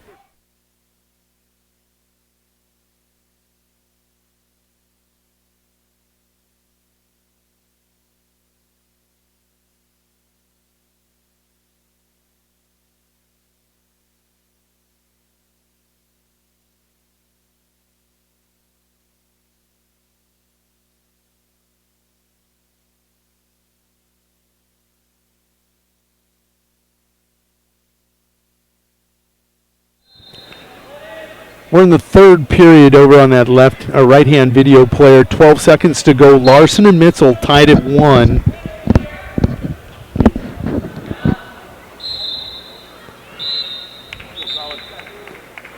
All the way over on your lower left, that's Colin Simons of Huron. That's going to be a 170-pound semifinal at 170. Simons in the orange singlet is a 20-11 junior taking on Logan Ritchie, younger brother of Nolan. He is a 29-6 sophomore for the Webster area Bearcats. Winner area with one finalist tonight so far, and that's going to be Tyrell Haley at 152. Taking a look on your center mat, that's a consolation, third round consolation match. Blue Dorn taking on Dawson Matheson of Webster area. That's your top mat. Blue Dorn with the takedown leads 2-0 and has a 2-point near fall. And we're going to watch that semifinal. Mitzel and Larson 1-1. Actually, they're in overtime. Check that. They're in overtime. That's the video player on your right. Larson, a 14-5 senior, taking on Mitzel, a 29-12 senior. Senior lad in 160-pound weight class. Mitzel caution for the stall as Larson shoots. We're going to stay with that match as much as we possibly can. Mitzel now trying to come back over the top as time expires here in overtime period number 1. We'll go 2 more unless there's a fall in that match. All the way down on your far end now, Ritchie rolling out that left shoulder. He is not comfortable.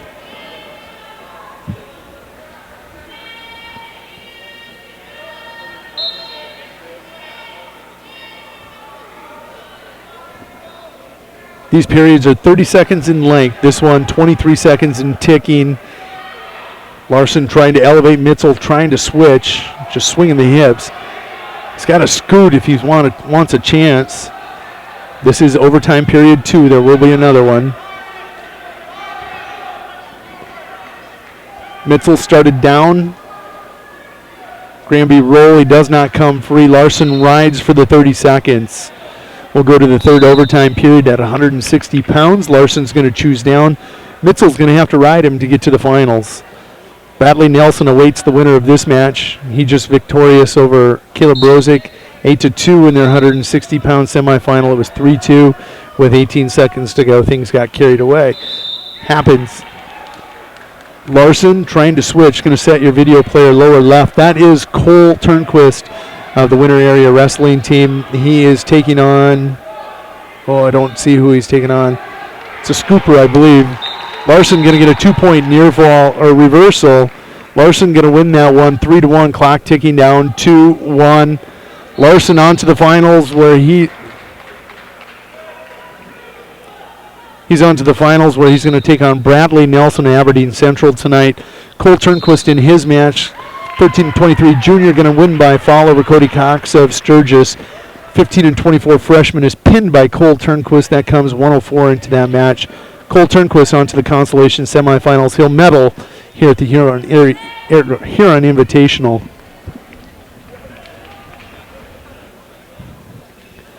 Next up on mat 1 comes the twin Braden Nelson. He's a 30-3 sophomore for the Aberdeen Central Eagles, taking on Mason Wickhurst of Watertown, an 18-18 sophomore for the Arrows. He's in purple. Nelson in that Aberdeen Central gold for the Golden Eagles.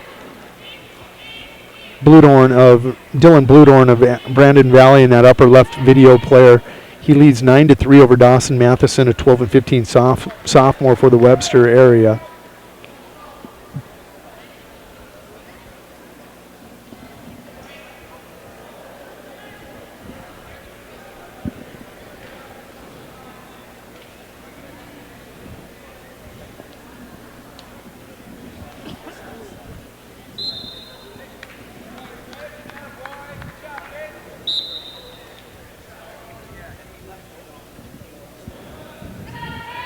Just going to step up. I'm going to step away just for a second. That is your semifinal over on the right-hand video player. I'll be back in just a moment.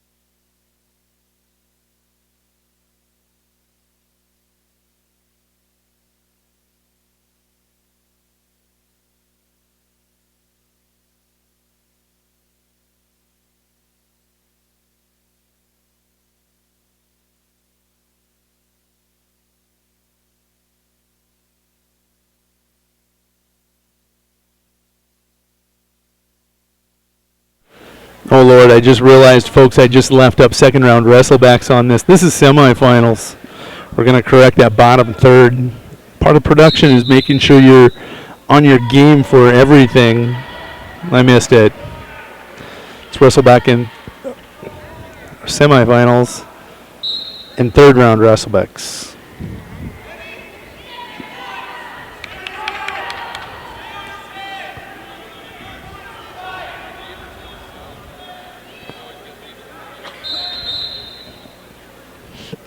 Okay, we're going to catch you up on your semifinals real quick over on your right-hand video player. That's John Frisco, a 33-0 senior out of Aberdeen Central, the Golden Eagle in the gold singlet, taking on Watertown's Tristan Wirch. He's a 19-10 senior for the Arrows. He's in their familiar purple singlet with a white stripe down the side.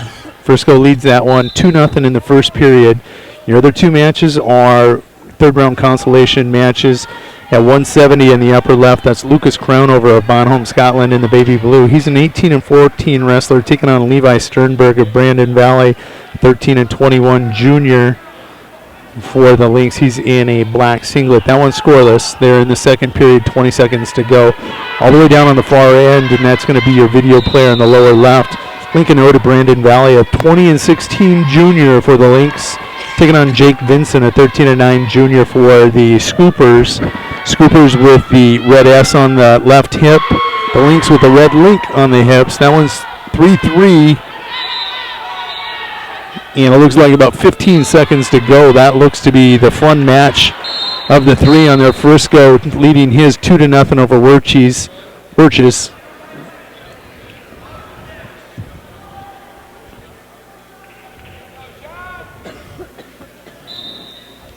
Oh, what a fun tournament. Last year, the inaugural season had 9 schools here. This year, we're running with 11. It's building each year, and it is fun to get inside this Huron Arena. As I look around up into the rafters, all the state championship banners on the south end, the concourse. It's just a beautiful, beautiful environment here.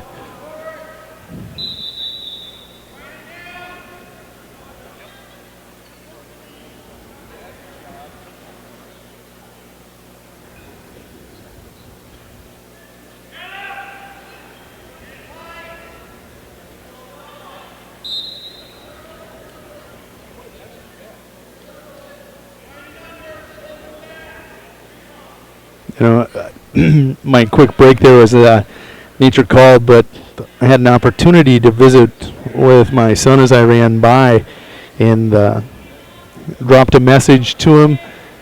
Yeah, it was a good match. It was a moral victory, but there are no moral victories in losses. As I was quickly running by, that was the message I delivered. Frisco now with the reversal leads 4-0 in his match versus Wirches. He's going to put him on his feet. They're going to go 1:12 to go in the second period. Frisco's going to go on his feet with him. Leads 4-1. Crownover now on your upper left-hand mat has a 2-0 lead. Going to get a reversal, and he's got a power half sunk. Lucas Crownover about to get a victory over Levi Sternberg at 170. He's going to get the fall, actually. That's going to come at 4:43 of the match, leading 4-0. Crownover with a victory over Sternberg.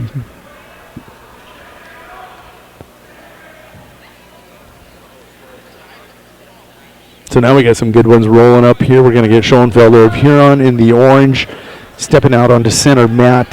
This is going to be a 182-pound semifinal. Schoenfelder in the orange on the left. Takes a look over at Frisco, leading his match 6-2. He's going to be wrestling Tyler Wagner of Webster area in the maroon singlet. He's a 29-5 senior for the Bearcats. This was a semifinal from the Lee Wolf Invitational. It was won by Schoenfelder. I think it was like a 4-1 match. If I remember correct, maybe a 2-1 match. As I sit here and look, I think it was tighter than that. Frisco, the eventual champion of the Lee Wolf Invitational at 182 pounds. All the way across the way. Tanner Iwan at Bonholm. That's on that lower left video player. Iwan, 22-16 junior of Bonholm, Scotland in the baby blue. trails Caleb Brandt, a 30-11 sophomore from Wolsey, Wessington.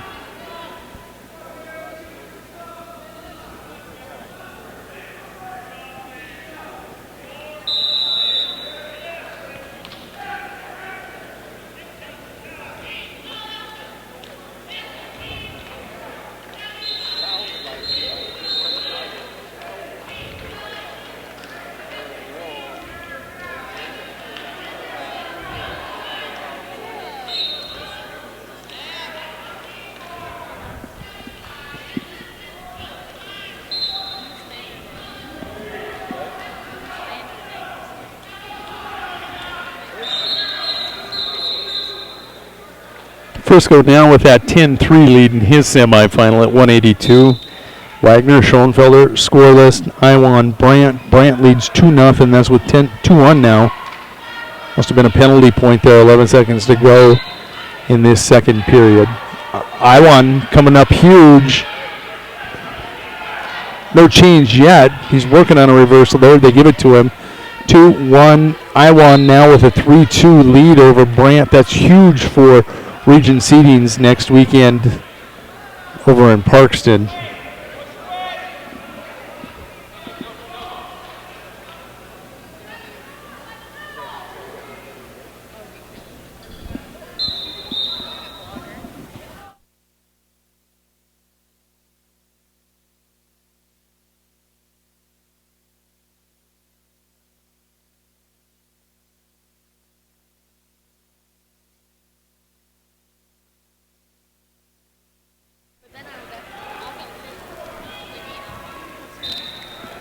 Iowa now leads that match on Brandt by a score of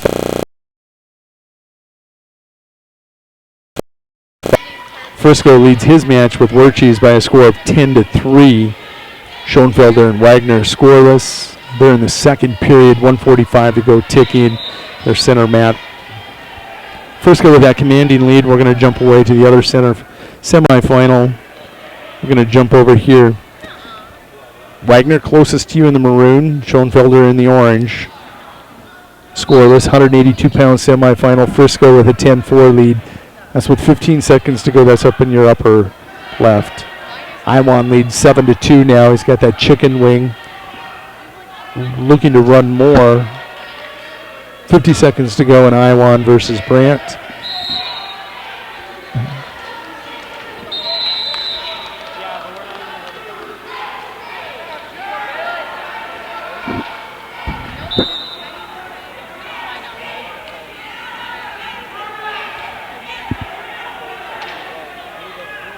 Wagner on the head. Schoenfelder just shucked him by. Didn't realize he was going to lose him so quickly. Iwan going to get the fall on Brandt. That's going to come at 4:35 of that third round consolation match. Iwan on to your consolation semifinals. Going to take a look at your next semifinalist for the Winter Area Wrestling Team. One in the finals so far tonight, Tyrell Haley with that overtime victory, 12-10 over Winters of Brandon Valley. Cameron Biggins loses his chance as he falls by fall to Huber in the second period. Caleb Brozick had a chance against 37-3 Bradley Nelson. 3-2 with 18 seconds to go and just couldn't quite hit it. He lost the scramble in the match, giving up 5 in the final few seconds. Jimmy Sharkey, our next hope. This is Jake Flackus, a 29-5 sophomore for the Aberdeen Central Eagles, taking on Winter Area's Jimmy Sharkey, a 19-12 senior in the purple on your right. They'd met once before, and that was at the Rapid City Invite. Flackus wins that one by 1 point. We'll see how the rematch goes between these two kids. And that's what they are, folks. These are all kids out giving their all. Schoenfelder leads now. Make it 2-0. Wagner going to put him on his feet.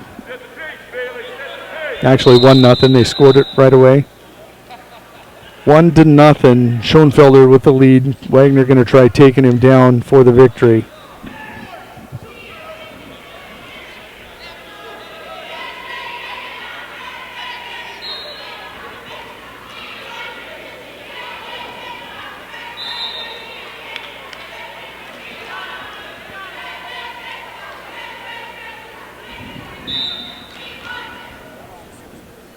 No score, 50 seconds to go. Flackus and Sharkey. Jake Flackus. Father hails, Zach comes from the Cologne area, All-State quarterback for the Cowboys in 1989, 88 football season, I think. They were the state champs. Goes north. He works up at the high school. Ooh. We're going to come back center. Matt, kind of a leg whip there by Sharkey, catches Jake right in the Manley area. Everything's good. We're coming back. Center Matt, center circle, 15 seconds to go. Scoreless. Probably going to be this way until the second or third period. Schoenfelder and Wagner. This one now 1-1.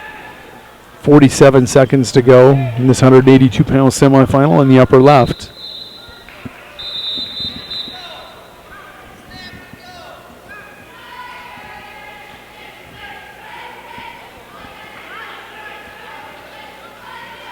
Sharkey with choice going to go down right away. That one was scoreless after one at 195.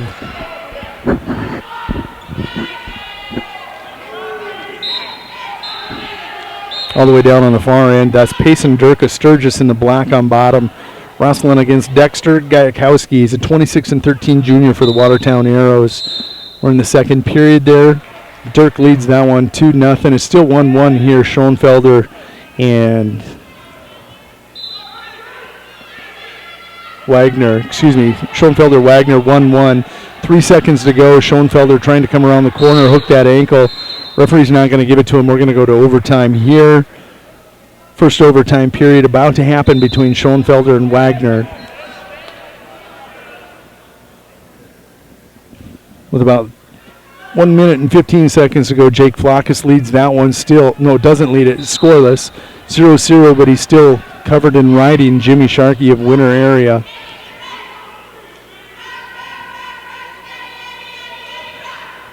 We're going to stay focused here on these two matches to our left.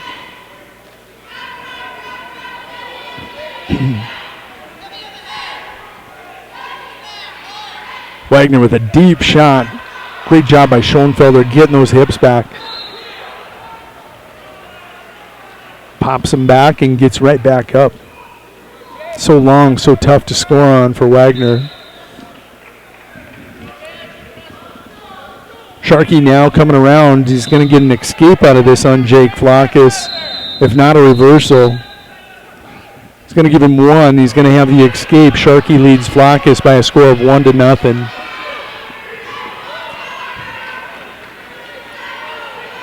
No points scored. 9 seconds, 8 seconds. Looking at this Wagner versus Schoenfelder match. 3, 2, 1. There's the tap.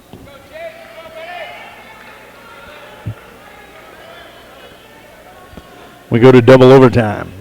Actually, this is not double overtime. It's period 2 of the first overtime period. Sharkey, Flackus, 5 seconds to go. 3, 2, still 1-0 Sharkey. That's where we're going to go to the third period. Jake's going to choose down, no doubt. It'll be determined on their feet here in a little bit once Jake gets that escape.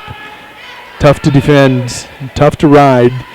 Jimmy Sharkey going to cover and do his best. Here, the senior for the Winter area wants to give up 1 before 2. Schoenfelder starts down. There's 13 seconds to go, 12. Wagner trying to slide the hips with him. We'll come back center Matt. Schoenfelder on bottom. Wagner riding 1-1 with 9 seconds to go.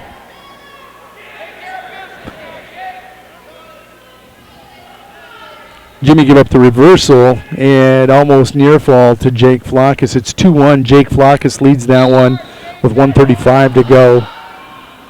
5 seconds. You watch the towel tapper. He's off the side of the screen. I'll count it. 2, 1. We're done. We go to the third overtime period. Wagner will choose down. Schoenfelder's going to ride.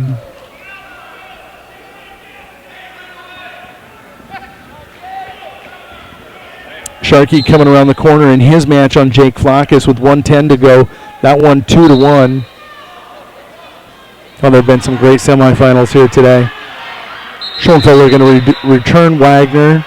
Lift, elevate, return. Going to throw in the legs now. Wagner He's got both legs in, double unders. Going to try stretching him out.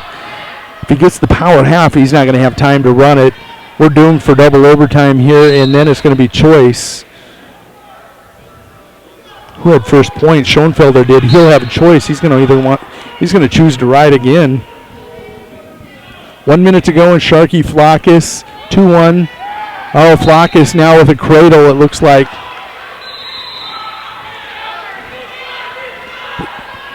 They kicked our camera. We're going to go grab that here in a second. Hold on.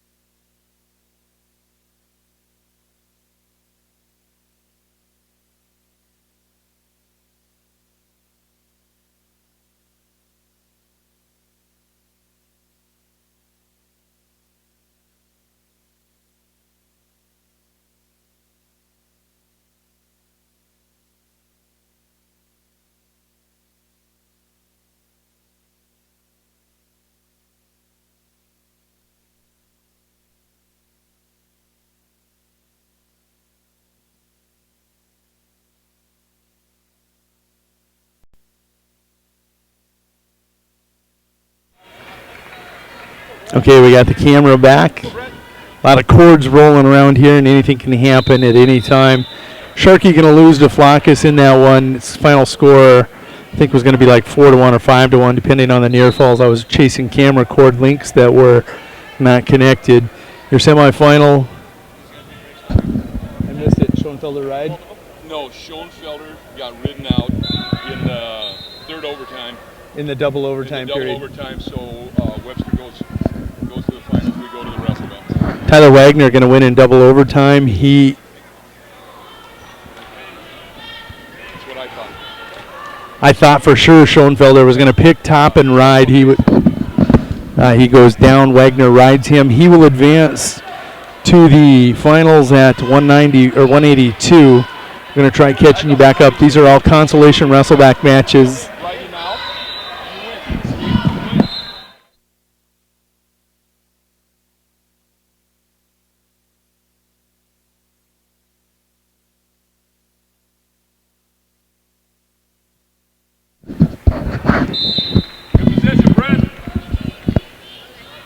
We're going to set up your mats here, matches on the mats. On mat 1, Mitchell Gajkowski of Webster area. He's in the maroon singlet up in that upper left video player. He leads 2-0 over Alex Klingman.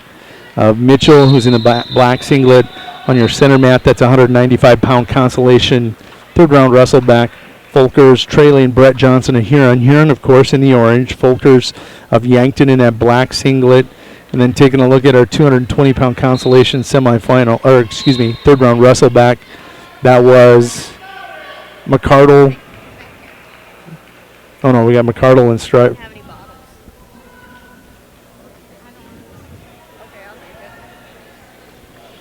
Going to have a semifinal at 285 over on our right-hand screen. That's going to be Stribel taking on McCardle. Stribel, a 23-0 senior for Bonholm, Scotland, taking on the senior from Mitchell, Robert McCardle, a 29-7 senior in the black singlet. Nick!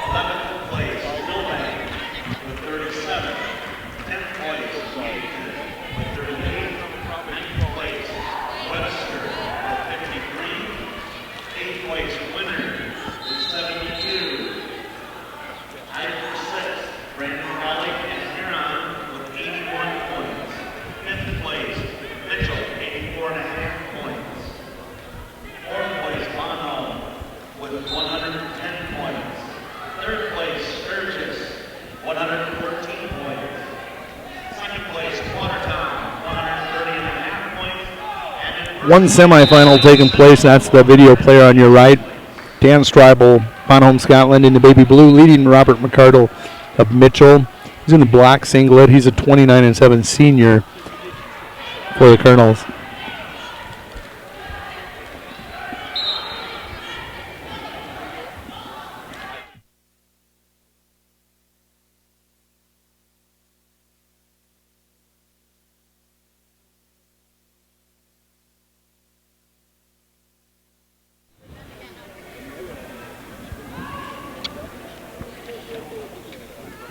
Getting set up here, about ready to go to the second. Well, actually, 52 seconds to go in the first period. Stribel, McCardle.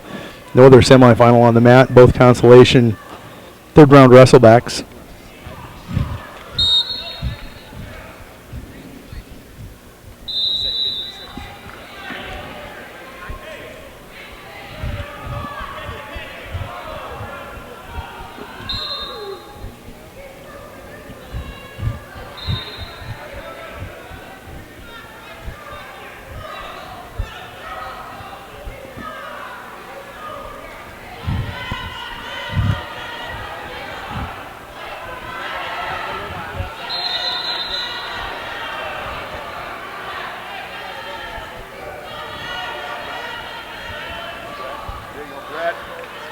There you go, buddy. Get there, get there, get there. Get there. Keep moving. Don't sit still, keep moving. Come on, partner.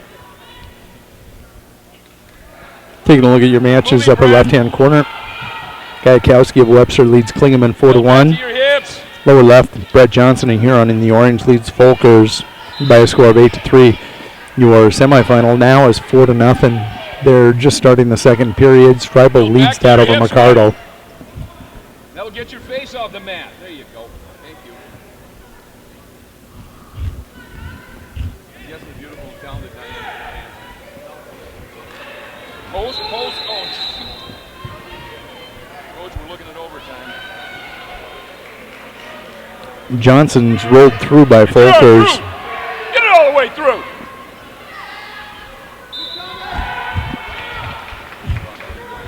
There. Get an escape. Get an escape, buddy. Build back to your hips.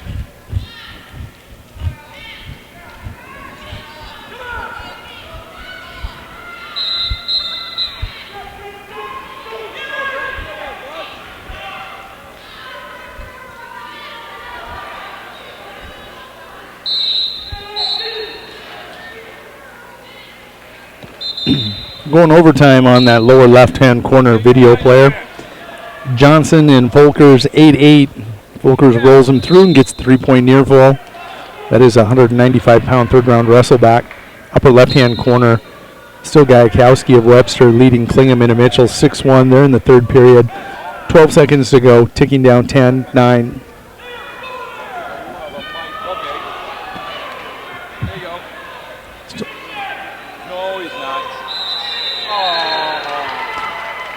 Folkers going to get the takedown in that wild scramble in this lower left-hand mat.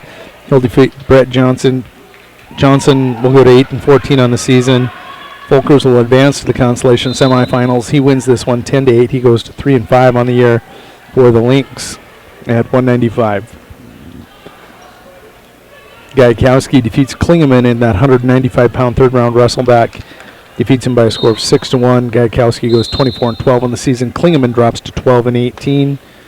And looking across the way, Stribel with 38 seconds to go here in this. That's actually on your right-hand video player.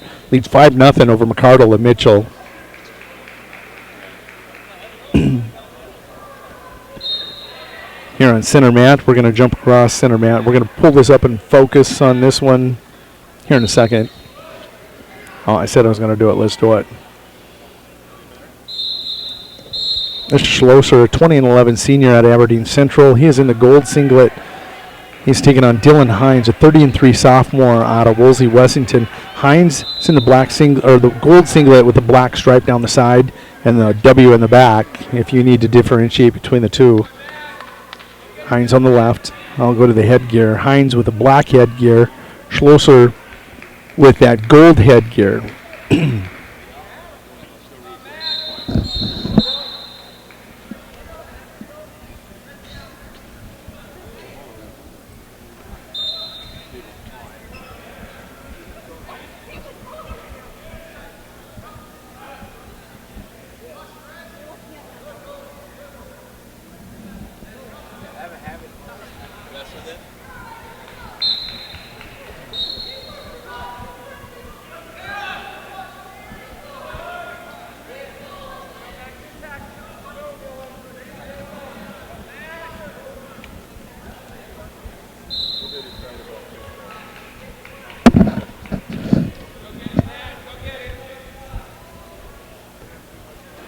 two semifinals taking place. Stribel now with a 3-0 lead.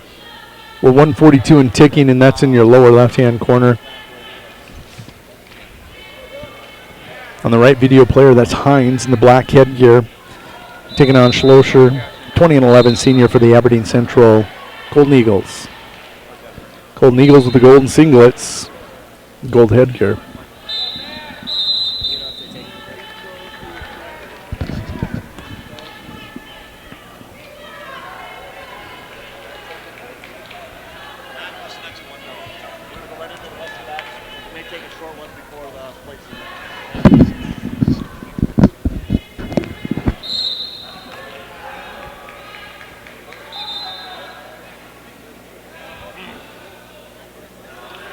Taking a look at that upper left video player, that's Colton Kozlowski, a 15-13 sophomore out of Webster area. He's wrestling Joel Carpenter, a 19-21 freshman out of Sturgis Scoopers. Maroon, Kozlowski, black, Sturgis Carpenter. No score in the high. Well, actually, there is now. Schlosser with an escape leads this match by a score of 1-0 over Hines. Hines we saw last week in the finals at the Big Dakota Conference Tournament. He got that, was it a takedown or a reversal? He hit it was a takedown, 2-point takedown on Bertram in the last few seconds. He wins that one. Maybe even in overtime that happened. Score 5-3, but first exposure to Hines last weekend. Very good wrestler. Today he's got Schlosser here in the semifinal at 220. Your 285 semifinal in the lower left. That's Dan Stebrel.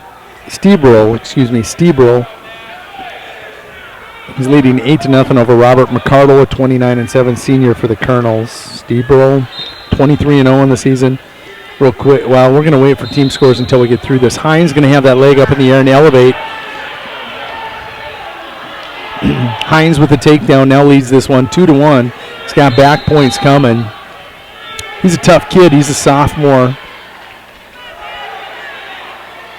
Last week we saw him do it to Bertram. Now he's doing it to Schlosser, the senior out of Aberdeen. He's going to reverse that half and try to settle back on that. Pushing the head away.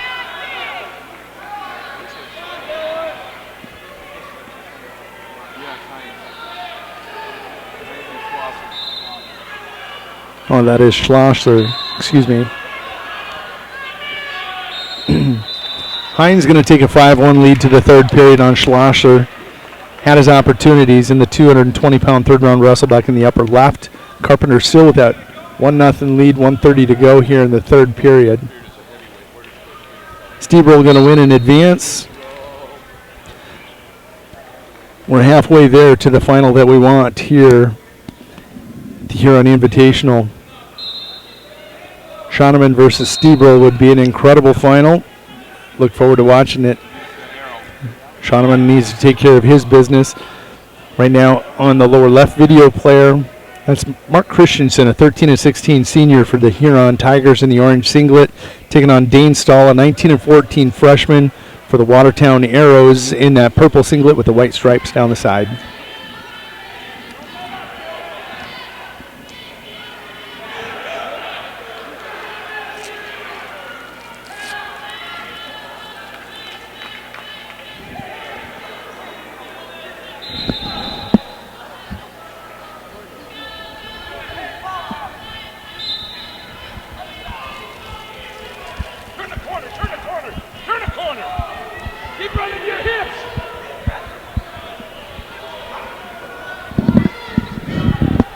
Hines now leading Schlosser by a score of 8-1.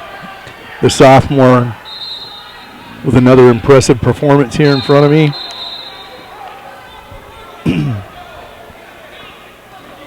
Ticking down, 50 seconds to go in Schlosser and Hines. Christensen trails in his match against Stahl. No, it's 0-0 Christensen and Stahl. And that upper left-hand video player, Kozlowski, trails of Webster. He's in the maroon singlet on bottom. You see Carpenter of Sturgis on top, riding. Getting a quick picture of what a little bit of coaching is like. While we're waiting for that Wi-Fi camera to come back, we're going to take a look at this. Carpenter going to win that one.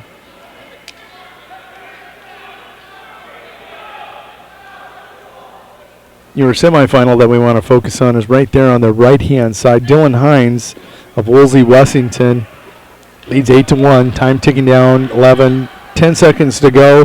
8-1 over Matt Schlosser of Aberdeen Central. Hines with 8 unanswered points will win this one by a score of 8-1 over the senior from Aberdeen. Hines goes to 31-3 on the season. The sophomore will advance to the finals. Schlosser will go into wrestlebacks. He'll drop to 20-13 on the season for the Golden Eagles.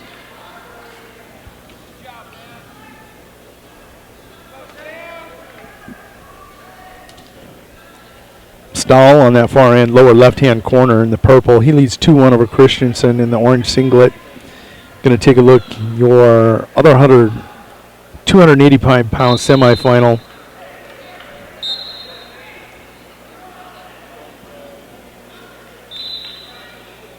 This is Sam Schauneman, 28-0 senior out of Aberdeen Central in the gold singlet, taking on John Wilson, a 25-10 senior for the Scoopers in that black singlet. That is your feature match on the right-hand side. And yes, we'll have all the finals tonight. Center mat.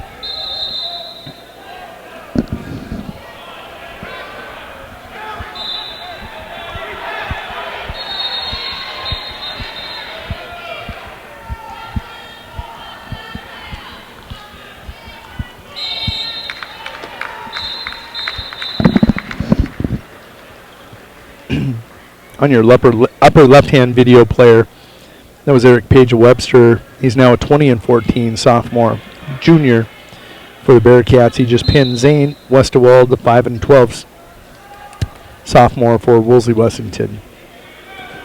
Not going to be a break here. We're going to roll right through the consolation semifinals. After that, we'll have a break as we set up. A short break as we get ready for 3rd and 4th, 5th and 6th and championship matches.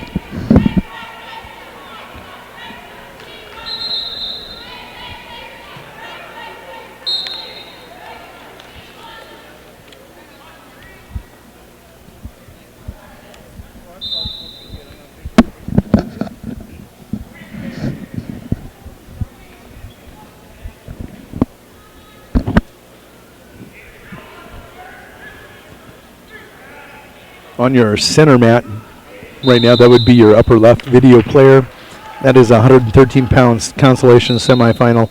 That's Brady Krause, 27-16 senior of Millbank in that maroon singlet on the, he's facing you. Taking on Aiden Mack, an 18-18 sophomore out of Watertown.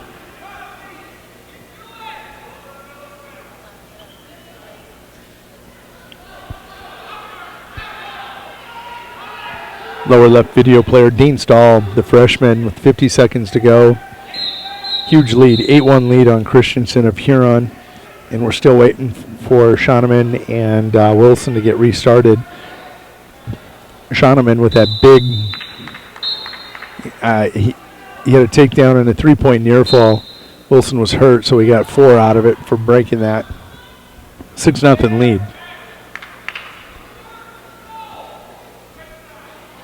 And again, the forward pressure by Schauneman, too much for Wilson. He's not able to base up, work up.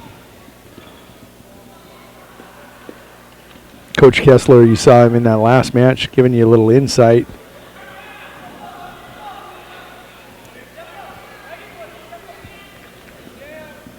We'll tell him he's in front of the camera.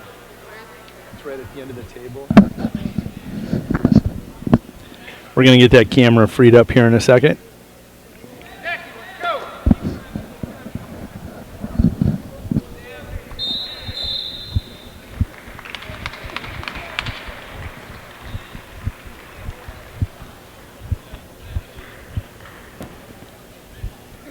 Schauneman leads that one by a score of 6-0. Stahl going to win that match over Christensen by a score of 8-1.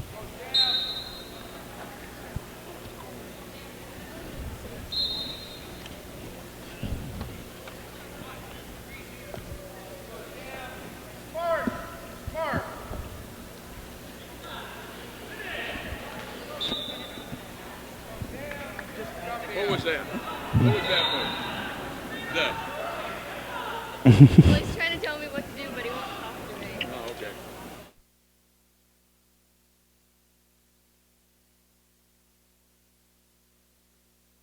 Okay.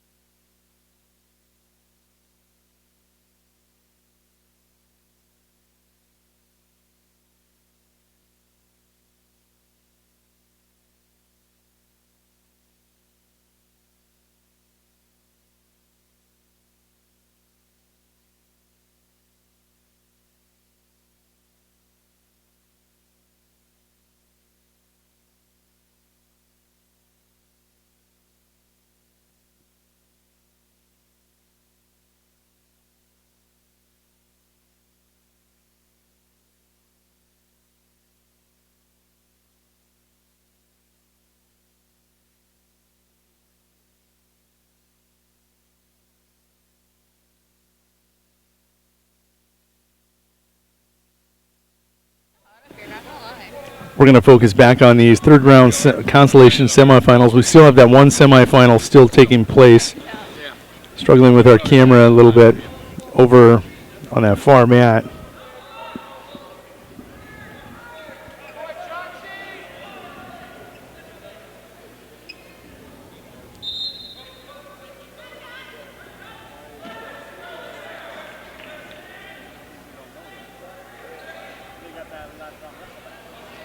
Here we go. John Donovan, you're giving me a lot of bad mojo here. The texts. I'm going to tell your wife you're being naughty. Shoneman, you lead this one by a score of 7-0 over Wilson. 5 seconds to go in the second period. We're going to pop over to that camera. As we're working on these technical difficulties, we're going to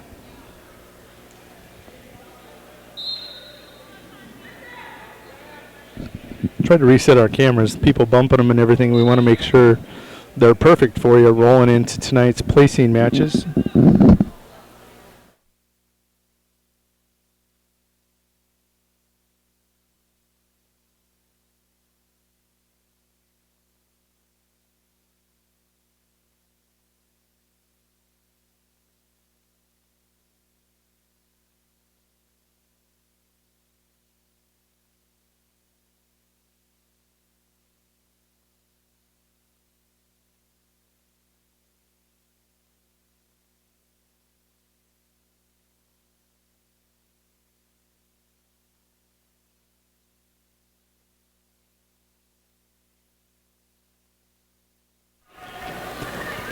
One camera angle fixed. We're going to start working on one camera angle fixed.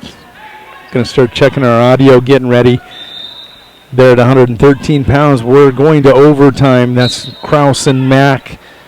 Here, we're going to pull that up, championship mat. We're going to bring all three of them back up. We think we got our cameras set. Kraus in the maroon singlet out of Millbank taking on Mack of Watertown in the purple. Congratulations, Kraus. You're going to wrestle for the consolation championship. You're going to win that one 8-6. Mack will wrestle for 5th and 6th. All the way down on the lower left-hand corner, that's Chauncey Goethals of Aberdeen Central. The Golden Eagle is a 24-15 junior taking on Jacob Wood, a 22-19 8th grader. Had himself quite a day. He's won so many one-point matches right at the end of the regulation. Incredible job there by Wood today. I'm glad to see that he's placing here for the Scoops. Goethals leads that one 5-2, make that 7-2. 125 to go and ticking in the third period. Shoneman on to the finals. You got your finals that you wanted, folks. It's going to be Steebrel versus Shoneman. Both undefeated. Somebody's going to have a loss after this one tonight. You got to stay to the very end. A wrestling tournament where everybody's going to watch until the very end, the heavyweight wrestling championship match. It's going to be awesome.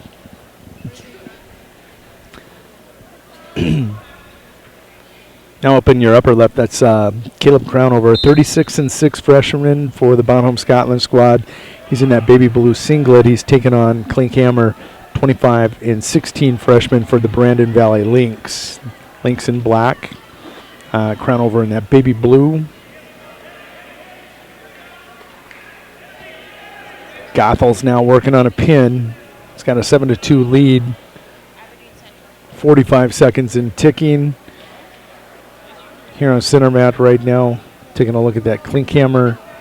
Oh no, that's Dylan Pauly in the maroon singlet. It's 14-12 junior from Millbank Bulldogs taking on Dawson Kremlicek, 27-13 junior for the Lynx in the black singlet with a black face guard.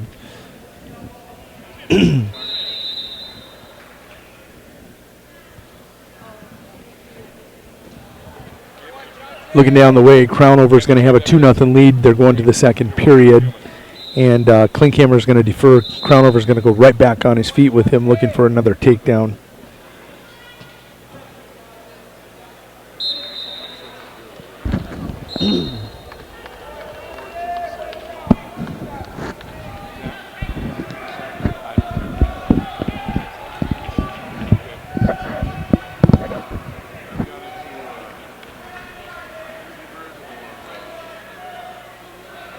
Gothel's huge lead in victory, going to win that one 10-2 over Jacob Wood. Jacob Wood will wrestle for 5th and 6th. Congratulations to him. Congratulations to Gothels. You move on to the 106-pound Consolation Championship. Now down on that end, that's Cody Vornhagen of Yankton at 30-18 junior, taking on Peyton Braun, 14-10 sophomore out of Brandon Valley.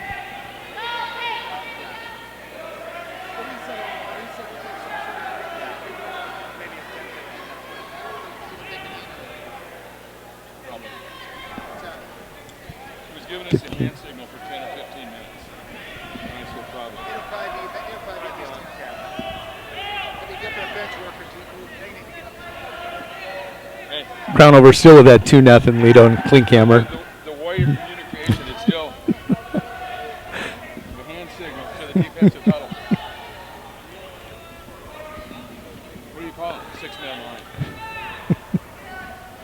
line. Coach Peters just hilarious today, entertaining us all day long.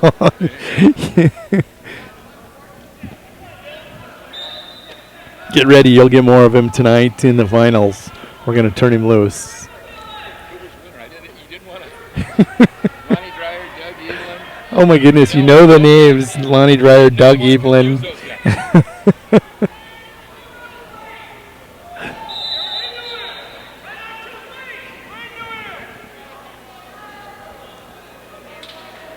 Only one score in any of these three matches. That's up in the upper left-hand corner. Crownover leads 4-0. Make that, yeah, it's 4-0. They're going to go to the third. Klinkhammer wants to go on his feet with him. Crownover quickly in on a double. So deep he's going to come through the back end. He's looking to split. He split the back end and slowly working his way around. Klinkhammer's got that bottom ankle hooked up. Methodical as Crownover as he's working for the takedown. He's got it secured. 6-0 lead now. 1:30 to go.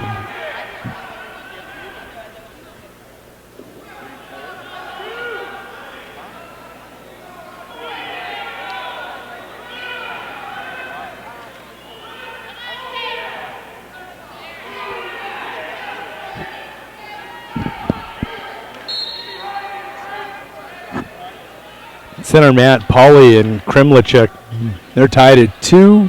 We go to the third period. Kremlicek not happy there, kicking around. Crownover leading 6-0, and finally a score down on that lower left-hand corner. Vornhagen, 30-18 junior out of Yankton, leads Braun by a score of 2-1.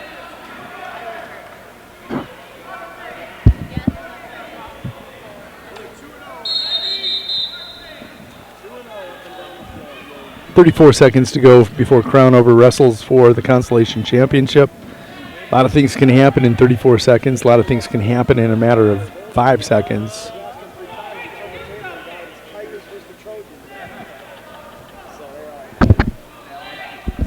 Center Matt Pauly there of Millbank. He's in the maroon on the right, circling back left. 3-2 lead. He's got that head on the arm. He's definitely professional stalling, it looked like, until he went for that ankle pick. Going to pick himself up a takedown. Now has a 5-2 lead with 105 to go. They're probably going to be the guy because, you know, if they're 5 ahead of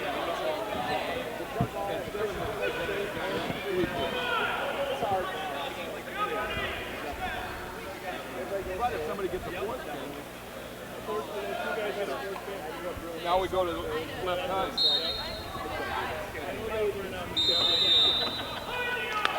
Thank you so much. Here's where we're at as far as who's got how many pins and how much time. Vornhagen with another 2 points. He's going to get a reversal, lead 6-1. Looking at back points also now with a big 9-1 lead. Going to break that one open in the third period. 1:15 to go. Vornhagen leading 9-1 over Brandon Valley. Going to switch off. Crownover going to win. He will wrestle for the 106-pound Constellation Championship. Klinkhammer will wrestle for 5th and 6th. Crownover 7-0 victory over Klinkhammer. Now onto the mat, upper left is going to be Bashir Abd Al-Karim, 1425 junior. He's from the Yankton Bucks in the red, taking on Michael Peltier of the Aberdeen Central Golden Eagles. And if you can believe this, he's in a gold singlet, 14-12 sophomore for the Golden Eagles. Center mat, still good match. Pauly of Millbank with that lead. That takedown so huge, 5-2. That takedown came with about a minute ago. 8 seconds, 7 seconds. Pauly going to defeat Kremlicek. Pauly going to go to 15-12 on the season. Kremlicek will fall to 27-14 for Brandon Valley. Pauly for the Constellation Championship. Kremlicek wrestling for 5th and 6th. Vornhagen now with a bigger lead, 11-1. Looking at the clock, there's still about 20 seconds to go, but that one's over. Center mat now, Cameron Biggins going to step onto the mat. He's going to be taking on Brady Bollinger of Watertown. Bollinger going to be in the solid purple with the white stripe down the side. Biggins in that purple with white stripes down the side, but also the white shoulder straps. Bollinger a 20-12 sophomore. Biggins an 18-13 junior. Looking down the way, Peltier with that 2-0 lead.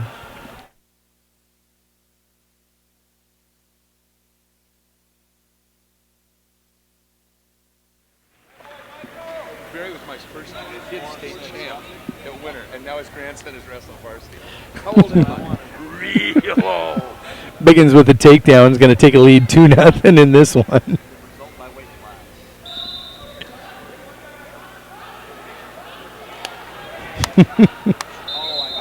Such an awesome feature. That's going to be hilarious. All the way down on the far end, that would be your lower left screen. That's Trent Francombe, 24-11 sophomore for the Huron Tigers. He's in that orange singlet taking on Jeremiah Palmer. Sturgis in the black singlet. Palmer, 16-24 sophomore for the Scoopers. Biggins with that 2-1 lead. He gave the escape to Bollinger. 3-2. We're going to go to the second period. 2-1. Biggins leads Bollinger. Oh, my gracious. Winner with 1 in the finals is Alton. Or 2, excuse me. No, it was 1. Losing my mind, Coach. Okay. If you find it. The nice thing is, it doesn't really affect your life a whole lot, I've noticed. I lost mine early and never looked back. You and I must have had that same water line in winter, because I. I think that's exactly what it was.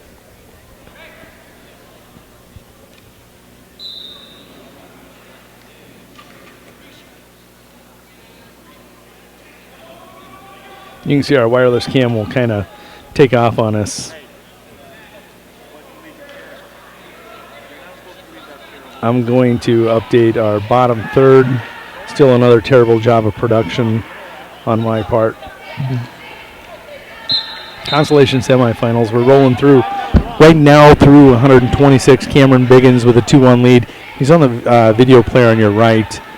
He's on top, trying to get heavy with the hips. Bollinger keep coming. Bollinger going to secure the takedown.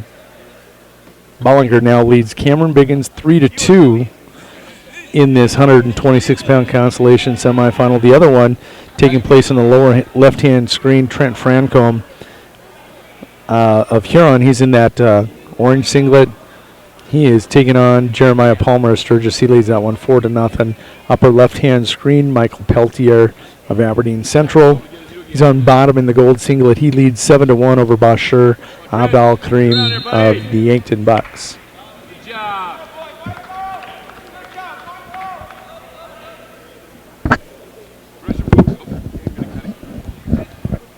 Nice, I like that. Very nice. Suck that under.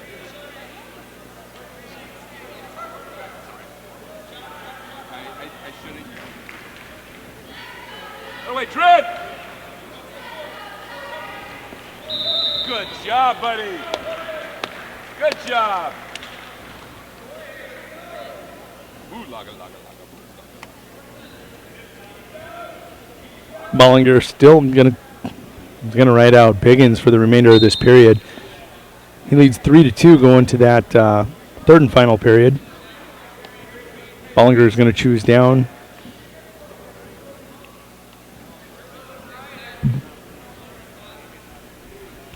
Now on the far end, in that lower left-hand screen, we're going to have a 138-pound consolation semifinal coming up. Taking a look, Peltier still leading his match by a score of 9-3. Biggins trailing 3-2 on your right-hand video player. And it looks like Trevor Larson, Aberdeen Central's 138-pounder. He's a 25-9 senior. He's taking on Jess Carber, Clark Willow Lake, 18-6 sophomore for the Cyclones.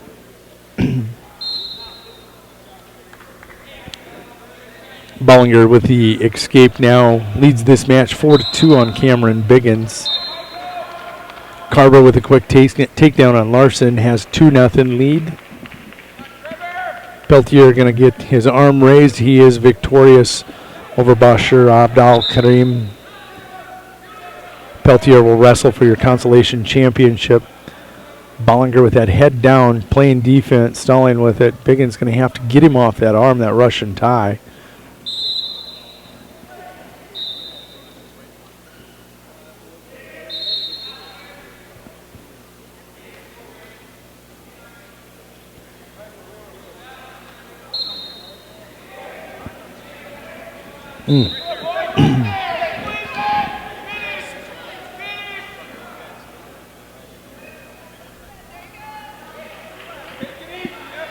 Oh, Bollinger with such a deep shot. Comes around the corner. Now he's attacking the hips.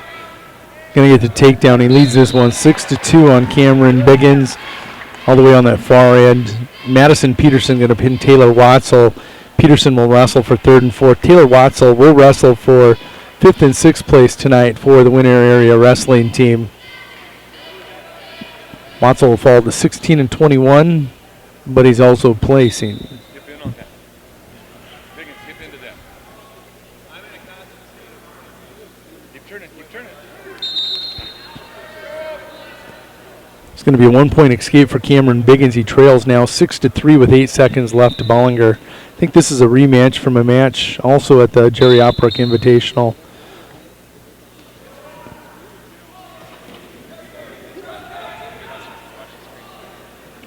Oh, what a beautiful scramble. Cameron Biggins went for it. Left it all on the mat. He's going to lose this one by a score of 6-3, but not without an effort. Got to applaud that performance. Not quitting. Bollinger on to your third and fourth place match at 126. Biggins will wrestle for fifth and sixth. All the way up in that upper left-hand corner, that's Jesse Skidmore of Sturgis. He's in the black singlet with the red S on the right hip, left hip. And then Connor Robotham of Brandon Valley is going to be in the black singlet with the link on the left hip. Skidmore, 33-14 senior, taking on Roboth on a 19-7 junior. Lower left-hand corner right now, that's Carver, leading still 2-0 over Trevor Larson. Looking at the clock, there's 49 seconds to go, second period. Just Carver with a nice performance so far against Larson.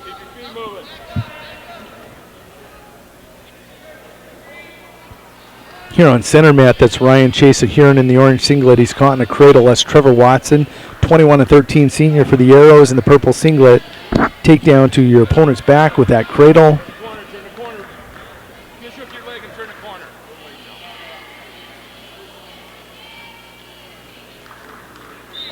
2-0. Make that 5-0. Oh no, only a 2-point near fall. Slow count. Sorry.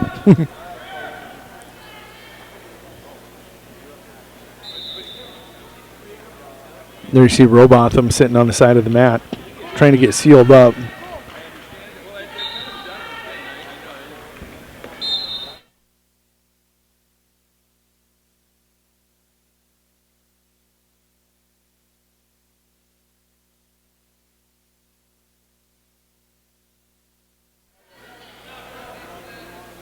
The winner going to play 7 here at the Huron Invitational tonight.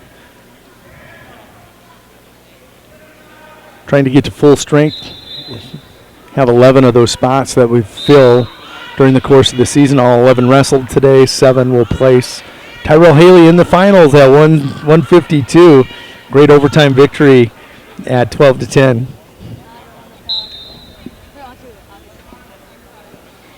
I'm not going to say anything. We got somebody that wants to go on the mic but doesn't want to go on the mic. We've got winner area 106-pounder Wyatt Turnquist with me. How you doing, Wyatt? Can't hear?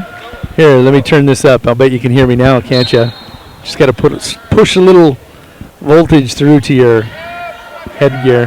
How you doing, kid? Good. Tough tournament? Yeah. How many rated wrestlers in your bracket here today? 9. 9? Yeah.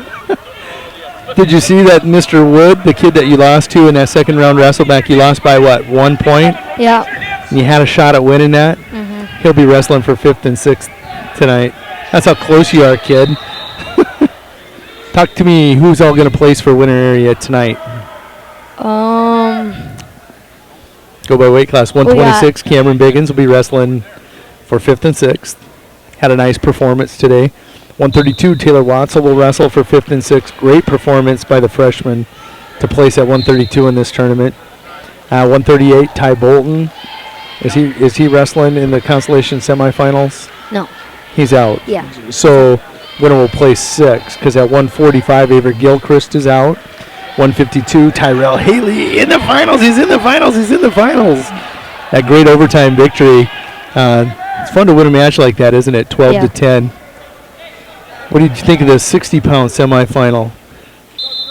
Dirty. I think it was a physical match. Never dirty. I don't think Bradley had any bad intentions there. Caleb going to win his wrestleback semifinal? Yeah. He's got Wardell of Sturgis. Yes. That's a tough match, though. That's a matchup that he's got to be careful of. He wants to get to Mitzel, but Wardell, a very dangerous wrestler, long, lanky like Caleb. He's not going to be able to do some of the things that he likes to do normally.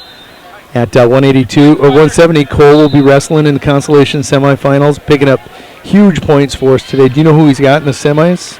Consolation? Wickers from Watertown. Wickers from Watertown. Did he see him at Jerry Oprick? No. How about at Lee Wolf? No, he hasn't wrestled him yet this year. Okay, so good. We're going to get a first look here. 182, we lost Jaden Schroeder. 195, Sharkey that close to being in the finals. Loses to Jake Flockus. We'll have to see who his wrestleback match is against. Let me catch up everybody real quick on these matches. Up in the upper left-hand corner, that's Jesse Mickrut trailing Wyatt Winter 2-0.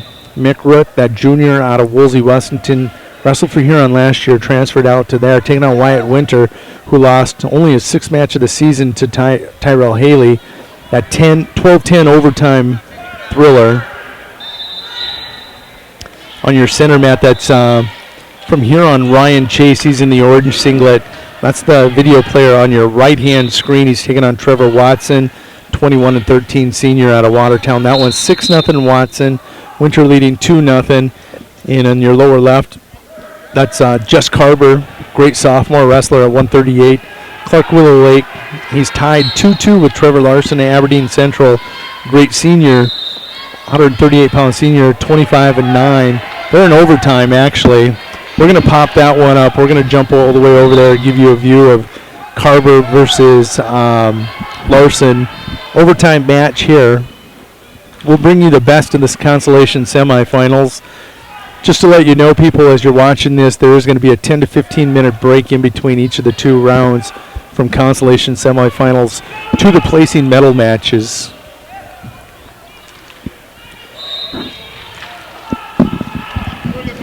As time expires, Larson will trip Carver to his butt. We're going to go to double overtime. Not double, I'm going to check that second period of overtime. Guaranteed to wrestle this one and another one. There'll be 30-second periods unless one or the other pins each other. And if we're still scoreless after that, we'll go to a double overtime. Whoever scored first, in this case it was Carver, he'll have choice if he wants to ride out Larson for 30 seconds or go underneath if he feels he can escape. Right now, the way they're wrestling, I'd choose top and ride, wouldn't you? Yes, definitely. Well, we got Caleb Brozick wrestling all the way across the other end. I guess we're going to break from this match. We're going to go to Brozick Wardell. They're 20 seconds into that first period.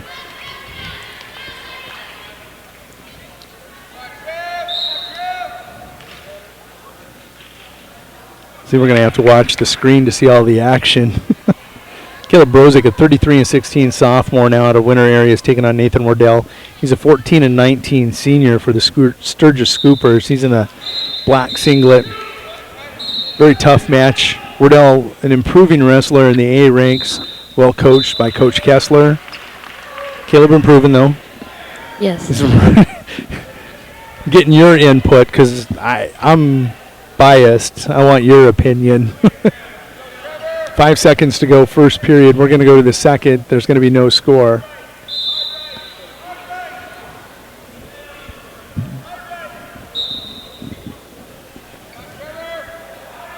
Senior versus a sophomore. Oh, there's a 1-point escape for Larson in that lower left-hand corner. He's now shooting to defend with 20 seconds left. Wardell's going to have to take him down. Not Wardell, but Carver.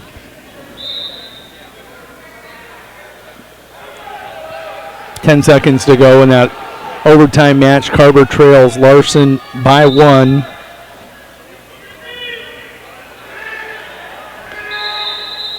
Carver's got that leg up. Can he finish? He's going to have, somebody said swing it. He's not going to get it done. Tries to get it, 1 second left. Carver going to lose.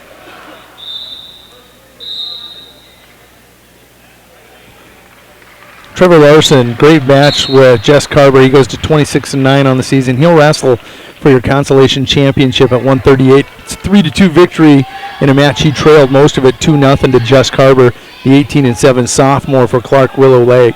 Brozick in trouble right now. He's got that leg right in on Wardell. It's way too high. Wardell going to try coming out the back end, getting 2. He's going to get the 2.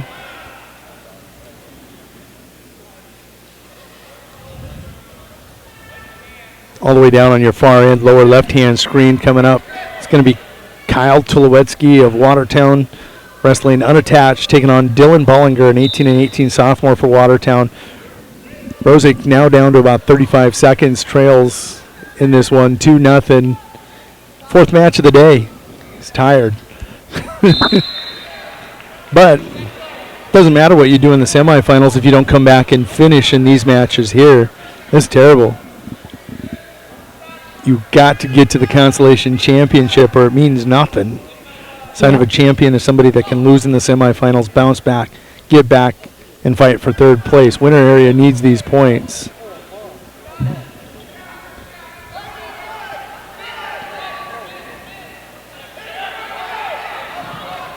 Center mat right now, that's Tanner Vilhauer of Mitchell. He is on top riding Connor Smith of Brandon Valley.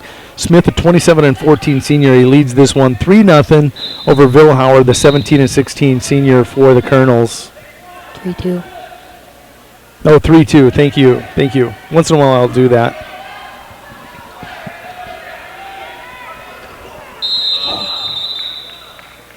Smith going to be powered into the mat by Vilhauer. They'll break it up. Wardell just pushing Brozik all around the mat. 5 seconds to go. Wardell has absolutely controlled everything about this match.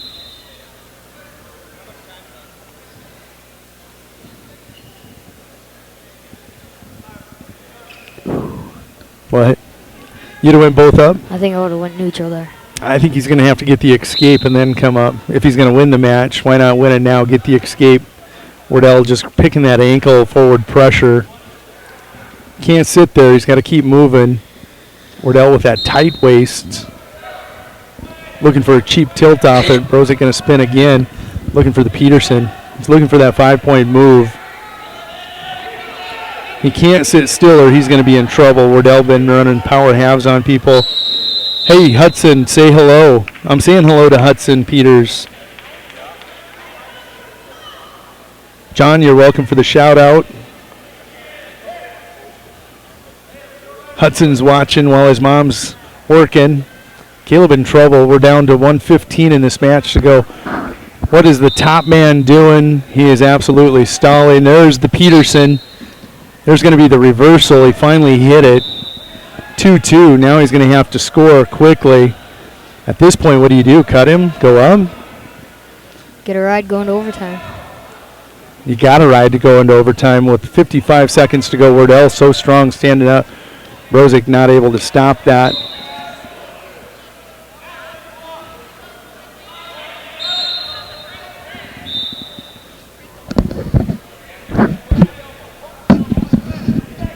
Thank you guys for being here because I was about to scream.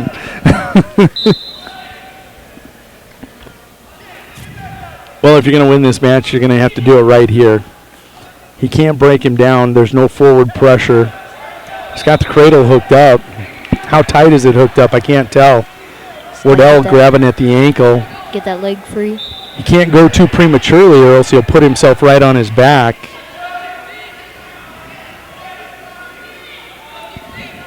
Clock ticking down, 15 seconds to go. Wardell peeling at the hands. This is going to be scary close. Wardell now with the Peterson. 5 seconds, 3 seconds, 2 seconds, 1 second. Time. Ooh. They give the escape. Oh my God. Get out.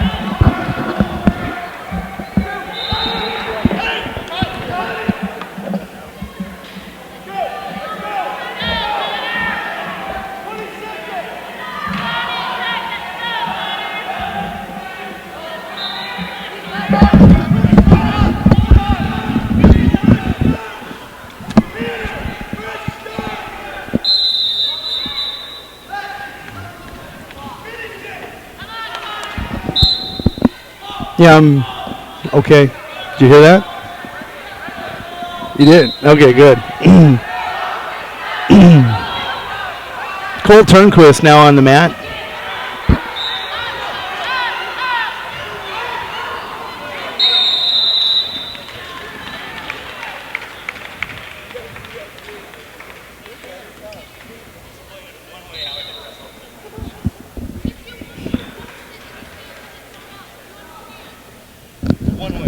He stalled the entire match is what I was saying. You were saying wrestle an entire match.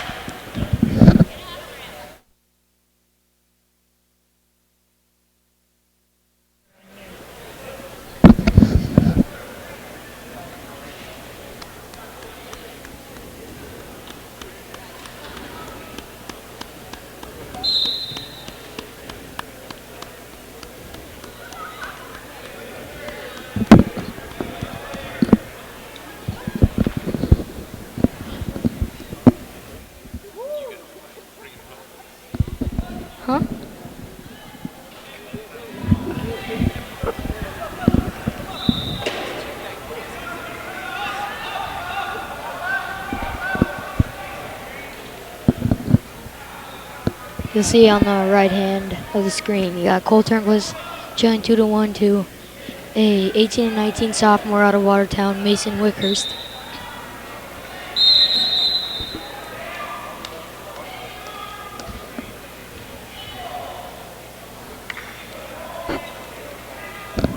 Mitzel leading in this match on your upper left-hand screen, 5-0 over Blue-Dorn.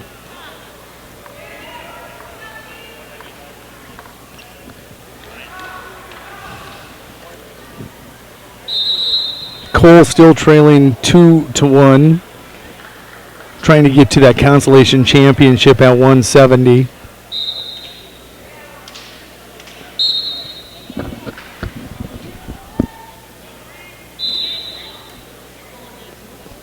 Cole, a 14 and 23 in junior for the Winter Area Wrestling team.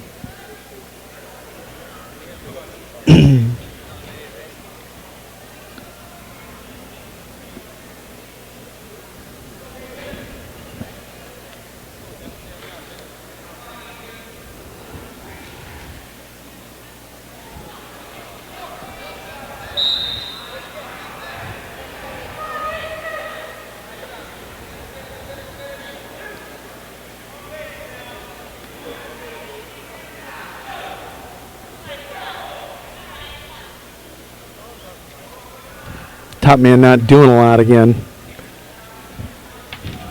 Over in Cole's match.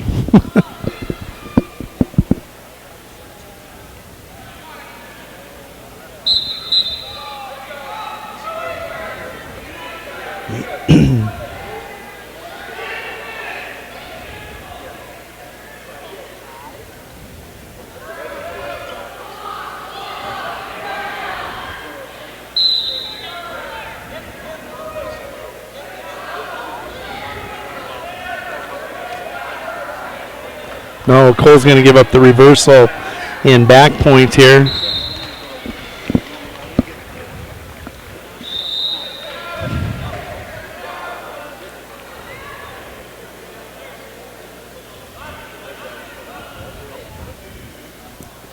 Cole will wrestle for 5th and 6th tonight. Mason Wickhurst will wrestle for 3rd and 4th place at 170 pounds.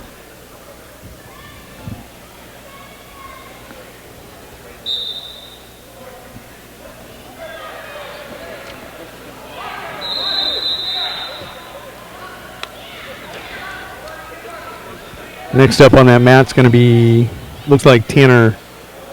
Nope, that's going to be Crown over. He'll advance to the 170-pound consolation finals. Cole looks like will Logan Ritchie with that hurt left shoulder defaults out of this match. Will probably default out of the next match versus Cole. Cole will finish in 5th place. Mitzel now leading Blundorn by a score of 10-0.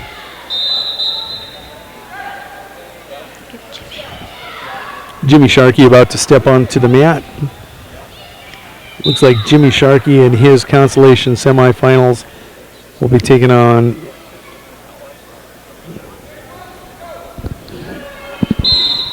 Folkers of Brandon Valley in the black singlet.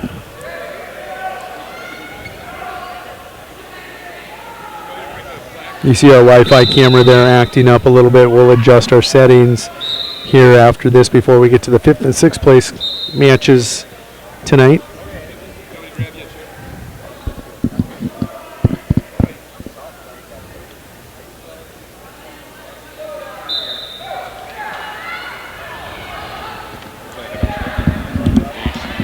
You're a wonderful young man. Thank you, partner. Sharkey with first takedown. Going to lead this one by a score of 2-0. That comes with 20 seconds to go in the first period.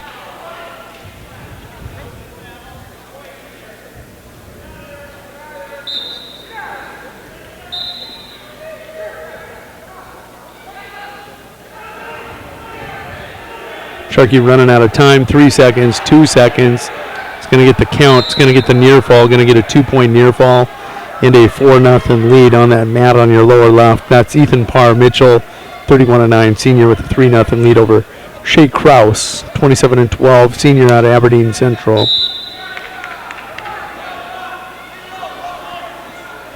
30 seconds to go on your mat, top left. Blue Dorn, the 16 and 14 senior, taking on Dylan Mitzel, 29 and 13 senior.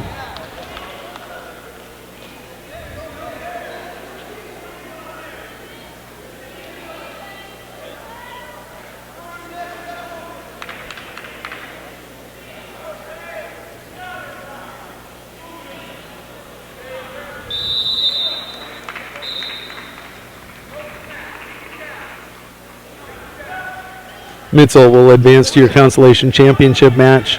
He'll win by a score of 10 to 2.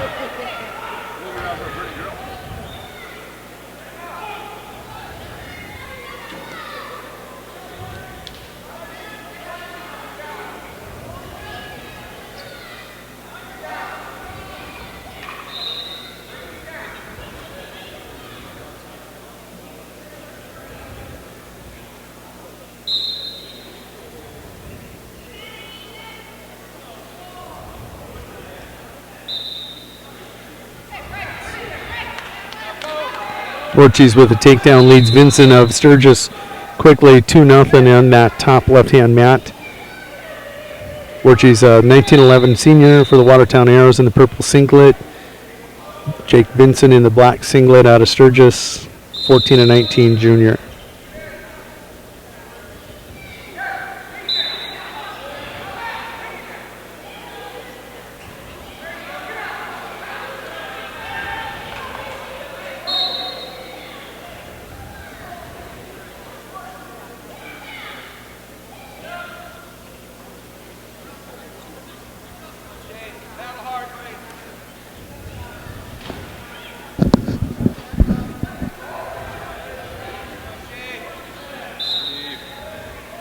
Sharkey leads his match by a score of 8 to 3.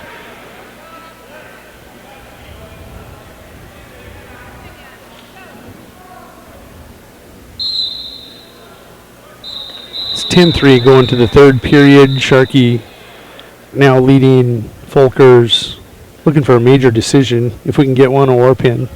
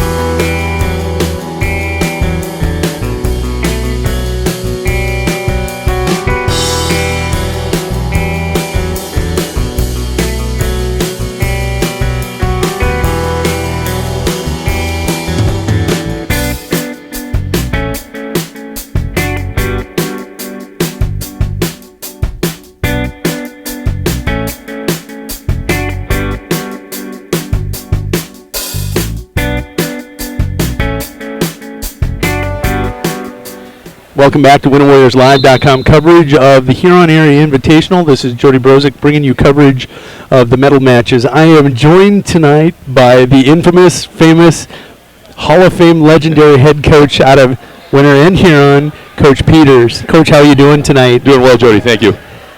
Well, you're going to know a lot of these wrestlers, ESD wrestlers, a lot of, in this tournament we've got, 4 B teams, Sure. most of them A squads. You've had several looks at a lot of these kids. Feel free, we're going to talk about the championship matches. Okay. But we'll go ahead and touch on some of the other matches that are taking place too. I'm going to pull up our dashboard here. Tim Lawrence is a senior out of Watertown. He's a 28-8 senior, wrestling Hunter Burnett, a 39-5 freshman out of Millbank. The freshman is in the gold singlet. Lawrence will be in the purple singlet with the gold waistband. That is your championship match. Your consolation championship is Caleb Crownover. He's wrestling in the red singlet, taking on Chauncey Goethals, a 25-15 junior out of Aberdeen Central. In the 5th and 6th place matches, Jacob Wood, a 22-20, 8th graders out of Sturgis, taking on Creighton Klinkhammer. Also a 25-17 freshman. And he is out of Brandon Valley. Yep. Sorry about that, a momentary lapse. Championship match now 2-1. How many times have you got a chance to take a look at Lawrence this year? Just a couple of times this year. He's a very hard-nosed kid. He's got great lower body attacks. He good single, good double, good high C. Just a very solid kid. Haven't gotten a chance to see Burnett as much. But, you know, the Millbank kids are always very, very solid. Hard-nosed kids, Yes. always. Lawrence, being a senior, taking on a freshman, there's such a strength difference between the strength of a freshman. They may be the same size, but Lawrence, Yeah. as a senior, you can just see his development compared to Burnett's. Yeah, Could you be look significant. at the difference in the shoulder dimples and the tricep dimples, and it's it's pretty significant. And you know, also the difference in how many times you've been in different situations where you don't have, you know, as a senior you don't have to think. The stimulus response bonds are already in place, and so you feel something and then you just react. Whereas a freshman, no matter how good a freshman, there's sometimes a thought process in a position, and that'll, you know, that hesitation can be fatal.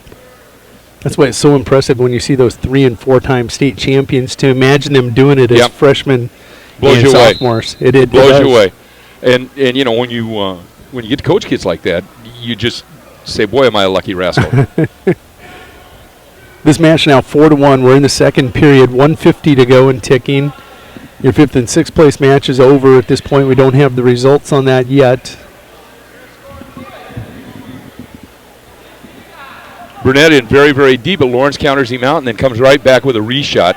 And that's kind of what I was talking about as far as the experience where you're a freshman, you get in on a deep shot, you don't score off of it, and there's a tendency sometimes to take a second to just, oh, geez. How did I miss that? How did I miss that? And as a senior, you know, he's hitting that reshot and converting it for 2, and then going immediately into a tilt combination, pinning combination with a chicken wing. So he's just a very, very solid wrestler. Lawrence on the year, 28-8. I'd like to see who the 8 people were that beat him. And I know in the ESD you guys are so familiar with seeing each other time and time again that those happen, those losses. You know, and Watertown is, like here, it tends to go and try and find the best competition. You know, wrestle people from out of state, go to different tournaments and see different people. So I guess one of the things that you think a lot of times is every match is a learning experience, and so having 5, 6, 7, 8 losses going into the state tournament's not all that big a deal as long as you're learning from them. Right. Every single opportunity to get back onto the mat is an opportunity to improve on your last performance. Sure. And these kids, they're constantly striving to get better and better, even off a loss. You bet. So important. Yeah, well, I think, you know, I you know, as a guy who as a wrestler lived in the wrestlebacks, pretty much, you know, you get that idea that a lot of times that you learn more from a loss than a win, because if you win, even if you make mistakes, you think, well, I got I finished it out and I won it, and I'm they good enough. raised my hand. This is good enough. And if you lose, it just sits on and burns in your guts. And so a lot of times you can tell a lot about a kid by how they respond from a loss or how they come through wrestlebacks and stuff like that. And I think all of that's what counts at the end of February when we're wrestling for state places. State places. Yep. 1:42 to go. We're in the third period now. Lawrence leading 6-1 on Burnett. This match is really controlled start to finish. Burnett's had a few nice attacks. Yeah. But as you said, the senior just responds so nicely. Yeah. It's one of those things where you're very seldom. You see seniors at a lower weight class, and you touched on it early. You've got an 18-year-old young man out there at a weight class where a lot of times you got freshman and sophomore kids who are really, really tough, but they don't have that man strength. And beyond that, he's really a good technician. I mean, he's not terribly flashy. Now watch him throw a huge launch or something here. When I said that, but Embarrass us both. Yeah, but he's so there, right there. He's so solid, and never panics. Doing the penetration, he knows exactly where he's at. He's working to his opponent's hips, and at the very worst, he may give up two, but he may be able to come out of this with a stalemate or even get the takedown himself. Yeah, he still had that ankle wrapped underneath, Yeah. and Burnett thought he had the takedown. Yeah. Not realizing how close he was to giving up a deuce. Exactly. Well, and I think a lot of times that's a difference between college and high school wrestling, too. In high school, you pretty much got to nail the deal. In college, points come so few and far between that if you look like you've got control, you may get the takedown. And in high school, they want to see you finish the deal. They want to make sure you got control. That's so important. We've seen a couple matches tonight. Points right at the final seconds to go to overtime. You do have to wrestle a 6-minute match. Oh yeah, I think so. And one of the nice things about having a cool tournament like this, where you've got pretty deep competition right before regions, is it sends that message home. Coaches say that a lot, but you know that. You don't always listen to what the coaches say. You don't. A lot of times as a coach, what the wrestler hears is Charlie Brown's teacher. Burnett's going to get a takedown. Final score going to be 6-3. Tim Lawrence going to be your champion at 106 pounds here at the Huron Invitational. We're going to keep it right here. We're going to set your next matches. In between these matches, Coach Peter's going to be running over and awarding medals. He doesn't have to do that until after this round. Jacob Wood trailing right now, Creighton Klinkhammer. We're going to pull up. That is a 5th place match. 3rd place match is concluded. Didn't see the winner on. Let's see, we've got Klinkhammer's 3-2 over Wood, it says, for 5th place, but we still got wrestling going.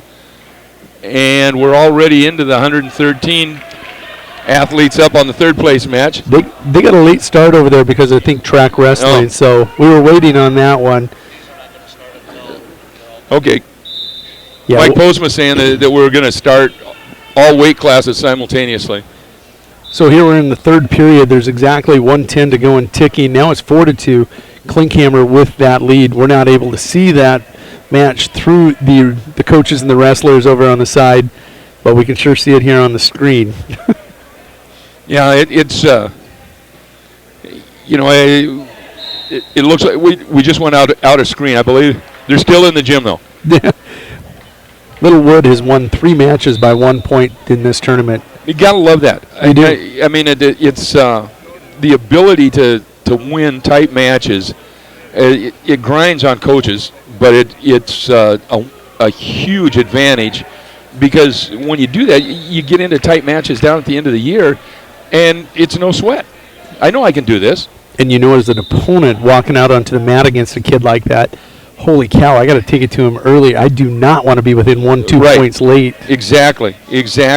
One of the things that I think's really, really happened a lot over the years that I've been around wrestling is that kids have gotten much, much better at putting together mat plans for themselves. Coaches have always tried to do that, but I think kids are getting better now at having a match plan that is germane to who you've got in a specific match. And, of course, in a tournament like this where we've got a lot of kids who have seen each other already, where we've got a bunch of ESD kids, and we've seen Sturgis out at and the Warriors out at Rapid City and stuff like that. Yep. Here's going to come your finals match. This is your man. You helped me figure out his name earlier. Yeah. Blute 2. Blute 2 is a 22-8 junior. He's going to be in the black singlet with the orange and white bands down his sides, taking on Stas Sotera. That's going to be your championship match. We'll set that over on the right, set it across. Sotera, 27-5 sophomore, taking on 2, a 22-8 junior. Your third place match is Brady Krause, a 28-16 senior. He'll be in Millbank silver or gold singlet, and that's going to be in your lower left. Maybe a default out of that match. Cody Vornhagen, a 31-18 junior out of Yankton. It's supposed to be the match. Nobody taking the mat there. There's going to be a forfeit. I believe the young Yankton man has got the flu or something, and so he defaulted. So in your fifth and sixth place match out of Watertown in the purple singlet with a gold band around the hip, that's Aiden Mack, 18-19 sophomore. The arrow will be taking on Peyton Braun, a 14-11 sophomore out of Brandon Valley in that black singlet that they've donned all day long. 2, very impressive. He fell behind early in his quarterfinal match, comes storming back against the winter area wrestler and hasn't looked back since. He's got a real nice motor. He's long for the weight class. He's got a nice ankle pick. He has a real good penetration. He's not a real bulky kid, but he's got decent upper body strength. But Stara's just, he's so physical for a sophomore. Yeah, he is. He's a beast, and he does such a nice job of dragging from all different situations, and that's not something that you see a lot of. The short drags and the arm drags and the sucker drags and stuff like that. Blute's got nice hips. As you can see, he's fixing to try and do a switch here, but Sotera just reaches out and gets that far wrist and plants him on the face, and he's getting back points out of it. Going to get a 2-point near fall. There was a 4 count there. There's not more coming yet. He's going to have to rehook. 2-1 right now. Sotera leads this championship match. That match on your right. He's already got 2 falls in the tournament, Sotera, in under a minute. So I mean, he's a monster. Yeah, he is. He's score. Yeah, he's got a lot of firepower. Second ranked, I believe, right now in Class B, rightfully so. Yep. Trying to think who the top ranked 13-pounder is in the Bs right now. I have no clue. As I have gotten older and gotten out of being active coaching. Tunnel vision. You know how the Huron kids are doing, and I kind of do. And I've been fighting illness this winter too, so I haven't seen as many matches as I usually do. And well, don't you know where WinterWarriorsLive.com is? We've got matches all over the place. There are many people of my age that know how to find their grandchildren's Facebook page, and that's about it. on the electronic computer. Well, I'm so old that when I was a young man, we had a coal-driven computer. We had to fire that thing up on coal. We didn't have electricity every place. Okay. Well, I think we established earlier today, as soon as we met, that you're really not that old. It's only a figment of your imagination. There you go, young at heart. Old on top of my head and the gray mustache, but young at heart. Very much so, Coach. Sotera's going to start down. Oh, yes, Jordan Sear. Yeah, and he's legit. He is. We saw him at the Lee Wolf Invitational. He walked through the field, and that included 2 in there. I don't think those 2 met. I think Curtis and him met in the semifinals up there, but wasn't even close. Jordan Sear, legit 13-pound, number 1 ranked wrestler. He is. He is a very, very good wrestler. And as you can see here, Sotera's doing a great job with the legs in. And our kids, like the Warriors, are usually pretty decent with the legs and against the legs. There we go. There's our reversal. Okay, I say there's our reversal. Thank you. That's okay. We understand that you're biased. I completely am. I completely am. Sotera tried to re-switch there, nearly had it too with them nice hips. Stepped over. He's got a great gas tank. He really, really does. and he's looking to score points in all positions. Very coachable kid.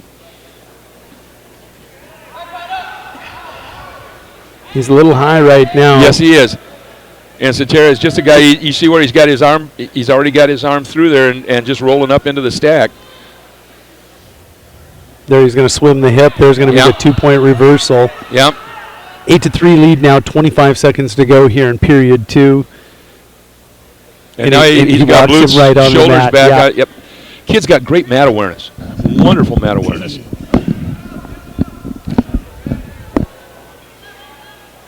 Boy, he's just all over him right now with that Iowa State in that half, too. Yeah, he is.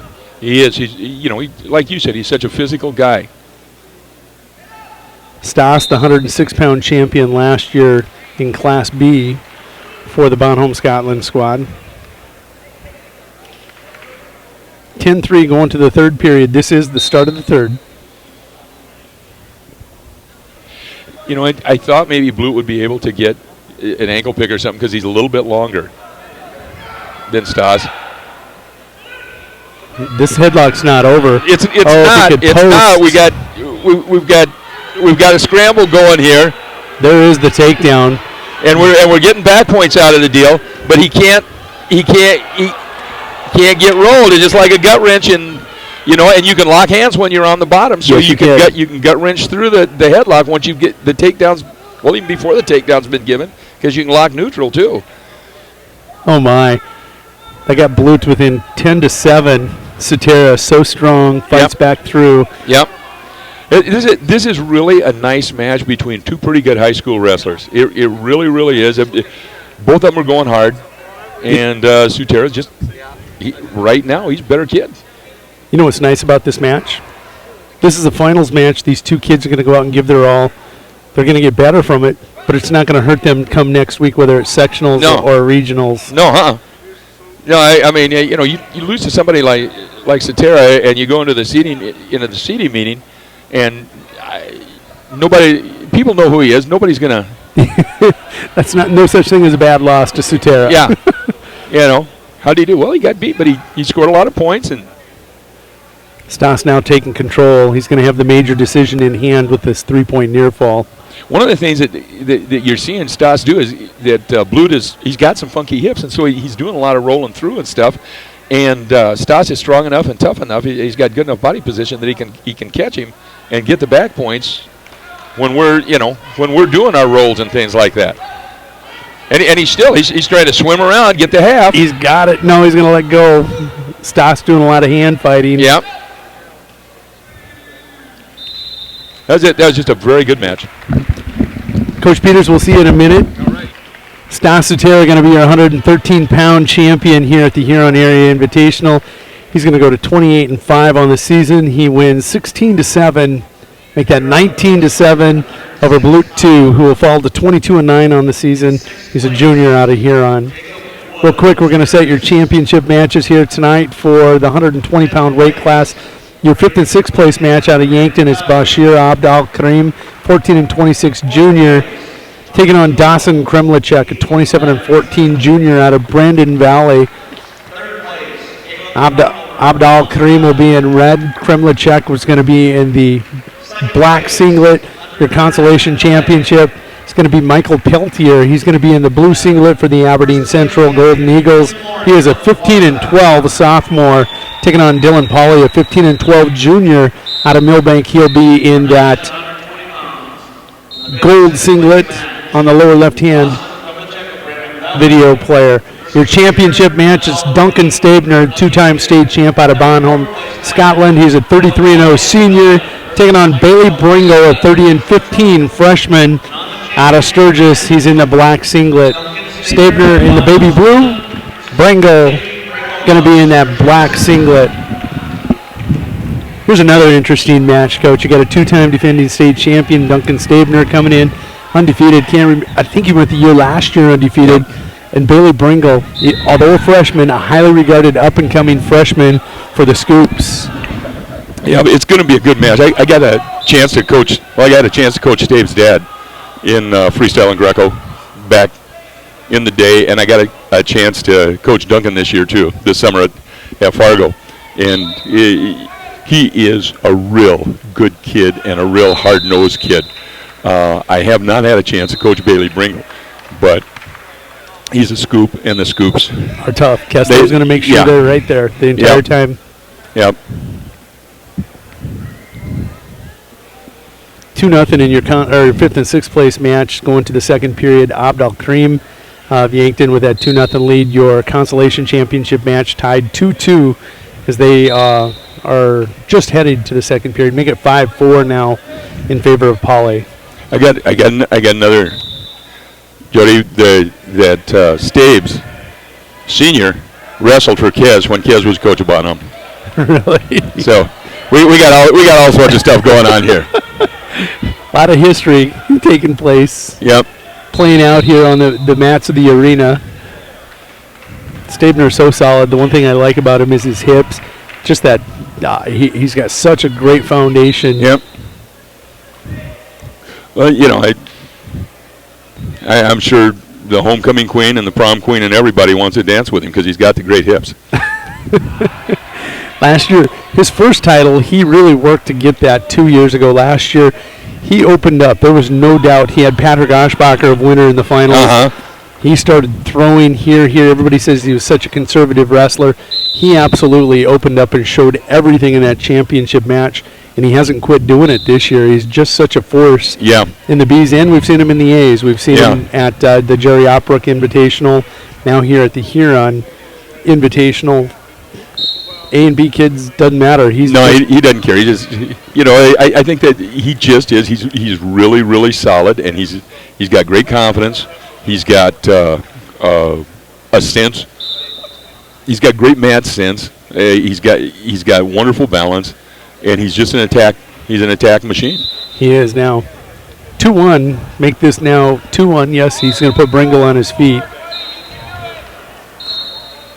His conditioning, he looks like he could wrestle 3 or 4 matches in a row. Yeah, I think that's right. You get up there and wrestle in the freestyle tournament up at Fargo, and there are times when you've got like 20 minutes in between matches and you're wrestling some of the best people in the country, and he was able to go hard all match long. And, I think you hate to say that coaches' kids have an advantage, but one of the things that coaches' kids have seen is they have seen their dad get exasperated when people have run out of gas,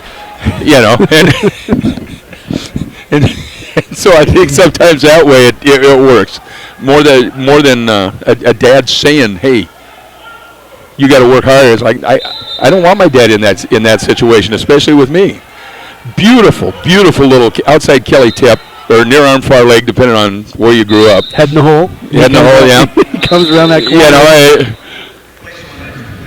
Bringle did everything he could to defend it on the side of the mat, and there was nothing he could do. That's right. There are times when you do everything you can and the other guy scores. And I was talking to one of our young people who lost in a wrestleback match earlier, and I said, I said, are you a Twins fan? He said, yeah. I said, every time Harmon Killebrew hit a home run, it was against a major league pitcher. And the major league pitcher didn't always say, boy, that was a mistake. Sometimes he just said, boy, Harmon really launched that. Sometimes you do everything right and a good person beats you. Yep.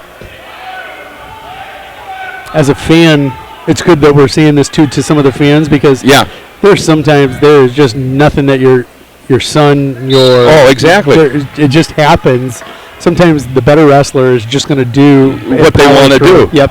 But my son Chad, was a state wrestling champion in high school and 189. Yep.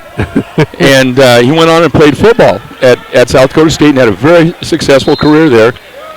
And he and I were talking one time, and he said he was at a tournament, and we wrestled a team from Oregon, the Oregon USA team, and this kid beat him in the finals in a freestyle match. And he asked the kid, he said, "Do you wrestle Gutches? Have you wrestled Gutches, who was about the same age?" And he said, "Yeah." He said, "How'd you do?" He said, "Oh, he kicks my fanny." And Chad said, "Well, if this guy kicked my fanny and Gutches kicked his fanny, I think I'm going to play football when I get to college." So, you just – and I think Staves is one of those kids. He's going to do good stuff. He's going to be real solid, and you may score on him, but it's not going to affect how he goes about his business. This is a great shot here. Yeah, By Bringle, he He's gets coming in around the deep. corner. He gets the corner turned. He's got control of the knee and the ankle. Everything that you teach to finish this, and he's trying to gain altitude. And here we are. Stabner keeps that head on the hand, keeps that head planted on the mat. Gets a front headlock, goes around, spins behind, gets his 2. 8-2, your score. You know, and the thing you want to do, I think, you know, as a dad, as a coach, as whatever, you say to your kid, you did your best. My old coach had a bunch of these country sayings, my high school coach. Okay. And he said one time, he said, you know, as long as all your bullet holes are in the front, I'm proud of you. and I have used that a lot at Winter and in Huron, you know, where you go, you get kids and you, Coach, what? I did everything. I know. And I'm proud of you. You were behind when time ran out. That's all. You know, there's not much you could do about it, so that's all right. Looking at that 5th and 6th place match, Abdal Kareem's going to win that 8-3 over Kremlicek. We're going to just pop her out and focus here on the championship match at 120. We're going to do a better job of letting people know where we're at in the weight classes. We're just going to add a little text to this so they Jody, know. I am highly impressed with your ability to do things technologically. And multitask. You're a dandy. Not only am I doing all this, I'm also trying to coach my kid from over Yeah, I understand. I understand. And other kids, too. I'm trying to be the fan, the coach, and do all this for all the people out there. I understand, and you're doing a heck of a job. Well, we hope people enjoy, and it's most importantly, it's for the wrestling community. You bet. You know, if you think back into when I was graduating, your kids were graduating, you got newspaper clippings. You really didn't know who you were going to get at the state tournament. There's nothing hidden now. Everybody has a familiarity with these wrestlers, and there becomes that bond with these kids. You know, I agree. We're going to let you run, take care of this. The awards. We're going to be wrapping up here. Duncan Stabner going to be your 120-pound champion here at the Huron Invitational. He wins 8-2, going 34-0 in the season. Bringle will drop to 30-16 for the Sturgis Scoopers. Nothing to be ashamed of. Great championship match. At 126, we're going to set your pairings for the 5th and 6th place match. From the winter area, it's Cameron Biggins, an 18-14 junior, taking on Jeremiah Palmer of Sturgis area. He's a 16-25 senior for the Scoopers. Your 3rd and 4th place match, Bailey Bollinger, 21-12 sophomore out of Watertown, the Arrows. He'll be taking on Trent Francombe, a 25-11 sophomore for the Huron Tigers. Your championship match, Yankton's one finalist here, Spencer Huber, 40-3 junior, about to take on Josh Moore, 32-9 junior for the Aberdeen Eagles. We'll get these things started, Coach. I heard that, Donovan. I read that. Third and fourth place match, Trent Franklin of Huron versus Brady Bollinger of Watertown. And in the championship match, Spencer Huber of Yankton versus Josh Moore of Coach Kessler back with us. We know we got a Huron wrestler down there in the 3rd and 4th place match. That's Francombe. Yeah, his dad was a state place winner for the Tigers in, I want to say, 87 or 88, Sherman Ghost. And so he is kind of like a grand wrestler. Nice. For me. For you. For me, yeah. And his older brother, of course, was a state champ for us, and his older brother's on a Mormon mission down in Brazil right now. Nice. Reagan Frankham. So they are they have done many good things for the Huron Tigers. You don't have to run in between here and there. We'll wait for you, I promise. Okay. Championship match real quick. Spencer Huber, I haven't seen him yet this year, except for in the semifinal against Biggins in that semi. He looks, again, kind of like that physical ESD beast that you typically see in the finals, taking on Josh Moore, 32-9 junior out of Aberdeen Central. We had him in the finals of the Lee Wolf Invitational, too, I believe. Yep. Both real hard-nosed kids, both technically very solid. I think what you're going to see is Moore is going to try and control Ty and work off of that more, and Huber is going to try and do more touch-and-go penetrations, stuff like this. So the longer, it seems to me, the more can stay in an upper body tie like this and keep Huber up. There we go. And just like yeah, that near arm, single. far leg, and Yep.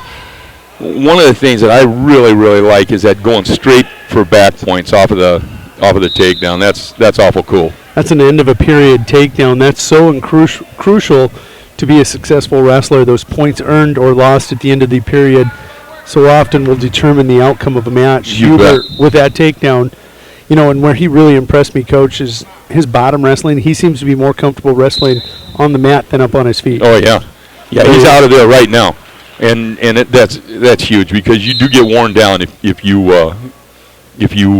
stay on the bottom for very long. One of the things that I heard when I was a young man from one of my coaches was you never want to get out wrestled on the edge. You never want to get out wrestled at the end of the period. I mean, there were other things that I heard, but the idea being that you give up points where you need not, and you score points where the other guy wasn't expecting it to happen. Now you're not only affecting the scoreboard, you're affecting their heart and their mindset, and that's so important. We talked about the physical stature of a senior versus a freshman or a sophomore. You alluded to it kind of as we went on there, but the mental strength of a senior Sure. or a junior. Those points on the edge of the matches are often won by the older kids over the younger You kids bet. quite frequently. Well, you know, there is a tendency in practice when you get near the wall or whatever you've got at the edge of your wrestling room to kind of, okay, we don't want to go into the wall and we don't want to get hurt and stuff like that. And I think it carries over into matches. Okay, we're going to go out of bounds here, and man, if you can train your kids to not say that, but to say this is a chance for me to score right now, it's huge. It's just huge. 5-0 your championship score. Huber's going to get another takedown. He's going to let Moore face him. It's 5-1. Yankton looking for their only possible championship here at the 2015 Huron Invitational. It's going to come at this 126-pound weight class. Francombe in his match leading that 6-1 over Brady Bollinger, and Biggins leading 5-0 in the 5th and 6th place match. So we got a tiger and a warrior in a head, right? Yep, we do. That's not a bad thing. I don't even try to be You don't not have biased. to. No. You don't have to. No, I earned my biases. How many years of coaching? Oh my. Well, I started in 1971 with the Warriors, and actually I was going to say I got out last year, but this year I got called back in. We had a couple of things with health with some of the older coaches, and I wound up finishing up the 7th grade football season this year as a coach. So from 1971 through 2014. You're looking at 29, 43 years of coaching. There you go. And you're still a young man. Still a young man. Well, you know, I think probably young at heart at least. Without a doubt. Without a doubt, Coach. Biggins now with that 8-0 lead in the 5th and 6th place match, 45 seconds to go. Well, you know, we were talking age, and I asked you which Biggins he belonged to, and this is the one whose granddad was my first youth champ at Winter, so that's how old I really am.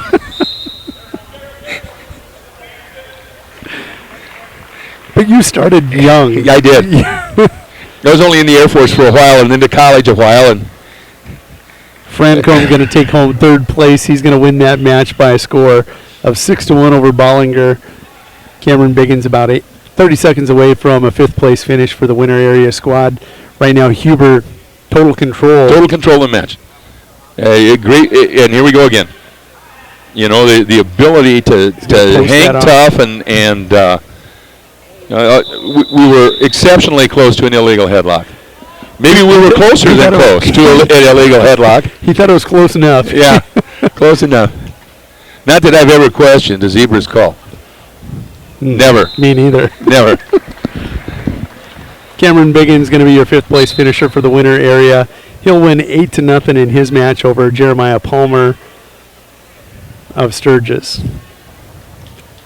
solo action right now on Moore and Huber. It's 7-3, 102 to go in this championship match. And Huber is what? See, this is kind of what you were talking about, Jody. He's not going into cruise control. He's still wrestling hard. He's making sure he's in good position. He's not gonna let Moore get in a position where we've all seen it, where the kid's ahead, it's late in the match, and all of a sudden it's like that calls for a stall warning. Well, he's not going to do that. He's going to take shots. He has enough confidence in being able to keep good position, even if he gets blocked out, that the worst that comes out of it is a stalemate. And it's great mat generalship. Even if he does give up the takedown, he's still 7-5. Yeah. And he's not been able to cover you while you're on bottom the entire match. Right. He's going to come through the back. If he can get his hips up around and pop his head, he can get two here, but I think he's probably just happy to hang in. I'm going to go to the award stand right now. We'll see in a moment. All Coach. right. Huber wrapping up his 126-pound title match here against Josh Moore. Moore, desperation comes and attacks the head. He'll fall to 32-10 on the season. Huber is going to go to 41-3. The Yankton Buck going to be the champion here at 126 at the 2015 Huron Invitational. We're going to jump ahead. We're going to take a look at the 132-pound matches. We're going to set that bottom third for you so you know where we're at here in these placing matches.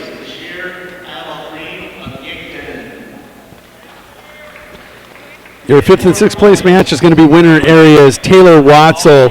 He's a 16-21 freshman, going to be taking on Huron's Lucas Chase, a junior who's 13-22. Watzel will be in the gold singlet. Chase will be in the black singlet. Aberdeen Central's Madison Peterson, a 20-19 senior. The Golden Eagle will be taking on Trevor Watson of Watertown for the Consolation Championship. Watson coming in with a record of 22-13 for the Arrows. He'll be in the purple singlet, and Peterson will be in the gold singlet. And in your championship match, this is Alex Saba. He's a 34-6 junior, former state champion for Bonholm, Scotland. He's taking on Mitchell's Briggs Havlick, 14-11 freshman for the Colonels. He is making a late season run here in the ESD, is Mr. Havlick. We've set your finals matches, Coach. We're going to take a look up and down the mat. We've got a championship match with the former state champion in Alex Saba in Class B. He was 113-pound champ for the Cavaliers 2 years ago, 2 years removed.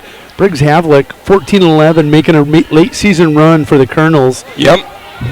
Nice. He's going to just come right over the top. So physical. Going to trap Saba. He's going to have a 5-point lead.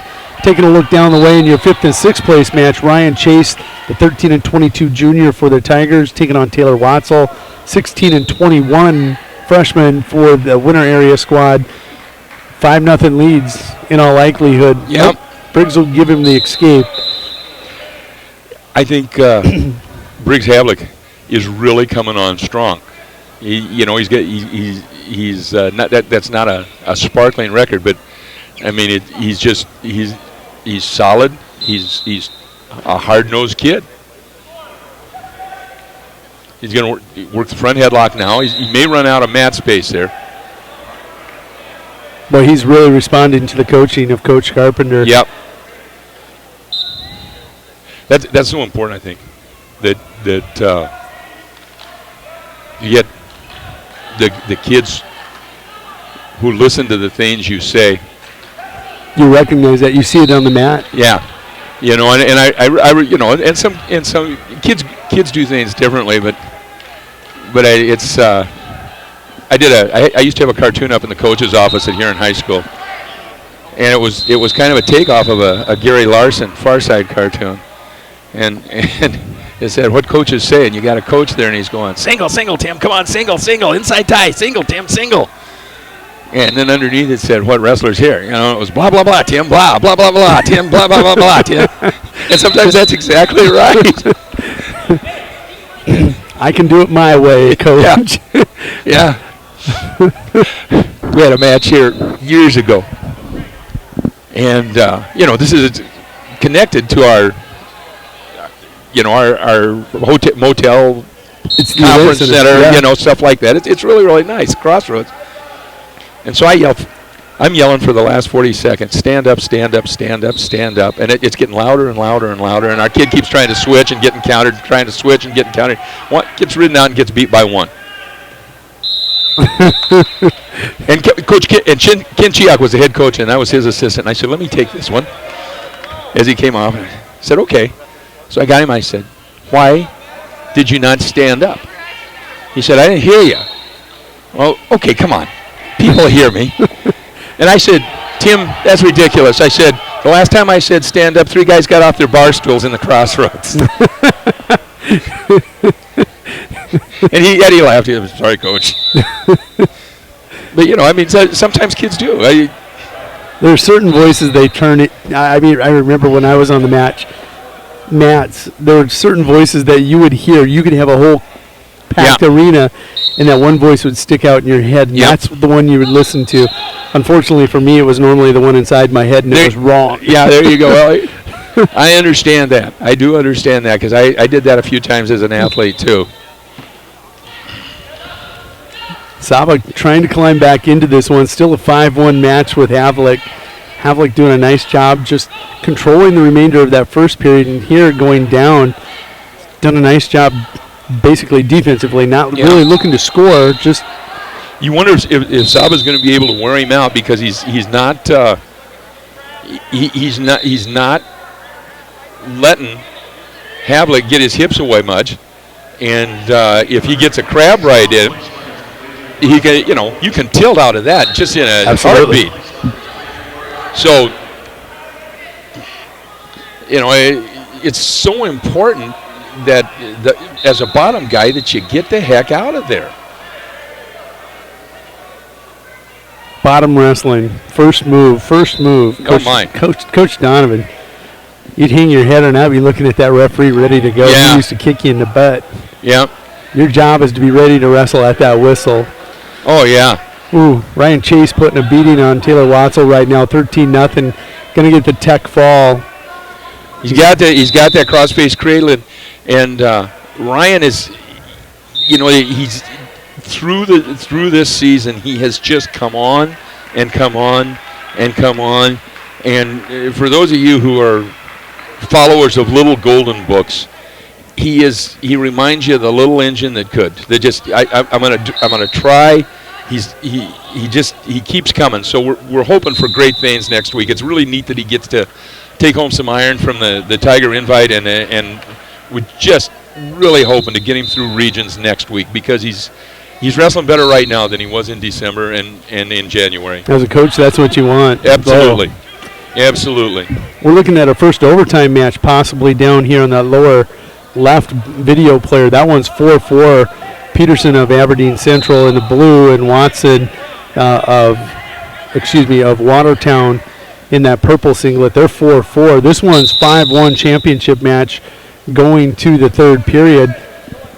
First 10 seconds of this championship match is going to ultimately, right now. That's a difference, isn't it? It is. Sala does a fine job of riding. He doesn't get Havlik tilted, but he does make him carry. Now we'll see what Havlik does on the top position. Going with a jam right and going to that Mitchell chicken wing that they've been doing since Jerry Outbrook was a young man. And I think that in the Mitchell Hospital, in the Avera Hospital in Mitchell, they must run chicken wing videos at the foot of every bed, of the bed kids. for the newborns. Newborn babies. Oh, nice switch. Sapa back into this. That switch with 1:40 to go is going to give him an opportunity. It's now a one move, basically a near fall away from. Yeah. Well, you're going to cut him here, and I think, with a minute and a half, that probably makes perfect sense. Nice shot shooting a double. Going to back heel. Change off to a high single. Havlik is fighting the whizzer exceptionally well. Keep the wizard tight. Yeah. Let's go. Yeah. Blah, blah. Yeah. Hard to tell what Coach Carpenter wants him to do, isn't it? Yeah. Did a nice job fighting it off with the Wizard long He enough did. that he got to the edge of He the mat. really, really did. They're freshmen and they're freshmen, aren't there? Yeah, there are. You know, it's look at that. Great double by him, but Saba fights it off. But that's so big because you don't want, oh my goodness. And then he hesitates on a knee. There you go. Just as easily as the first 10 seconds of a match Yeah. can decide a match. Yeah. Here with 50 seconds Yep. to go, Saba going to nail that pancake. Yeah. You know, and that's one of those moves that's kind of like Rocky Marciano's right hand. It's, you know. No, it was the left. It was the left. If I got it, you know, Wade Schaller said that one time at a clinic, and I just loved it. He said, if you're great on your feet and you take me down 5 times, you got 10 points. With my move, I hit my move once, it's over. It's over. Coach Peter's going to run over to the award stand. We're going to finish up here. Under 10 seconds to go. Alex Saba with the lead now 6-5. And he is going to get, or excuse me, he trails 6-5, but he's going to get a 3-point near fall. He'll win this by a score of 8-6, but take nothing away from Briggs Havlick. He'll drop to 14-12. What a great match by the freshman out of Mitchell High School. Alex Saba will run his record to 35-6 for the Bonholm Scotland squad. We're going to take this opportunity to adjust our bottom third.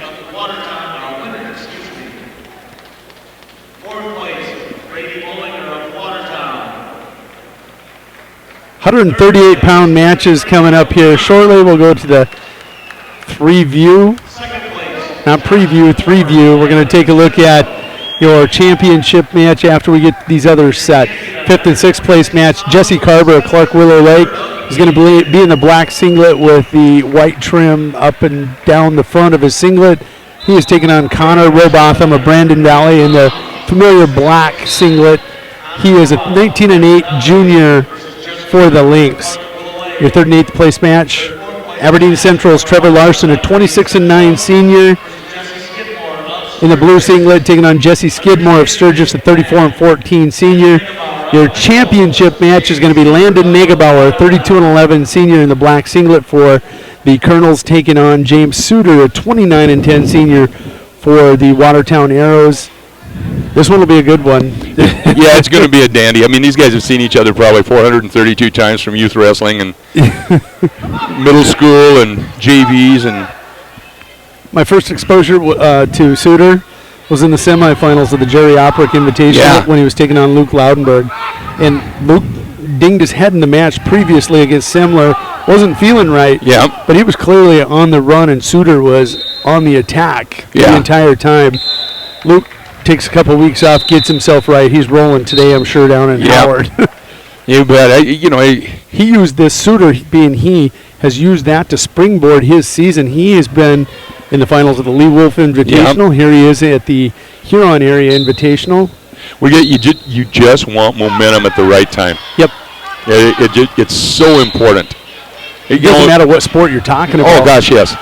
Gosh, yes. What a scramble by these two. Yep. Both very solid, good hips. You know, you don't want to step over hips. No, very often. That may be one of the main reasons I'm bald, is it's smacking myself on the head when people stepped over hips and killing hair follicles. But were you stepping over? No, I was watching young people step over. And, I gotcha. You know, you say that old cower, that old boy, they only got to hit the electric fence once, and they know not to do it. But kids sometimes they'll do the same thing, bad route, 14, 15 times in a season just to see if it gets better, I think. Why is that? If I knew, I would have written a book and become famous.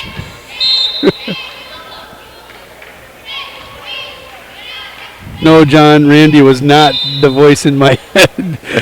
John Donovan on board as his wife is running tracks out here. He's sticking close to us. Yeah. Well, Randy was the voice in my head occasionally, but it was usually out in a social. Speaking of social, Randy, we'll make sure I know you're staying with him next weekend. Well, we got a motel room, but I am going to stop for donuts and coffee in the morning, and I'll see if I can get him to come out and play. He'll come out and play. I know he will. Randy was up here for Coach Tate. Coach Tate was Randy's and my.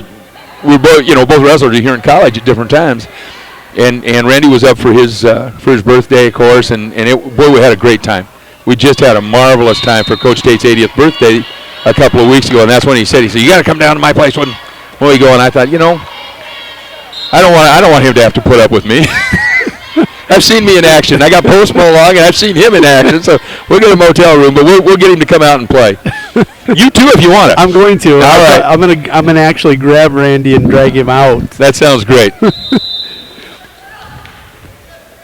If you're not doing this, follow along with us on Track Wrestling. Go to Browse, go Tournament, search South Dakota, go to the Huron Invite. When you get inside the tournament, you enter there, go to the dashboard under special coverage. There's a dashboard in there. You'll see all these matches scoring live on Track Wrestling. I encourage you to use that. It's a great resource for nice, beautiful duck under, right? Little duck under boot scoot and yet countered out. Negebauer hit it beautifully, had it set up, and Suter countered out. 1-0 your championship match, 50 seconds to go here, second period. That was beautiful both ways. It really was. It really was. I feel we're doing Harry Carey here. We're telling more stories and not, and not doing the play-by-play quite as well. But we're with it. We're watching, and when it happens, we're letting you know. Well, and that may be people who understand wrestling understand it. Now they're tied up in a collar tie. And there's not a whole lot to say there, so there's no reason talking. Oh, nice dump, but look at him control the wizard. With the wizard. Yep, we got a seat belt and a ankle hook, which we in Huron used to call a piggy.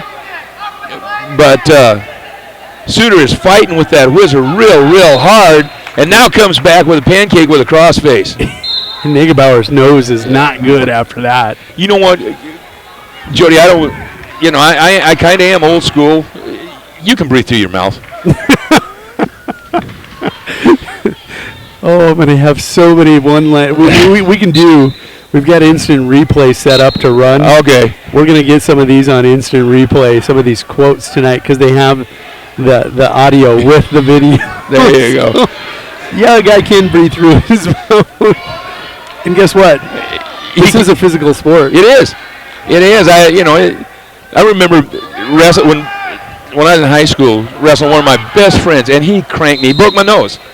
And my coach said, "How you feel?" I said, "Well, it's kind of painful." He said, "Hold on a second," and popped it back in and put a couple of cotton balls up there in the nostrils. He said, "Okay, you're good to go. You can breathe through your mouth." I said, "All right."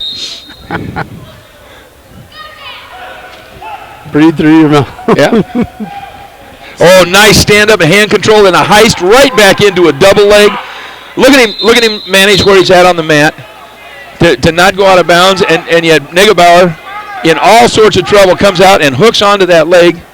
Fights it long enough. And Suter comes through and gets a takedown. 2-1 now, your championship match score. Consolation championship is now concluded. 5-2, Carver trailing Robothan of Brandon Valley in your 5th and 6th place match. We'll be able to break here in all likelihood for the last few minutes of this championship match. And now Negebauer with his opportunity. He's got a chance to switch through that. He hits a stand-up and then goes to a switch, which is a great move. My son Shane used that as a takedown counter, as a matter of fact, a lot in high school. Hit a standing switch, which, until I realized he was pretty good at, scared the absolute heck out of me. But Suter again doing a great job. He's got a wrist picked. He's riding up through the hips, and he's got it set like a Turk now. So he's controlling the hips. He's got pressure forward. All the stuff that you talk about. So he's doing a fine job. 10 seconds and ticking. Negebauer trying to get some hip rotation going and went off a scramble. 2-1 going to be your final score. Suter, as we alluded to, prior to this match, getting better and better every time that we see him. He'll win this 138-pound championship match by a score of 2-1 over Nagelbauer. Great match by these two young men. We'll go ahead and set our bottom third and get ready for the 145-pound weight class. Let you know where we're at in these matches. On track wrestling, 145-pound fifth place match. Tanner Vilhauer of Mitchell, 17-17 senior in the black singlet, going to be taking on Dylan Bollinger. 18-19 sophomore out of Watertown. The Arrow will be wearing the purple singlet with a gold waistband. Their 145-pound consolation championship. It's going to be Connor Smith of Brandon Valley in that familiar black singlet. He is a 28-14 senior taking on Kyle Tulowetsky, an 8-3 sophomore out of Watertown. He'll be wearing the purple singlet with a gold waistband for the Arrows. Your championship match. Going to be Colin Haar taking on Winston Brown of Sturgis. Colin Haar in that blue singlet for the Golden Eagles, 29-9 freshman for the Golden Eagles, taking on Winston Brown. He's a 33-13 sophomore for the Sturgis wrestling team. Sturgis Brown County, or no, Sturgis Brown High School. Brown High School, yes. Yep. That'd be a large district, Sturgis Brown County. Yeah, that would be. That would be a huge one. How long are you on the bus? About 3 days. Once in a while, I'll throw out a slip on there. It's okay. Colin Haar, I got a chance to talk to him before this match. He's the number one seed in this tournament, but earlier this year in, can't remember, Floyd Harlan tournament, or down in Sioux Falls, Brown beat him in a close match. Winston ends up with the number 2 seed, Haar with the number 1 seed. He goes, well, I got to redeem myself. I got to make sure that I win tonight, so I represent well. Oh, that's a great attitude. Aberdeen loaded with young talent here on this squad. The Nelson twins, you've got Colin Haar. A lot of seniors going to be graduating out. They've got some talent up in Schlosser, Schoeneman. Don't forget Frisco. Yeah. No, they're they just got, they're deep, they're hard-nosed, they're well-coached, they compete so well. I'm very, very impressed. They're very impressive. Brown's going to get first takedown. He's got a 2-0 lead on Haar. 19 seconds remaining. Haar's looking for his contact. It's not hurt. He's just looking to find his contact before he loses it. Coach is going to find it. There it is.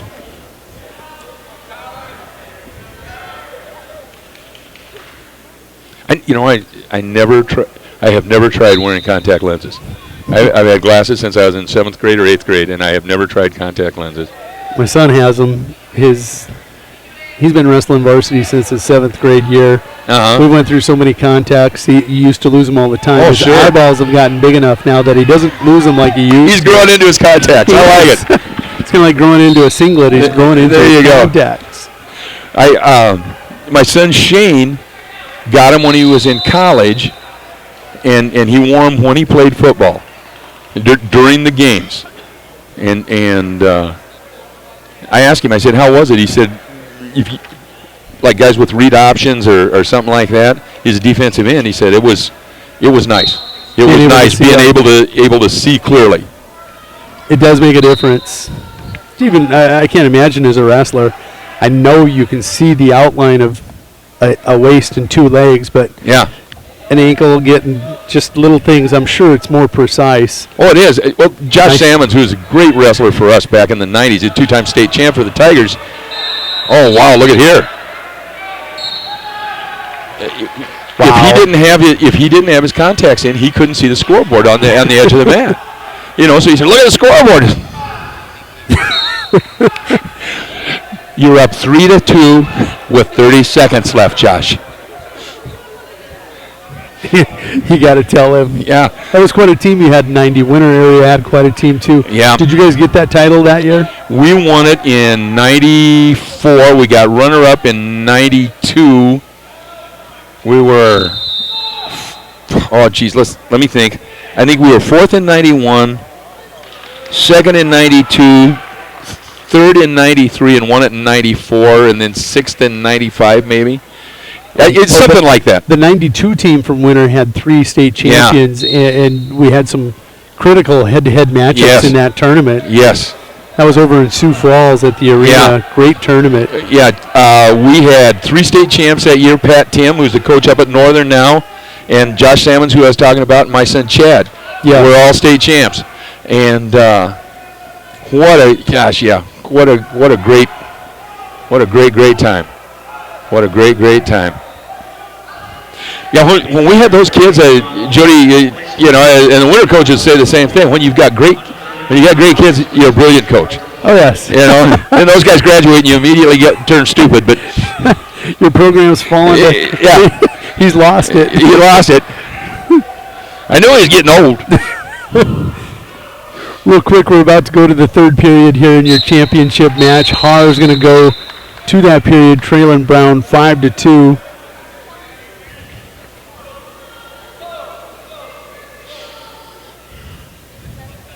Two young wrestlers. A freshman and a sophomore. Hard-nosed kids. We've traveled with Colin to a couple of the national tournaments.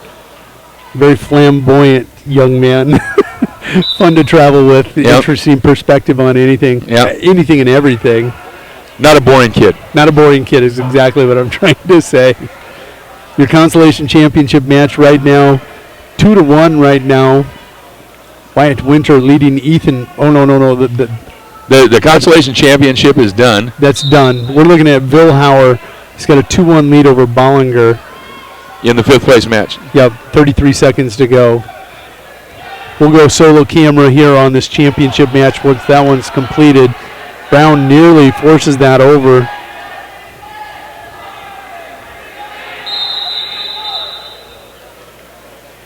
The kids are just scrambling wonderfully.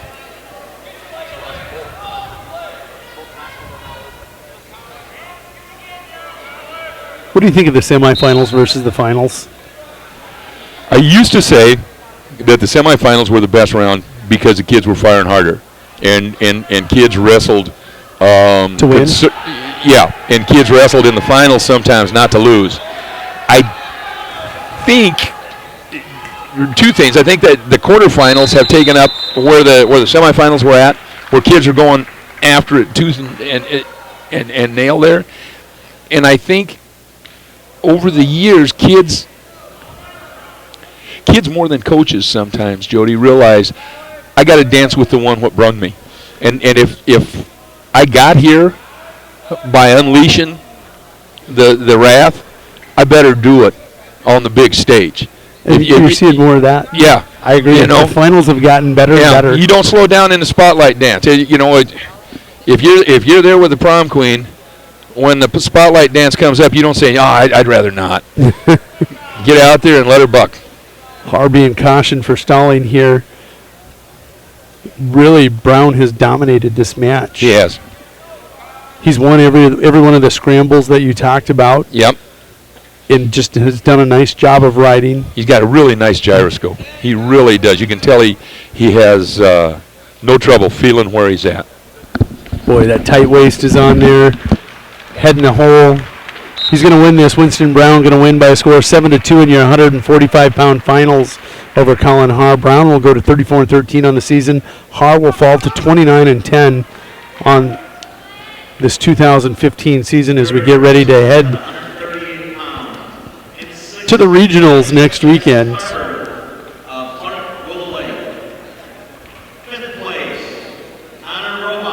We're about to go to 152. Let's set your matches for you. On the upper left, that is your 5th and 6th place match. That's Shea Krause of Aberdeen Central in the blue singlet. He's a 27-13 senior taking on Jesse Mickroot, a 27-12 junior out of Wolsey, Wessington in the gold singlet. In your 3rd and 4th place match, there's Ethan Parr in the black. He's from Mitchell. He's a 32-9 senior taking on Wyatt Winter on the right with that white links on his left hip. That's Wyatt Winter, the 33-6 senior out of Brandon Valley. Your championship match in the gold, that is Nolan Ritchie. He's a 31-3 senior looking for his 3rd state title. Taking on winner areas Tyrell Haley, a 23-7 senior. It is 3rd final of the season since coming back from that groin injury. Richie with a quick takedown and cradle. This one could be over in a hurry, Coach. Richie with that quick takedown and cradle. Wow. Tyrell Haley's got one of those set of hips that's really, you don't know what to do, but Richie's just taking care of business here. He's going to get the fall in 35 seconds over Tyrell Haley in the finals of the Huron Area Invitational. That was fast. You know what? That's one of the things that that takes care of a funk master is you just go out and hammer it and take care of things right away. Yep. Richie's second ranked at 152 in Class B. Tyrell Haley, seventh ranked at 152 for the winter area squad. We're going to take a look at some of these consolation championship matches. Consolation championship match is Parr out of Mitchell taking on Winter out of Brandon Valley. He loses in the semifinals to Haley, 12-10 in overtime. Very strong kid, came out like a ball of fire and did not finish that match. Yeah. Haley just kind of slinked his way back into it. Next thing you know, he shouldn't have got to overtime. Tyrell's the one that gave up that escape right at the end of regulation to go to overtime. You got to wrestle all the way through the zero. Talk to me about Jesse Mickret. Jesse Mickret, a two-time state qualifier for Huron, and it transferred over to Wilsey Wessington this year. Wrestled on the cadet team this year in both Greco and freestyle. Excellent thrower. Hard-nosed kid, good pinner. He's having a little trouble clearing his hips right now on the bottom. He is one of those guys that neither he nor his opponent are ever out of the match. until the final whistle blows. Yeah.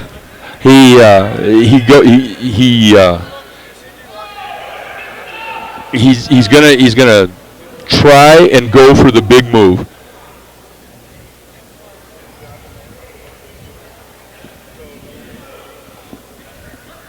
And you can see that Kraus has got the legs in. He's got a nice crossbody right. Jesse's got the leg across. But Kraus is doing a nice job. Kraus is doing a great job of keeping the hips absolutely glued. My first exposure to Mickret was at the Kimball White Lake Platte Geddes tournament. Yeah. Took on Beats in the semifinal. Would not quit coming. It looked like Blake Beats took that personal in that match, and that became a very entertaining semifinal. Oh, I bet there was feet in the air. There were, both ways. Yep. I mean, because Blake Beats loves to throw, too. Very capable thrower. And I just knew right at that point, I started watching him as the seasons went on. Yeah. He's made the drop from, he started, I think he was at 52 all along.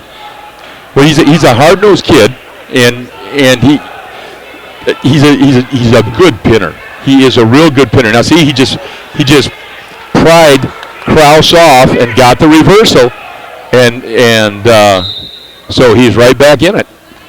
2-2 at the end of the second period. Now we're going to bring the match up. We're going to focus that one over on the right-hand side of the screen. Not that we don't want to focus on Winter and Parr. That's a 1-0 match. They're taking down 1-0 in that consolation championship match, but this is the one that's capable of that highlight reel. Yeah, it is. Kraus has got the legs in, and he's excellent with the legs. So we could see a spladle or a banana split or, a guillotine, stuff like that. And Jesse has got the hips loose and an arm through and is scrambling, and Kraus is too. And Kraus is going to win that scramble. Yeah, he is. And it's grizzly bear. It's like a grizzly bear against a tiger. You're going to eat or get eaten with these two, I think. What a great analogy. There it is. The tiger is going to lose the battle with the bear. Yeah. So the Golden Eagles, but that's okay. Jesse comes out here in a tournament that's loaded with ESD kids, and sending him into a B district next week. He's got to feel pretty decent. Him and Haley matched up at the Big Dakota. Haley won another one of these type of scrambles. And then you've got Murtha from Parkston down the road from Mitchell. He's going to be in that. Mickret will be one of the top 3, probably maybe 4 at that tournament. And that's what you need. I mean, it's all about getting in. Get your ticket punched to the state tournament, and at that point now anything can happen. in your last match at 152 pounds.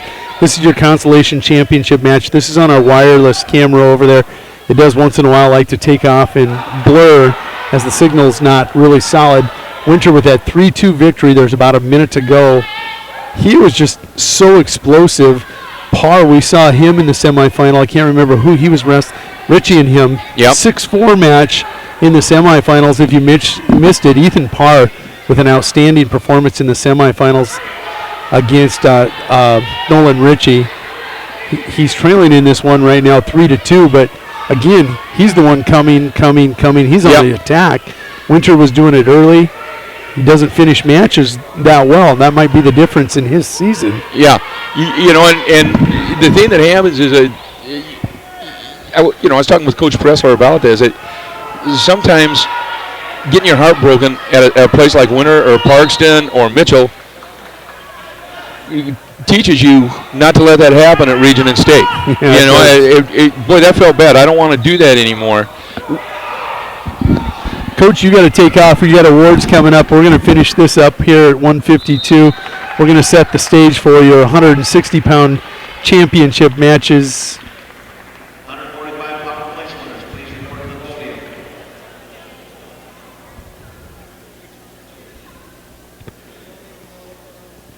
In your 5th and 6th place match at 160 pounds, Caleb Brozick is going to be wrestling for 5th and 6th. He'll be in the gold singlet. He's 33-17 on the year. He's taking on Dylan Bludorn. They had a great quarterfinal match that Brozick won by a score of 98. Rematch here. Bludorn, a 16-15 senior out of Brandon Valley in the black singlet. In your 3rd and 4th place match, there we go. Nathan Wardell pulls the upset. He's going to get that last-second reversal and defeat Caleb Brozick by a score of 5-3, taking on Dylan Mitzel, a 30-13 senior out of Watertown. He'll be in the purple singlet. Your championship match is going to be Bradley Nelson of Aberdeen Central. He's 38-3, a sophomore for the Golden Eagles. He'll be wearing the blue singlet, taking on Matt Larson of Mitchell. He's a 15-5 senior for the Colonels. He'll be wearing black.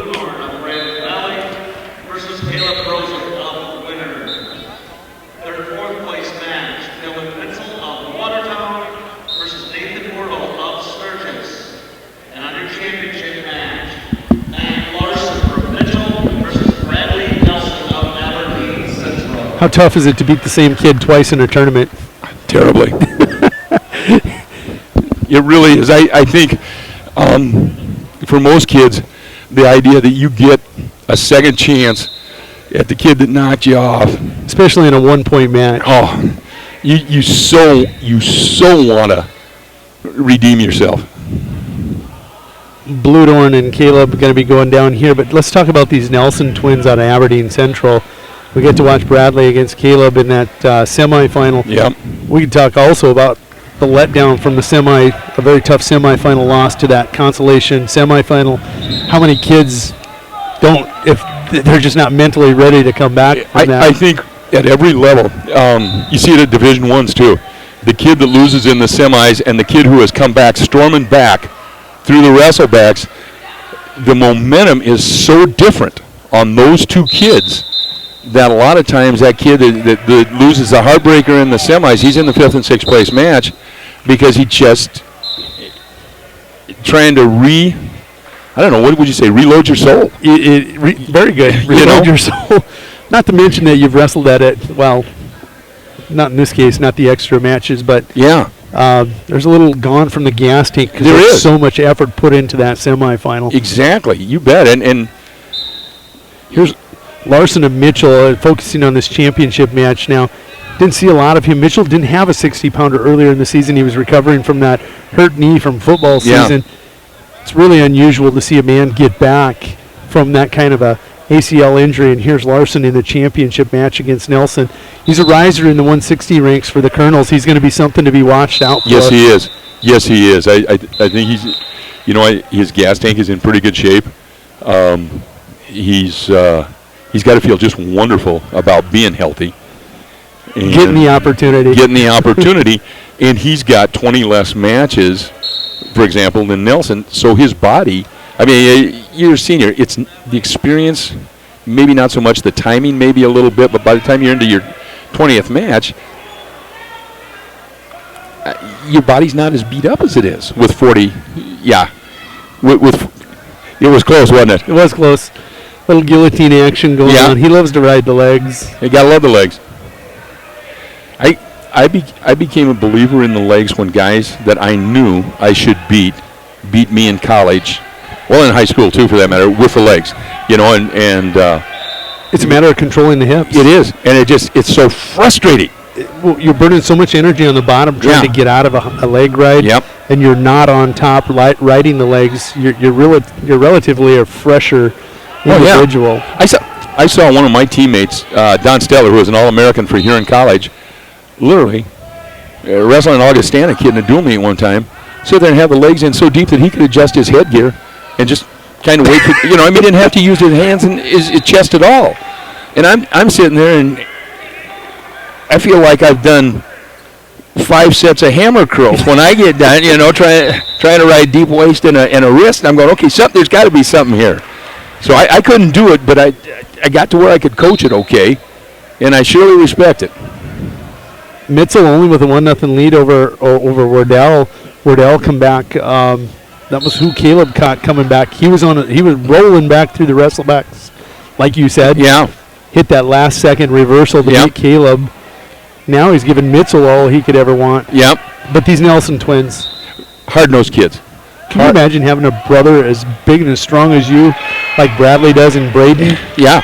I mean, I've got twin granddaughters, and they do everything together. And I am assuming, they're 4 years old now, so I'm assuming as they get older and they get more into athletics and stuff, that they will push one another. And I'm sure these guys do. They will. Got to applaud Bradley Nelson, Yep. second ranked at 160 in the A's for the Aberdeen Central Eagles. I like these Nelson kids. I like them a lot. He goes to 39-3 on the season with the win.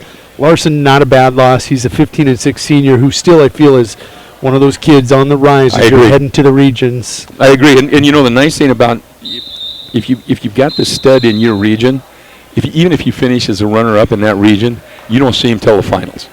Yeah. Yeah, that is true. A lot of people don't think about that kind of thing, do they? Old coaches do. Coaches do, yeah. Kids don't. They don't like losing. No, there is that consolation prize. Yeah. I can't see him until the finals. There you go. Let's go. Mitzel still with a 1-0 lead. Brozick Caleb now leading that one 4-0 in his match over Blue Dorn. It's okay if you want to watch a fifth place match more. I understand. I actually pulled it up on the screen, and I did want to see it. It's a matter of finishing. I want to see him keep being aggressive all the way to the end. Caleb, 50. This is going to he's 34-17. This will be his 52nd match of the year, going into the regions. And I've seen development over the course of that year. Really struggled against some of the more physical wrestlers earlier in the season, some of the higher ranked wrestlers. Yep. Then we get to the Jerry Oprick Invitational, started seeing some of these ESD kids, and they've made him better in the B ranks because they're just punching him in the nose. Oh, yeah. Making him a better wrestler. Yeah, the ESD is in all sports, a very physical conference. A very physical conference. Now, I know nothing about basketball. I don't either. But I hear people say it's a physical basketball conference. Track and field, I guess we're physical. We don't actually throw the shot at one another or anything, but Mitzel wins 1-0 over Wardell. Wow. Yeah, I mean, that match kind of surprises me. We're trying to get to the Blue Dorn Brozick match. He's going to love the fact. He wouldn't talk to me before the match. He was so mad at me after the consolation semis. He thought I was talking to him. I thought he wrestled a great match in that match, but I think you summarized it well. There's just a little missing in the gas tank after that semifinal loss. It is. It's hard. I said earlier, I spent my wrestling career in the wrestlebacks, so I was used to coming back. Me too. After somebody better beat me, And I asked Chet Jones one time because he was at Northern when I was here in college, and we were the same weight until I grew to heavyweight my senior year. And I said, "How many pictures do you have?" And he had kind of an afro then, and he was just the dude. He still is the dude. He still is the dude.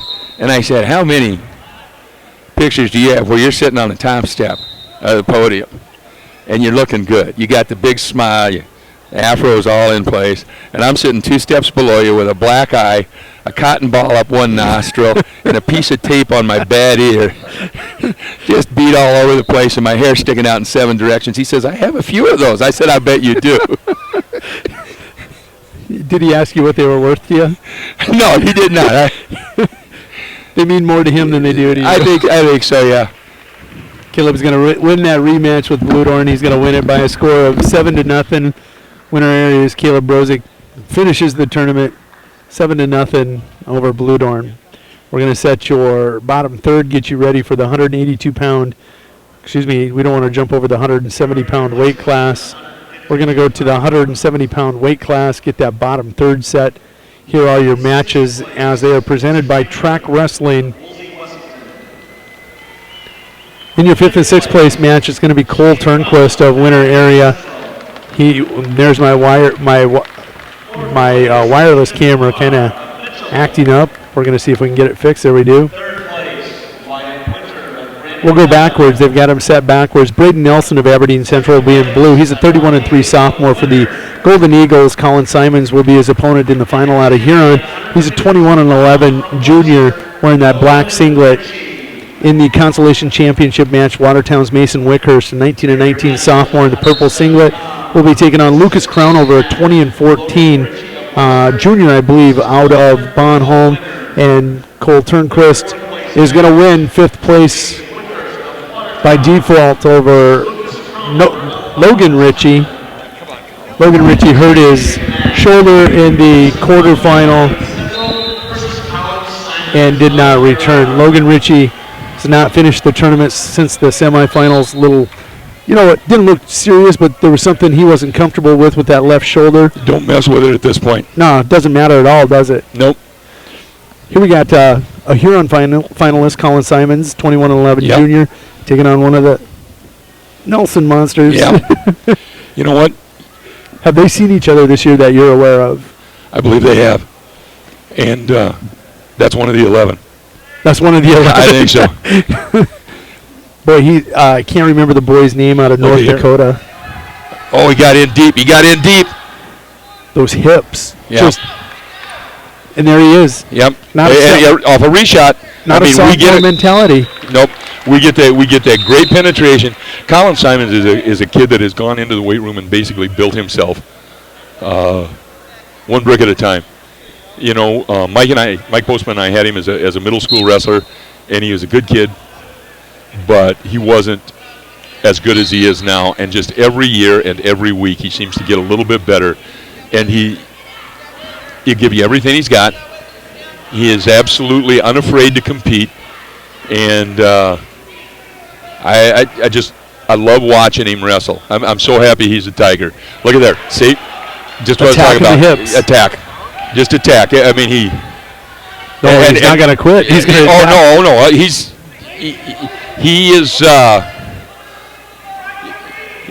He did not put on the singlet to finish second. What a great mentality. There's so much to that. Yeah. Oh, geez, I got to the finals. I got Nelson. He beat the number 19 kid in the nation. Yeah.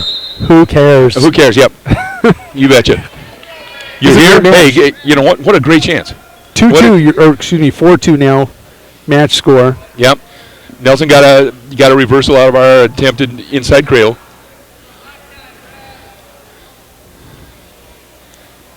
I'm not sure what's going on here. Have we got blood time? It's got to be a blood time right now. Taking a look at your consolation championship match. It's a 2-0 match right now.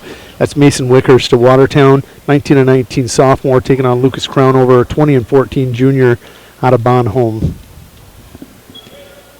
Ritchie had to injury default out of the tournament after that semifinal. Nice thing about getting to the semifinal, you're guaranteed 6th place. Yep. Isn't that the truth? It is. My family, our attitude was always, you bring home iron, things are good. We always talk about win 2, just win 2. Yep. Anyway in the big tournament, win 2. That's what it means. That's exactly right. As a coach, you want more, obviously. Well, you do, but there are times when you go, you went 2-2 in a killer tournament, and your bullet holes are in the front. Nothing wrong. I love that, Coach. Bullet holes in the front.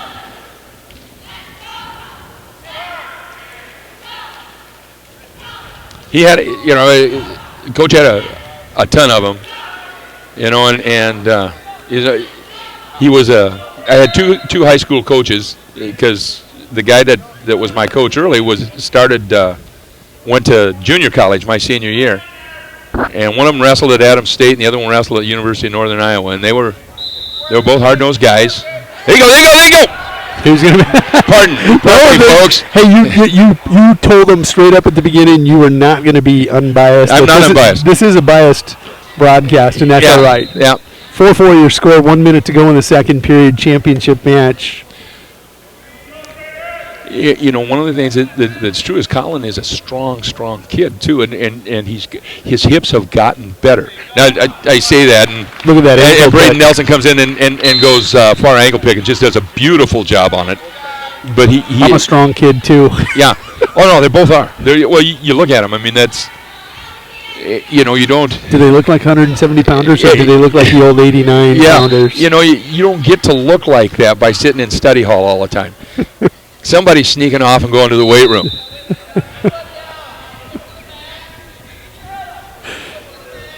And then he's taking the bullet holes right in their chest. There you go. On the way back. Wait, I'll tell you another one with the bullet hole. See, here he is. He's going to try and cradle, even though he hadn't quite got the reversal yet. There it is. He's got a 2 count. He's got the 2 for the reversal, and now he's getting the back points. He's got a 2 count. Yep. He'll give up the 1, so it's going to be an 8-8 going into the third period. Holy cow! Way to go, Colin. This has been a fun one. Yeah, it is. Nice job.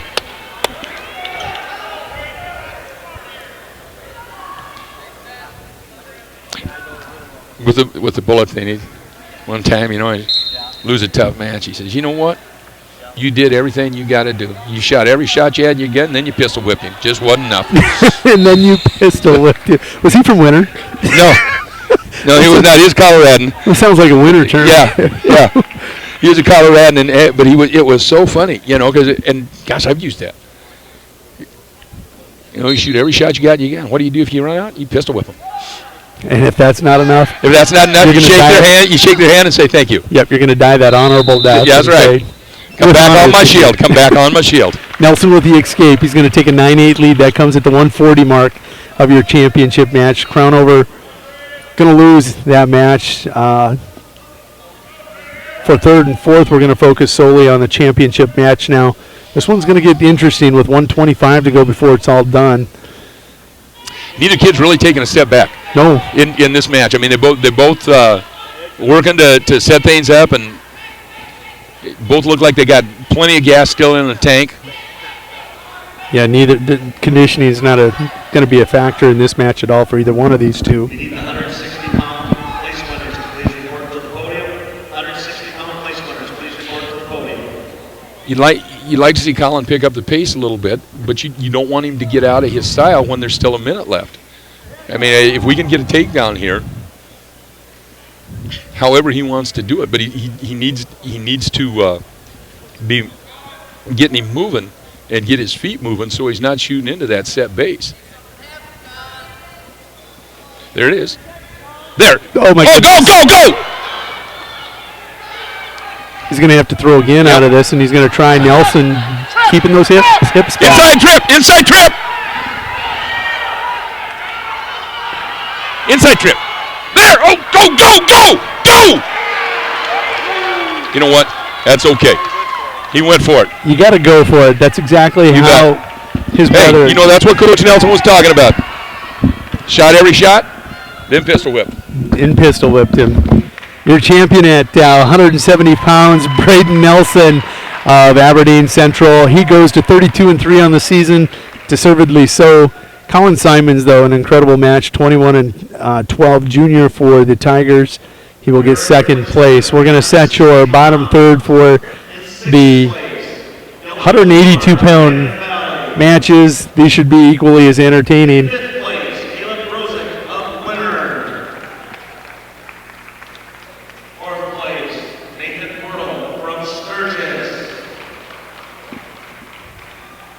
Third place, Dylan Hensel of Watertown.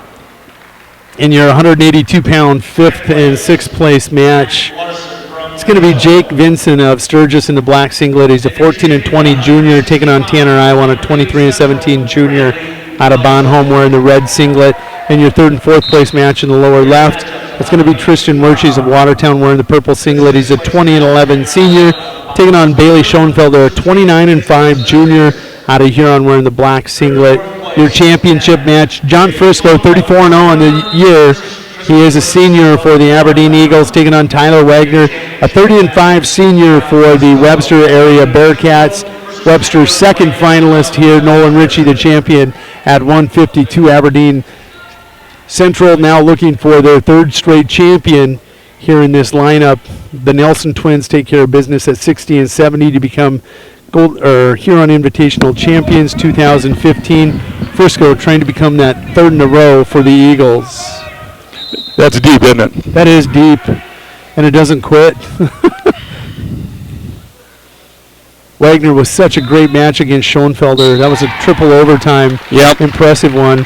Frisco going to take care of business. He's going to get the pin. That's going to come 48 seconds into this first period.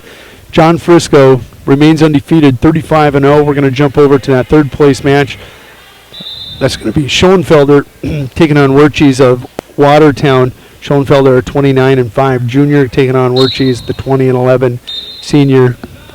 Last time I saw Frisco lose was in AAU to Sean Bai. He said 126 pounds. Yeah, yeah, he do be physical. Yeah, he is. And good. Aberdeen Central getting ready to put their fourth finalist in. Jake Flackus will be going. Then we'll have Schlosser, then Schoeneman. Yeah, they're deep. They're well coached. They compete hard. They're hard-nosed kids. They're just a very, very, very good team. Talk about Schoenfelder. How much weight did he put on from his freshman year to even last year? I think he was wrestling 70 for the Tigers. Yeah, he has gotten. He'll be at 220 next year, correct? He you don't know. I mean, his oldest brother and his second oldest brother, both real big kids. His oldest brother threw shot, disc, and weights for University of Minnesota, and he was a big lad, and he sure got the frame. Oh, he to does. Do it. I mean, and not that he doesn't look physical right now at 182, but oh my, it looks like if he got to as big as Simons or the Nelson boys of Frisco, he's going to be a 220 pounder. Yeah, he's a lean 82 pounder, right? A strong lean 82 pounder right now. Hard-nosed kid. He's a ranch kid. In that semifinal, that double overtime match, him and Wagner were 1-1 going to that double overtime period. Everybody had rode everybody. Schoenfelder chooses down. I know. And somebody come over and asked you, what was your choice? You say, I'm on top. He looks at me. I go, I'm covered. Yeah. Yep. But that's kid. And Dan McCarty in the corner said to him, he said, here's your deal. Either you escape to win or you ride him out to win. Now you decide. And he decided that he could get away, and he decided incorrectly. But again, I think him and Wagner went overtime up at the Lee Wolf in the semifinals too. They put erasers on pencils for a reason. It's a learning experience. And as long as you use it that way, then that's just all it is. It's just a blip on the radar. Oh no. Schoenfelder got up and he looked away. Something happened. Yeah. He broke his. Oh my. He's holding his lower leg. Yeah. Man, oh man. We're going to jump over to the other match. We'll leave the camera up and rolling as they're taking a look at Wertjes, but when your opponent gets up with that look on his face, it's not good. It's not good. He's even looking with concern right now. Yeah. Is Schoenfelder. Well, yeah, I mean, you compete hard with one another, but you don't want anybody to get hurt. Yeah. That's not the objective. No. in your 5th and 6th place match. That's a 2-1 match right now. Taking a look at that's Jake Vincent of Sturgis. He's a 14-20 junior. He's one of those late developers for Coach Kessler. Those diamonds in the rough that he takes and just starts polishing. And next thing you know, he's got them wrestling their junior year for 5th and 6th or 7th and 8th, and then the next year, watch out. You bet. My youngest son Shane played football out of Black Hills, and of course Hills doesn't have a wrestling program anymore. So he went down and he worked with the big guys in Kess's room in his years in college. And I told him one time, I said, that's probably, in terms of being prepared to go out and become a coach, that's probably better than had you wrestled. I mean, he did wrestle 1 year at Northern and then transferred out to Black Hills. But I said, you've got that says you were a conference runner-up in college, but you say that you were in the Sturgis program. That's going to help you a lot. Yeah, we got an injury default on the 3rd place match. That's really, really unfortunate.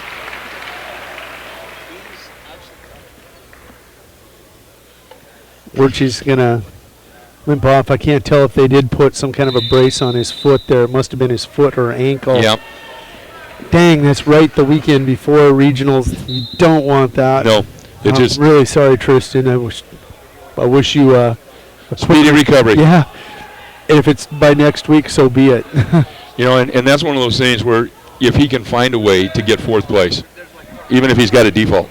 Absolutely. You see it happen all the time. And then get well, rehab, get well, come back at state. So we'll hope for the best. 2-1 your score right now. Tanner Iwan, a 23-17 junior for Bonholm, Scotland. The very natty Steve Kessler standing right in the middle of our picture. He's in been the in corner. That picture all day. Oh yeah, you get those side views. Oh hey, he's my road roomie in Fargo for years, so I know him well. We'll see you in a minute, Coach. We're going to get ready for your 195-pound championship matches. We're going to pull up the bottom third. First of all, let you know where we're at in the tournament in case you're just joining us.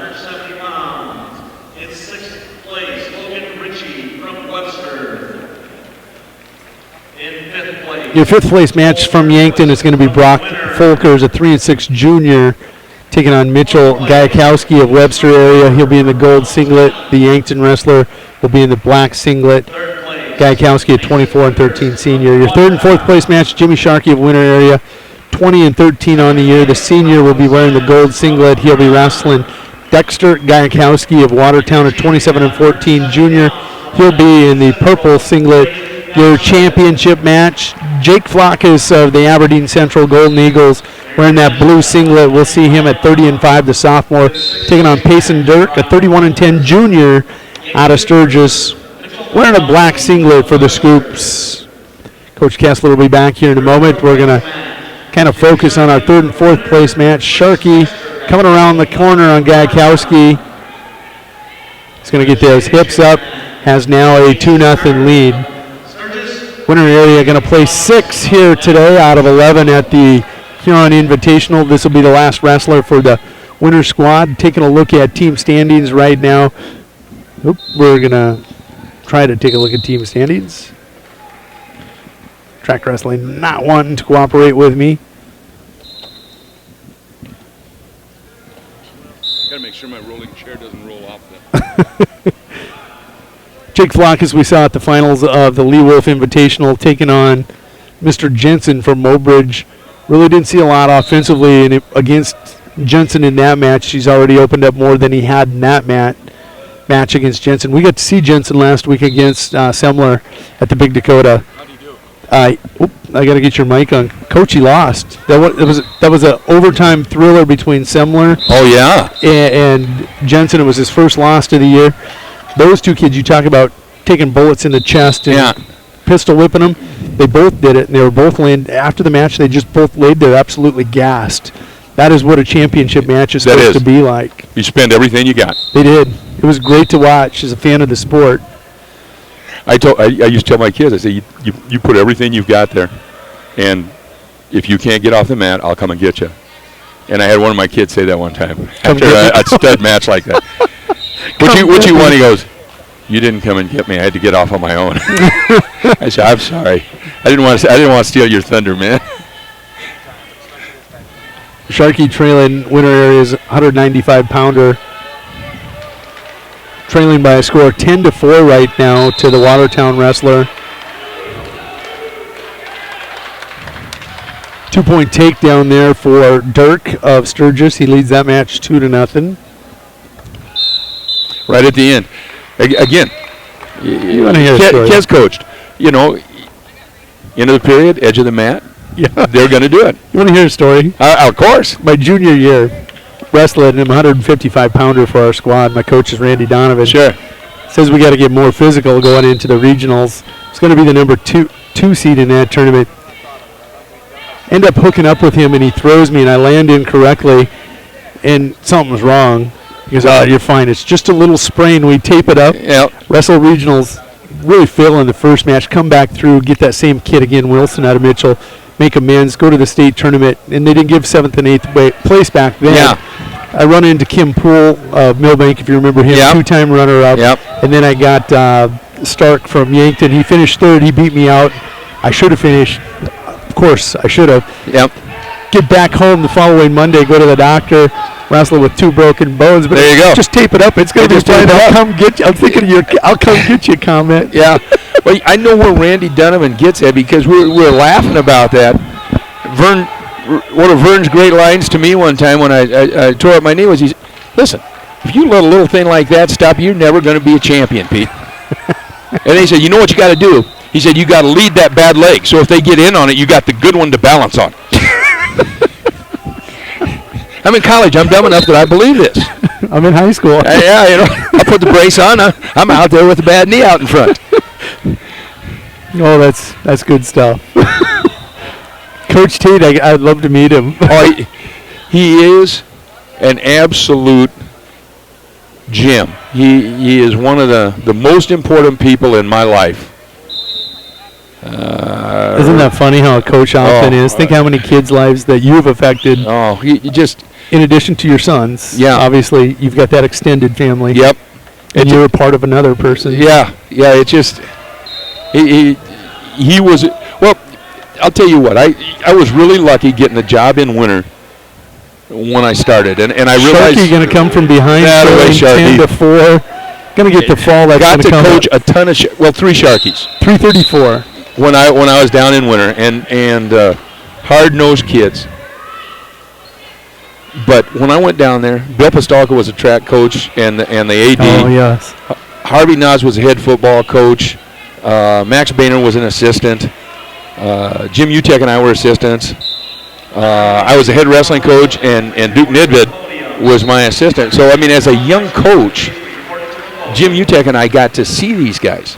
And what great role models on how to coach, how to motivate different kinds of kids, how to keep kids focused, how to get the most out of them, how to treat kids, you know. And it just Keith Gebhardt was my first boss because I was teaching in the middle school when I first went down there. And good friend of mine. Oh, you know, and he.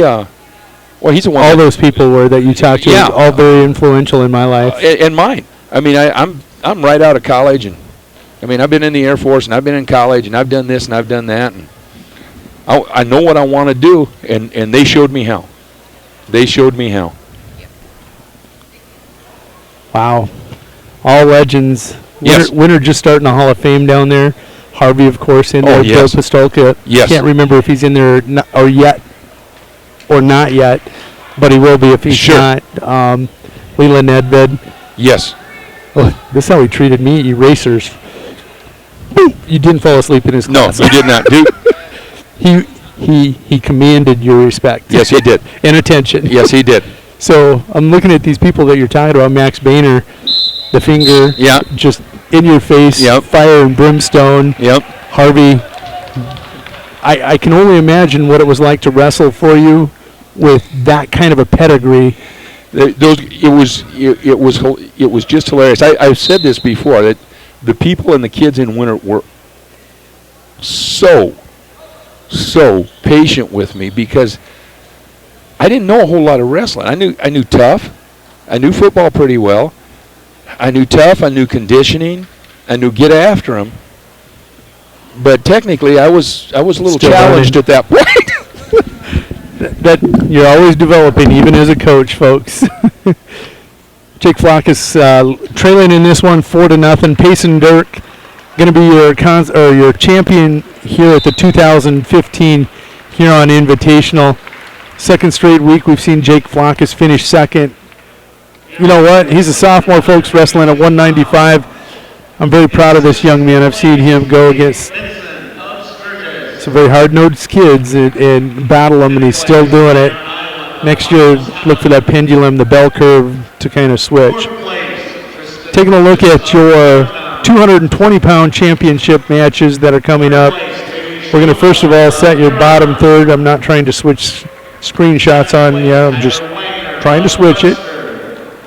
220 coming up, and then we've got a dandy for you at heavyweight.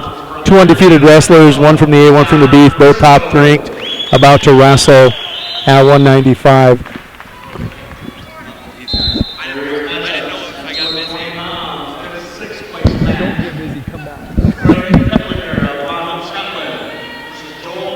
We're going to set your championship matches here real quick. In your 5th and 6th place match, Joel Carpenter of Sturgis in the black, using a 20-22 record. He's a freshman for Sturgis. Going to wrestle Craig Keplinger of Bonhomme, a 17-15 junior in the red singlet. Your 3rd and 4th place match is Watertown's Cole Jurgens taking on Matt Schlosser. Jurgens coming in with a 25-18 record. He's a senior for the Arrows, wrestling against Aberdeen Central's Schlosser, 21-12 senior for the Golden Eagles. Your first finals without an Eagle in it in a while. It's Brandon Valley's Andrew Sorensen, a 27-4 junior, taking on Dylan Hines, a 31-3 sophomore. Saw him last week jump up to 3rd in the Class B rankings. Gonna get your mic on. He is a very tough kid, Coach. Super tough. Saw him go overtime with Bertram and get the victory in overtime last week over there. I think he will battle all the way through. He's going to be somebody to contend with in Region 3. Him and Bertram the favorites. Yeah. But on that state level in the Bs, watch out. You think he's out of a match, and he's just like the little turtle or the little engine that could that you were talking about. I talk about the turtle in the hair. He just keeps coming nice and steady and looks like he's overmatched. Next thing you know, wow, he's winning. Look at his Sorensen. Oh, my goodness. Look at these kids, 220 pounder. I know it. I think I graduated from high school just at the right time in 1966. I didn't have to compete against guys that look like this. Look at his thighs. I know it. They're as big as the referee's waist out there. I know it. I'm thinking O-lineman. I'm thinking defensive end. Coming around that corner. Yeah. Yep. Not probably tall enough to be a defensive end. Oh, look at that nice limp arm out. Got into a hip wizard situation off his shot, off Sorensen's shot, and again, scoring right at the end of the period. How did I miss him all day? Sorensen's so impressive physically here in the finals. I saw every one of Hines' matches, quarters, semis. I think it's, it's kind of like circus. You see different stuff if you're sitting in front of a different ring. Yep, you do. And I did. I can't believe that. Hines trails now 4-1 actually to score as we go to the second period. We're about 10 seconds into it. There have been Sorensen kids that are tough kids for a while, and he is certainly. He fits the mold. Oh, my land sakes, yes, he did. Even back to the early 70s, it seemed like Brandon Valley had big, tough kids. They always had big, tough kids. They had good linemen. They had good upper weight wrestlers, and they had good throwers. Yes. In track. Sorensen with the escape now has a 5-1 lead. You think back to the 80s when Brandon Valley, they were a back-to-back champion, I think twice. They won 4 out of 5 or 6. Huge offensive lines. Oh, yeah. Back then. We played them in 90 in the semifinals. I guess it would have been, let me think now, it would have been the class in 90, so it would have been the fall of 89 in the semis when they moved up to AA. And, yeah, just what you said. Fast backs and big, hard-nosed linemen. I think so. I think Hines dinked his head over there. That blast double, Hines had no chance, and I've never seen anybody do that to him this year. 7-1 your score. I only noticed Hines last week because of the finals match against Bertram. Yeah, he is a hard-nosed kid, but this is going to make people in the Bees really, really angry. The depth of the competition that Andrew Sorensen has seen during the year may be better than the depth that Dylan has seen. It is. In terms of having to, the three guys you got to win to get to the finals in some of the tournaments they've been to, in terms of ESD dual meets and stuff like that, and never being able to take a night off. We used to be in the A's. I used to wrestle against your boys. I know it. And we used to wrestle some of the B schools. I like the Bs. They look to score a lot more. Yeah. And you don't have that depth top to bottom in the tournament. It's not saying at the state tournament you don't see that. Oh, yeah. But on a weekend-to-weekend basis, what you're saying is Sorensen's had to go through probably, without a doubt, probably 3 better opponents to get to the finals than Hines has seen in the quarters of the first round. Yeah. And there's the difference. Yep. No, we don't get mad. I don't. Yeah. And again, at the top level, you're right. The kids in the Bs are Lincoln McElravy and the Kozlowskis were B kids, and they were pretty solid. Pretty solid. I think they're okay. Kokish, pretty solid. Yeah. Storley, pretty solid kid. But just a lot of the wins were the depth of a kid coming through.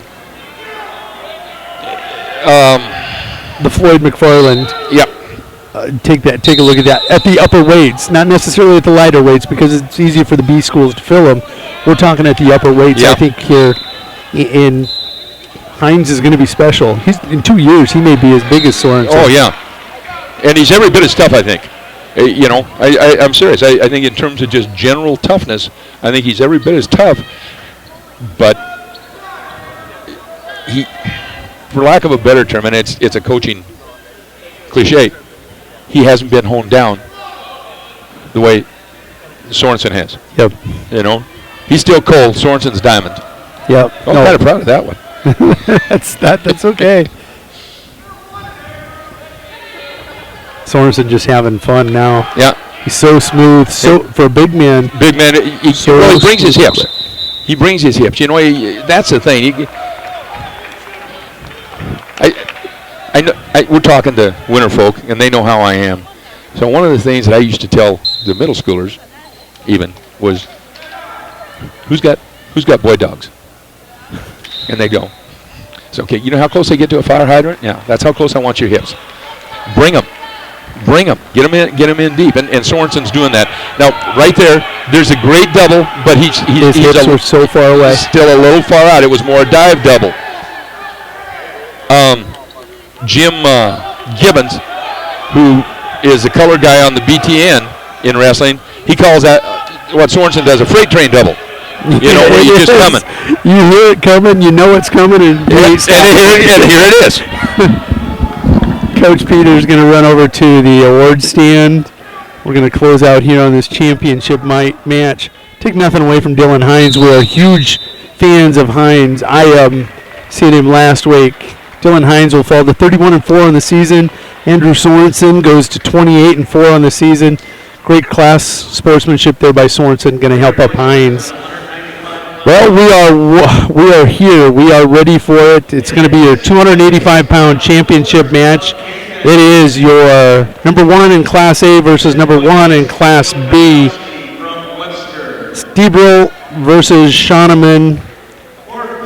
It's going to be a classic. Your 5th and 6th place match is Robert McCardle, 29-9 senior, taking on Eric Page, a 20-15 junior out of Webster area. And then you've got Dane Stahl, 21-14 freshman out of Watertown, wrestling for 3rd and 4th against John Wilson, 26-11 senior out of Sturgis. We're keeping it right here. We're not going anywhere. We'll let you know how the other matches are going. It's going to be a forfeit at 5th and 6th. McCardle going to forfeit. 3rd and 4th place, Stahl and Wilson will wrestle. But Number 1 and 2, number 1 and 1 in the state. Steeble 24-0 out of Bonholm, Scotland, taking on Sam Shoneman, 29-0 senior out of Aberdeen Central in the blue. Number 1 in the A's versus number 1 in the B's. Here we go. Undefeated versus undefeated. How do you like this matchup for a heavyweight matchup? I love it. We had people texting me earlier, messaging me saying, make sure you stay on this match. We don't have a 5th and 6th place match because of the forfeit by Mercado. No disrespect to Wilson and Stahl. None. You don't get this chance every day, so we're going to keep it right here on the big men. I got to be in the corner a couple of times for Dan Steeble last summer in Fargo at in both Greco and in freestyle. And he was a match away from placing in Greco, and he lost fairly early in the tournament and then came storming back to get 5th in freestyle. And both these guys, hard-nosed competitors, physical, good technicians. Very light on their feet. Oh, man. Great feet between these two heavyweights. Yes, and hips. You know, I mean, a good hand. They're the real deal. They're the real deal. This is combined record between these two opponents, 53-0 on the season. 53-0. I'd say the only thing that either one of them is lacking is a reverse gear. I have not seen either of them put it in reverse ever. Ever. I mean, we're coming forward. We got 4-wheel drive and compound. A couple of those those Rams up on the mountains, just boom. Yep. Never been knocked off the cliff yet. Nope. It's fun to watch, isn't it?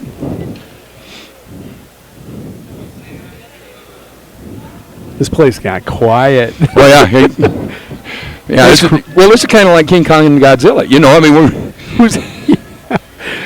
Superman versus, I don't want to say Batman. That's a mismatch. No, that's mismatch. Against Bizarro Superman, maybe? Possibly. There you go. Lex Luthor? No. Lex wasn't really the superhero. He wasn't. He was a bad guy. I don't think either of these guys is a bad guy. This is going to be fun. And the thing that I'm looking at is, as I'm looking at it, it doesn't look. I mean, they know who each other are, and it doesn't look like either one of them has decided to take it easy. You know, you talked about that sometimes the semis are a lot better than the finals, and I don't think either one of these guys is going to put a governor on that engine. Score 0-0, but Steiberl draws first blood. Yeah. I'm going to throw that out. That's exactly right, man. We're knocking pieces off at one another. Steiberl, such a big man. He's so tall. He is. He's tall. He's physical. How not smart I am. There were a couple of times last year where helping him get ready, I was pummeling with him before a Greco match. He hurts you when he pummels. Not intentionally. Not intentionally, no. And I like to think that I'm, after 66 years, I'm fairly used to pain, but I think of George right away. I will hug you and pet you. And yeah, there you go. But he's a very smart kid too. Well, yeah, he's a bright kid. He's, you know, I had never coached him at all until training camp. Very coachable. Listen to what you say. You know, I everything I hear about Sam Shoneman is that he is exactly the same way that they're. It's just, I think it is a really cool matchup to wrap up the Tiger Invite. It just really is against two really good kids. Both of these kids, right now, in all likelihood, will stand atop the podiums after their respective state tournaments. I'd be really, really surprised if not. I would too. Really surprised. And you hear a lot of chatter on the grappler about why can't we get the champions together and have one last dual A's, B's? Well, this might be the instigator, the catalyst to make that happen. Yeah. I quit. I got mad at something that got said on the grappler, several years ago. They said something about a coach, which I won't mention which one, but it was a guy who's a friend of mine. And I thought, I'm not reading this stuff anymore. It just makes me mad. My blood pressure's high enough as it is. We're actually going to move the we won't miss any of the action. Most of our cameras we keep stationary during the course of the day. I'm not going to let something happen on the edge of the mat between these two kids and miss it. No, absolutely. I agree completely. I love the grappler. There are certain... I do too. I should say that I have gone back since. Good. You know, I have gone back since. I I should say that. Just as I've learned so much from you today, I learned so much from the different responses, perspectives on the grappler. Yep. And once in a while, you do catch that occasional numbskull. Newbie. There you go. A numbskull, a knucklehead.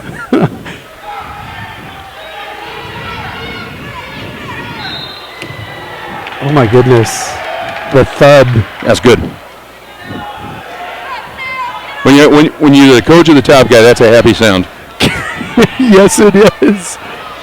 Stuyvesant normally doesn't see somebody get up from underneath him as he's working those arms. No, he is excellent at digging that wrist out and getting that whole ISU series going, and to a hammerlock.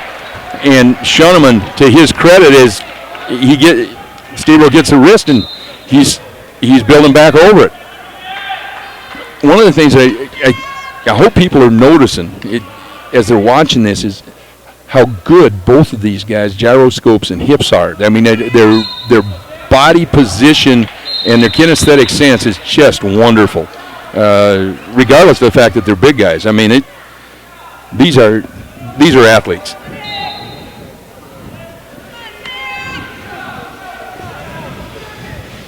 Steve was still digging the arm, and Schoenemann still fighting it, using his hips and legs to fight it. Steve flattened out his hips there, and he's got the arm on the back, which is what he's looking for, but Schoenemann building up, getting into a tripod and then going right into a snatch single. 13 seconds. Steve countering it with a front headlock. Aberdeen Central corner asking for one. They're going to end up getting it, aren't they? No, they're not. No, they're not. Krause saying that he's still got the front headlock locked and there's no loss of control. Last 10 seconds of a period. How important are they? So much action normally in those last 10, 15 seconds. That's a question, the answer to which is the same as how high is up. You know, it's infinite. Can't wait to hang out with you Friday. I'm coming. I know Hebe and the boys from Central are going to be out, and they want to come down and hang out too. We'll get all you guys together and just talk wrestling all night. That'd be fun. That's always fun. Stieber will take down. Ooh, up quick. Up quick. Well, after getting the right out, although a little bit controversial right at the end, Stieber is up right now, and he's up 1-0. So we'll see what happens here on the feet. Schoenemann's got to get a takedown here.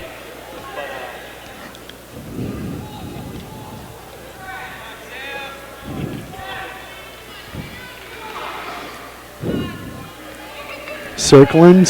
Yeah, you got to love that. You got to have the lateral movement when you're wrestling. They're nice drag by Stieber. Those short drags. Short drags. I love those. Yep. You know it. If nothing else, it keeps your opponent from pushing. And they're so useful at setting up something else. Yeah, it helps you clear that first and second line of defense, the hands and the elbows.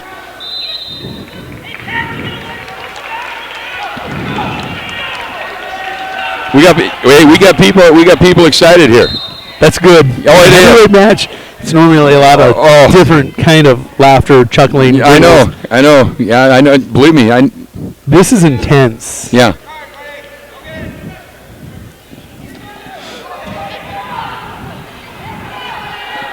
Stieber with 2-on-1. Schoenemann controlling the far wrist, and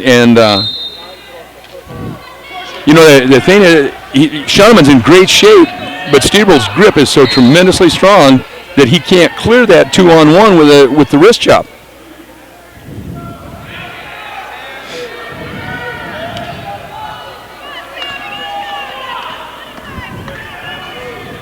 Down to 20 seconds.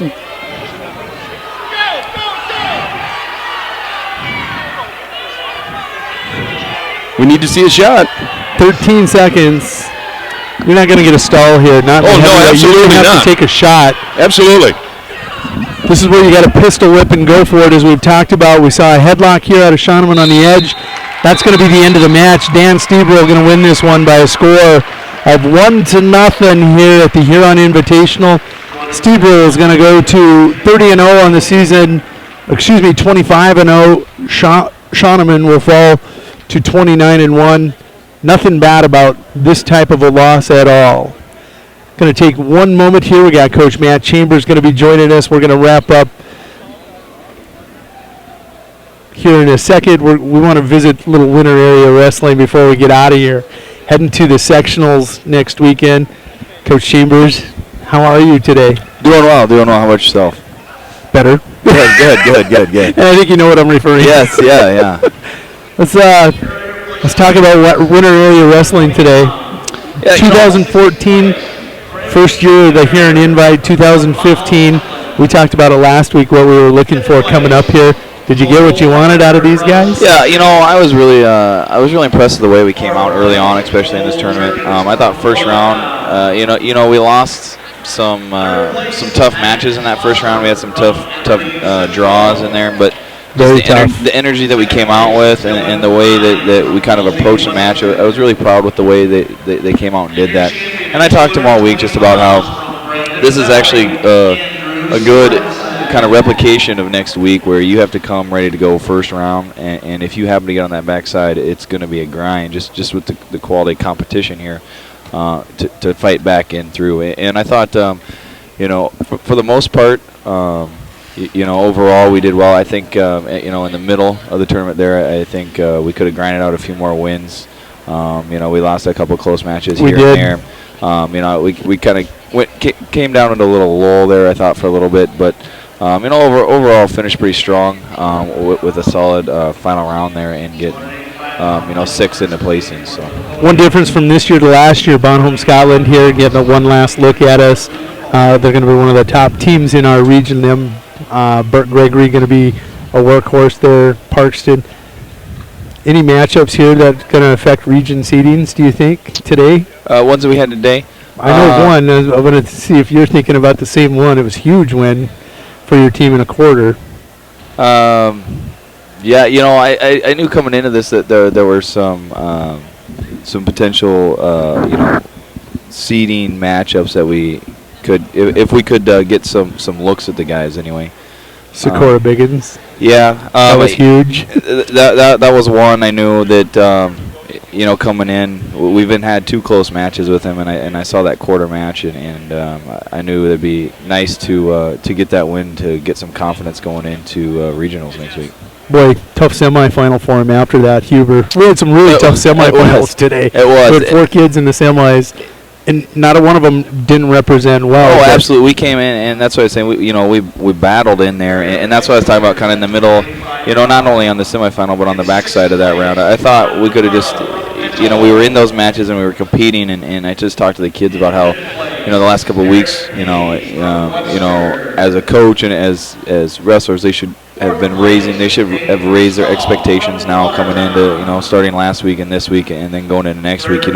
We talked all year about, getting in there, competing, getting the right mindset, getting physically ready to approach the match and go out there and compete. And now as we get regionals next week, we talked more about going out and executing and raising the expectations a little bit and just going out competing. It's good, it's good that we're out here competing, but raise that expectation to the next level where you should go out there and you're expecting to win the close match, instead of just wrestling it with that close match.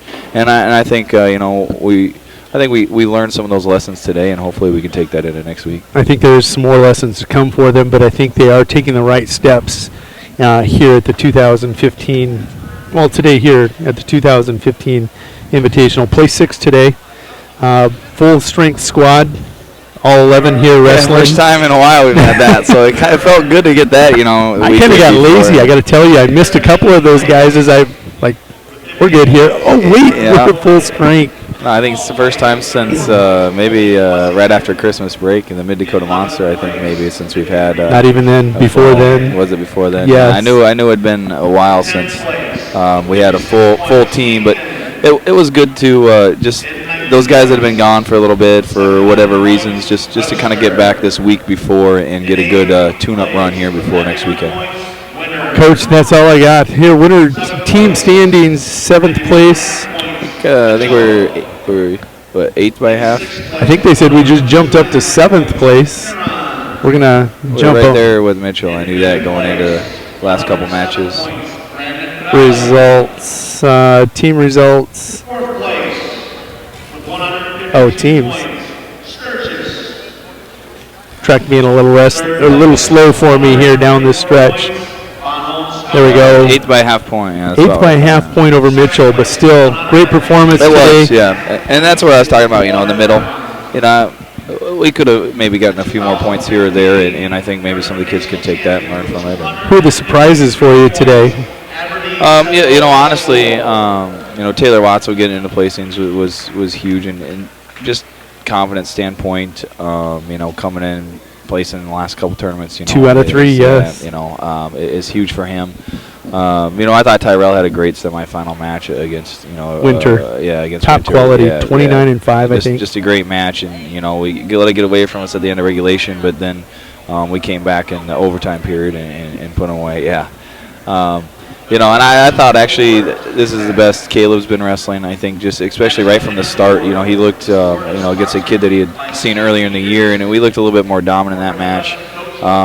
And then just throughout, he's getting a lot more confidence on his feet, which I think is kind of helping and open up some other things for him, and just giving him some confidence overall, which really at this time of year is really what a lot of these kids need, is just kind of some of that confidence going in that last week. After a grinding season, tough it is competition so all important. year.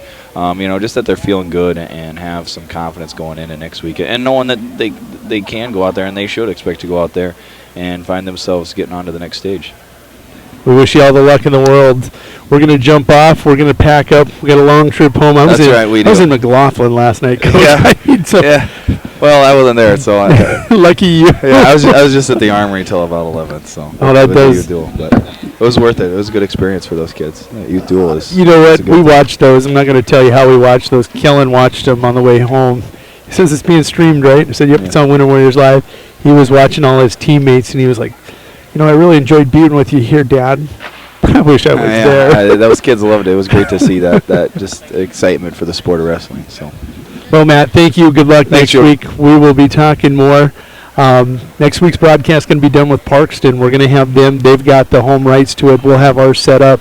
Going to allow people to come on to the side. We'll do some different stuff on the side, but Tony Kinnenberg and Parkston, the home region, they've got the rights to that. So we're going to be on the air with them. We're going to get you guys up there. Okay. All right. Thank you, Matt. Thanks, Shorty. Yeah. Talk to you next week. Okay. Bye-bye. Bye. This is Winter Area, WinterWarriorsLive.com covering the Winter Area Wrestling team here at the 2015 Invitational.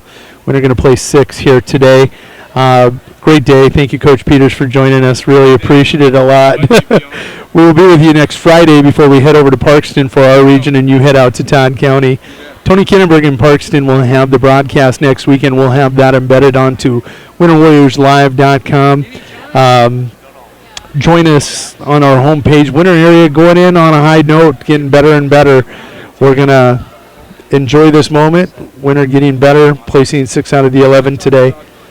Godspeed, travel blessings, have a good night, have a good week.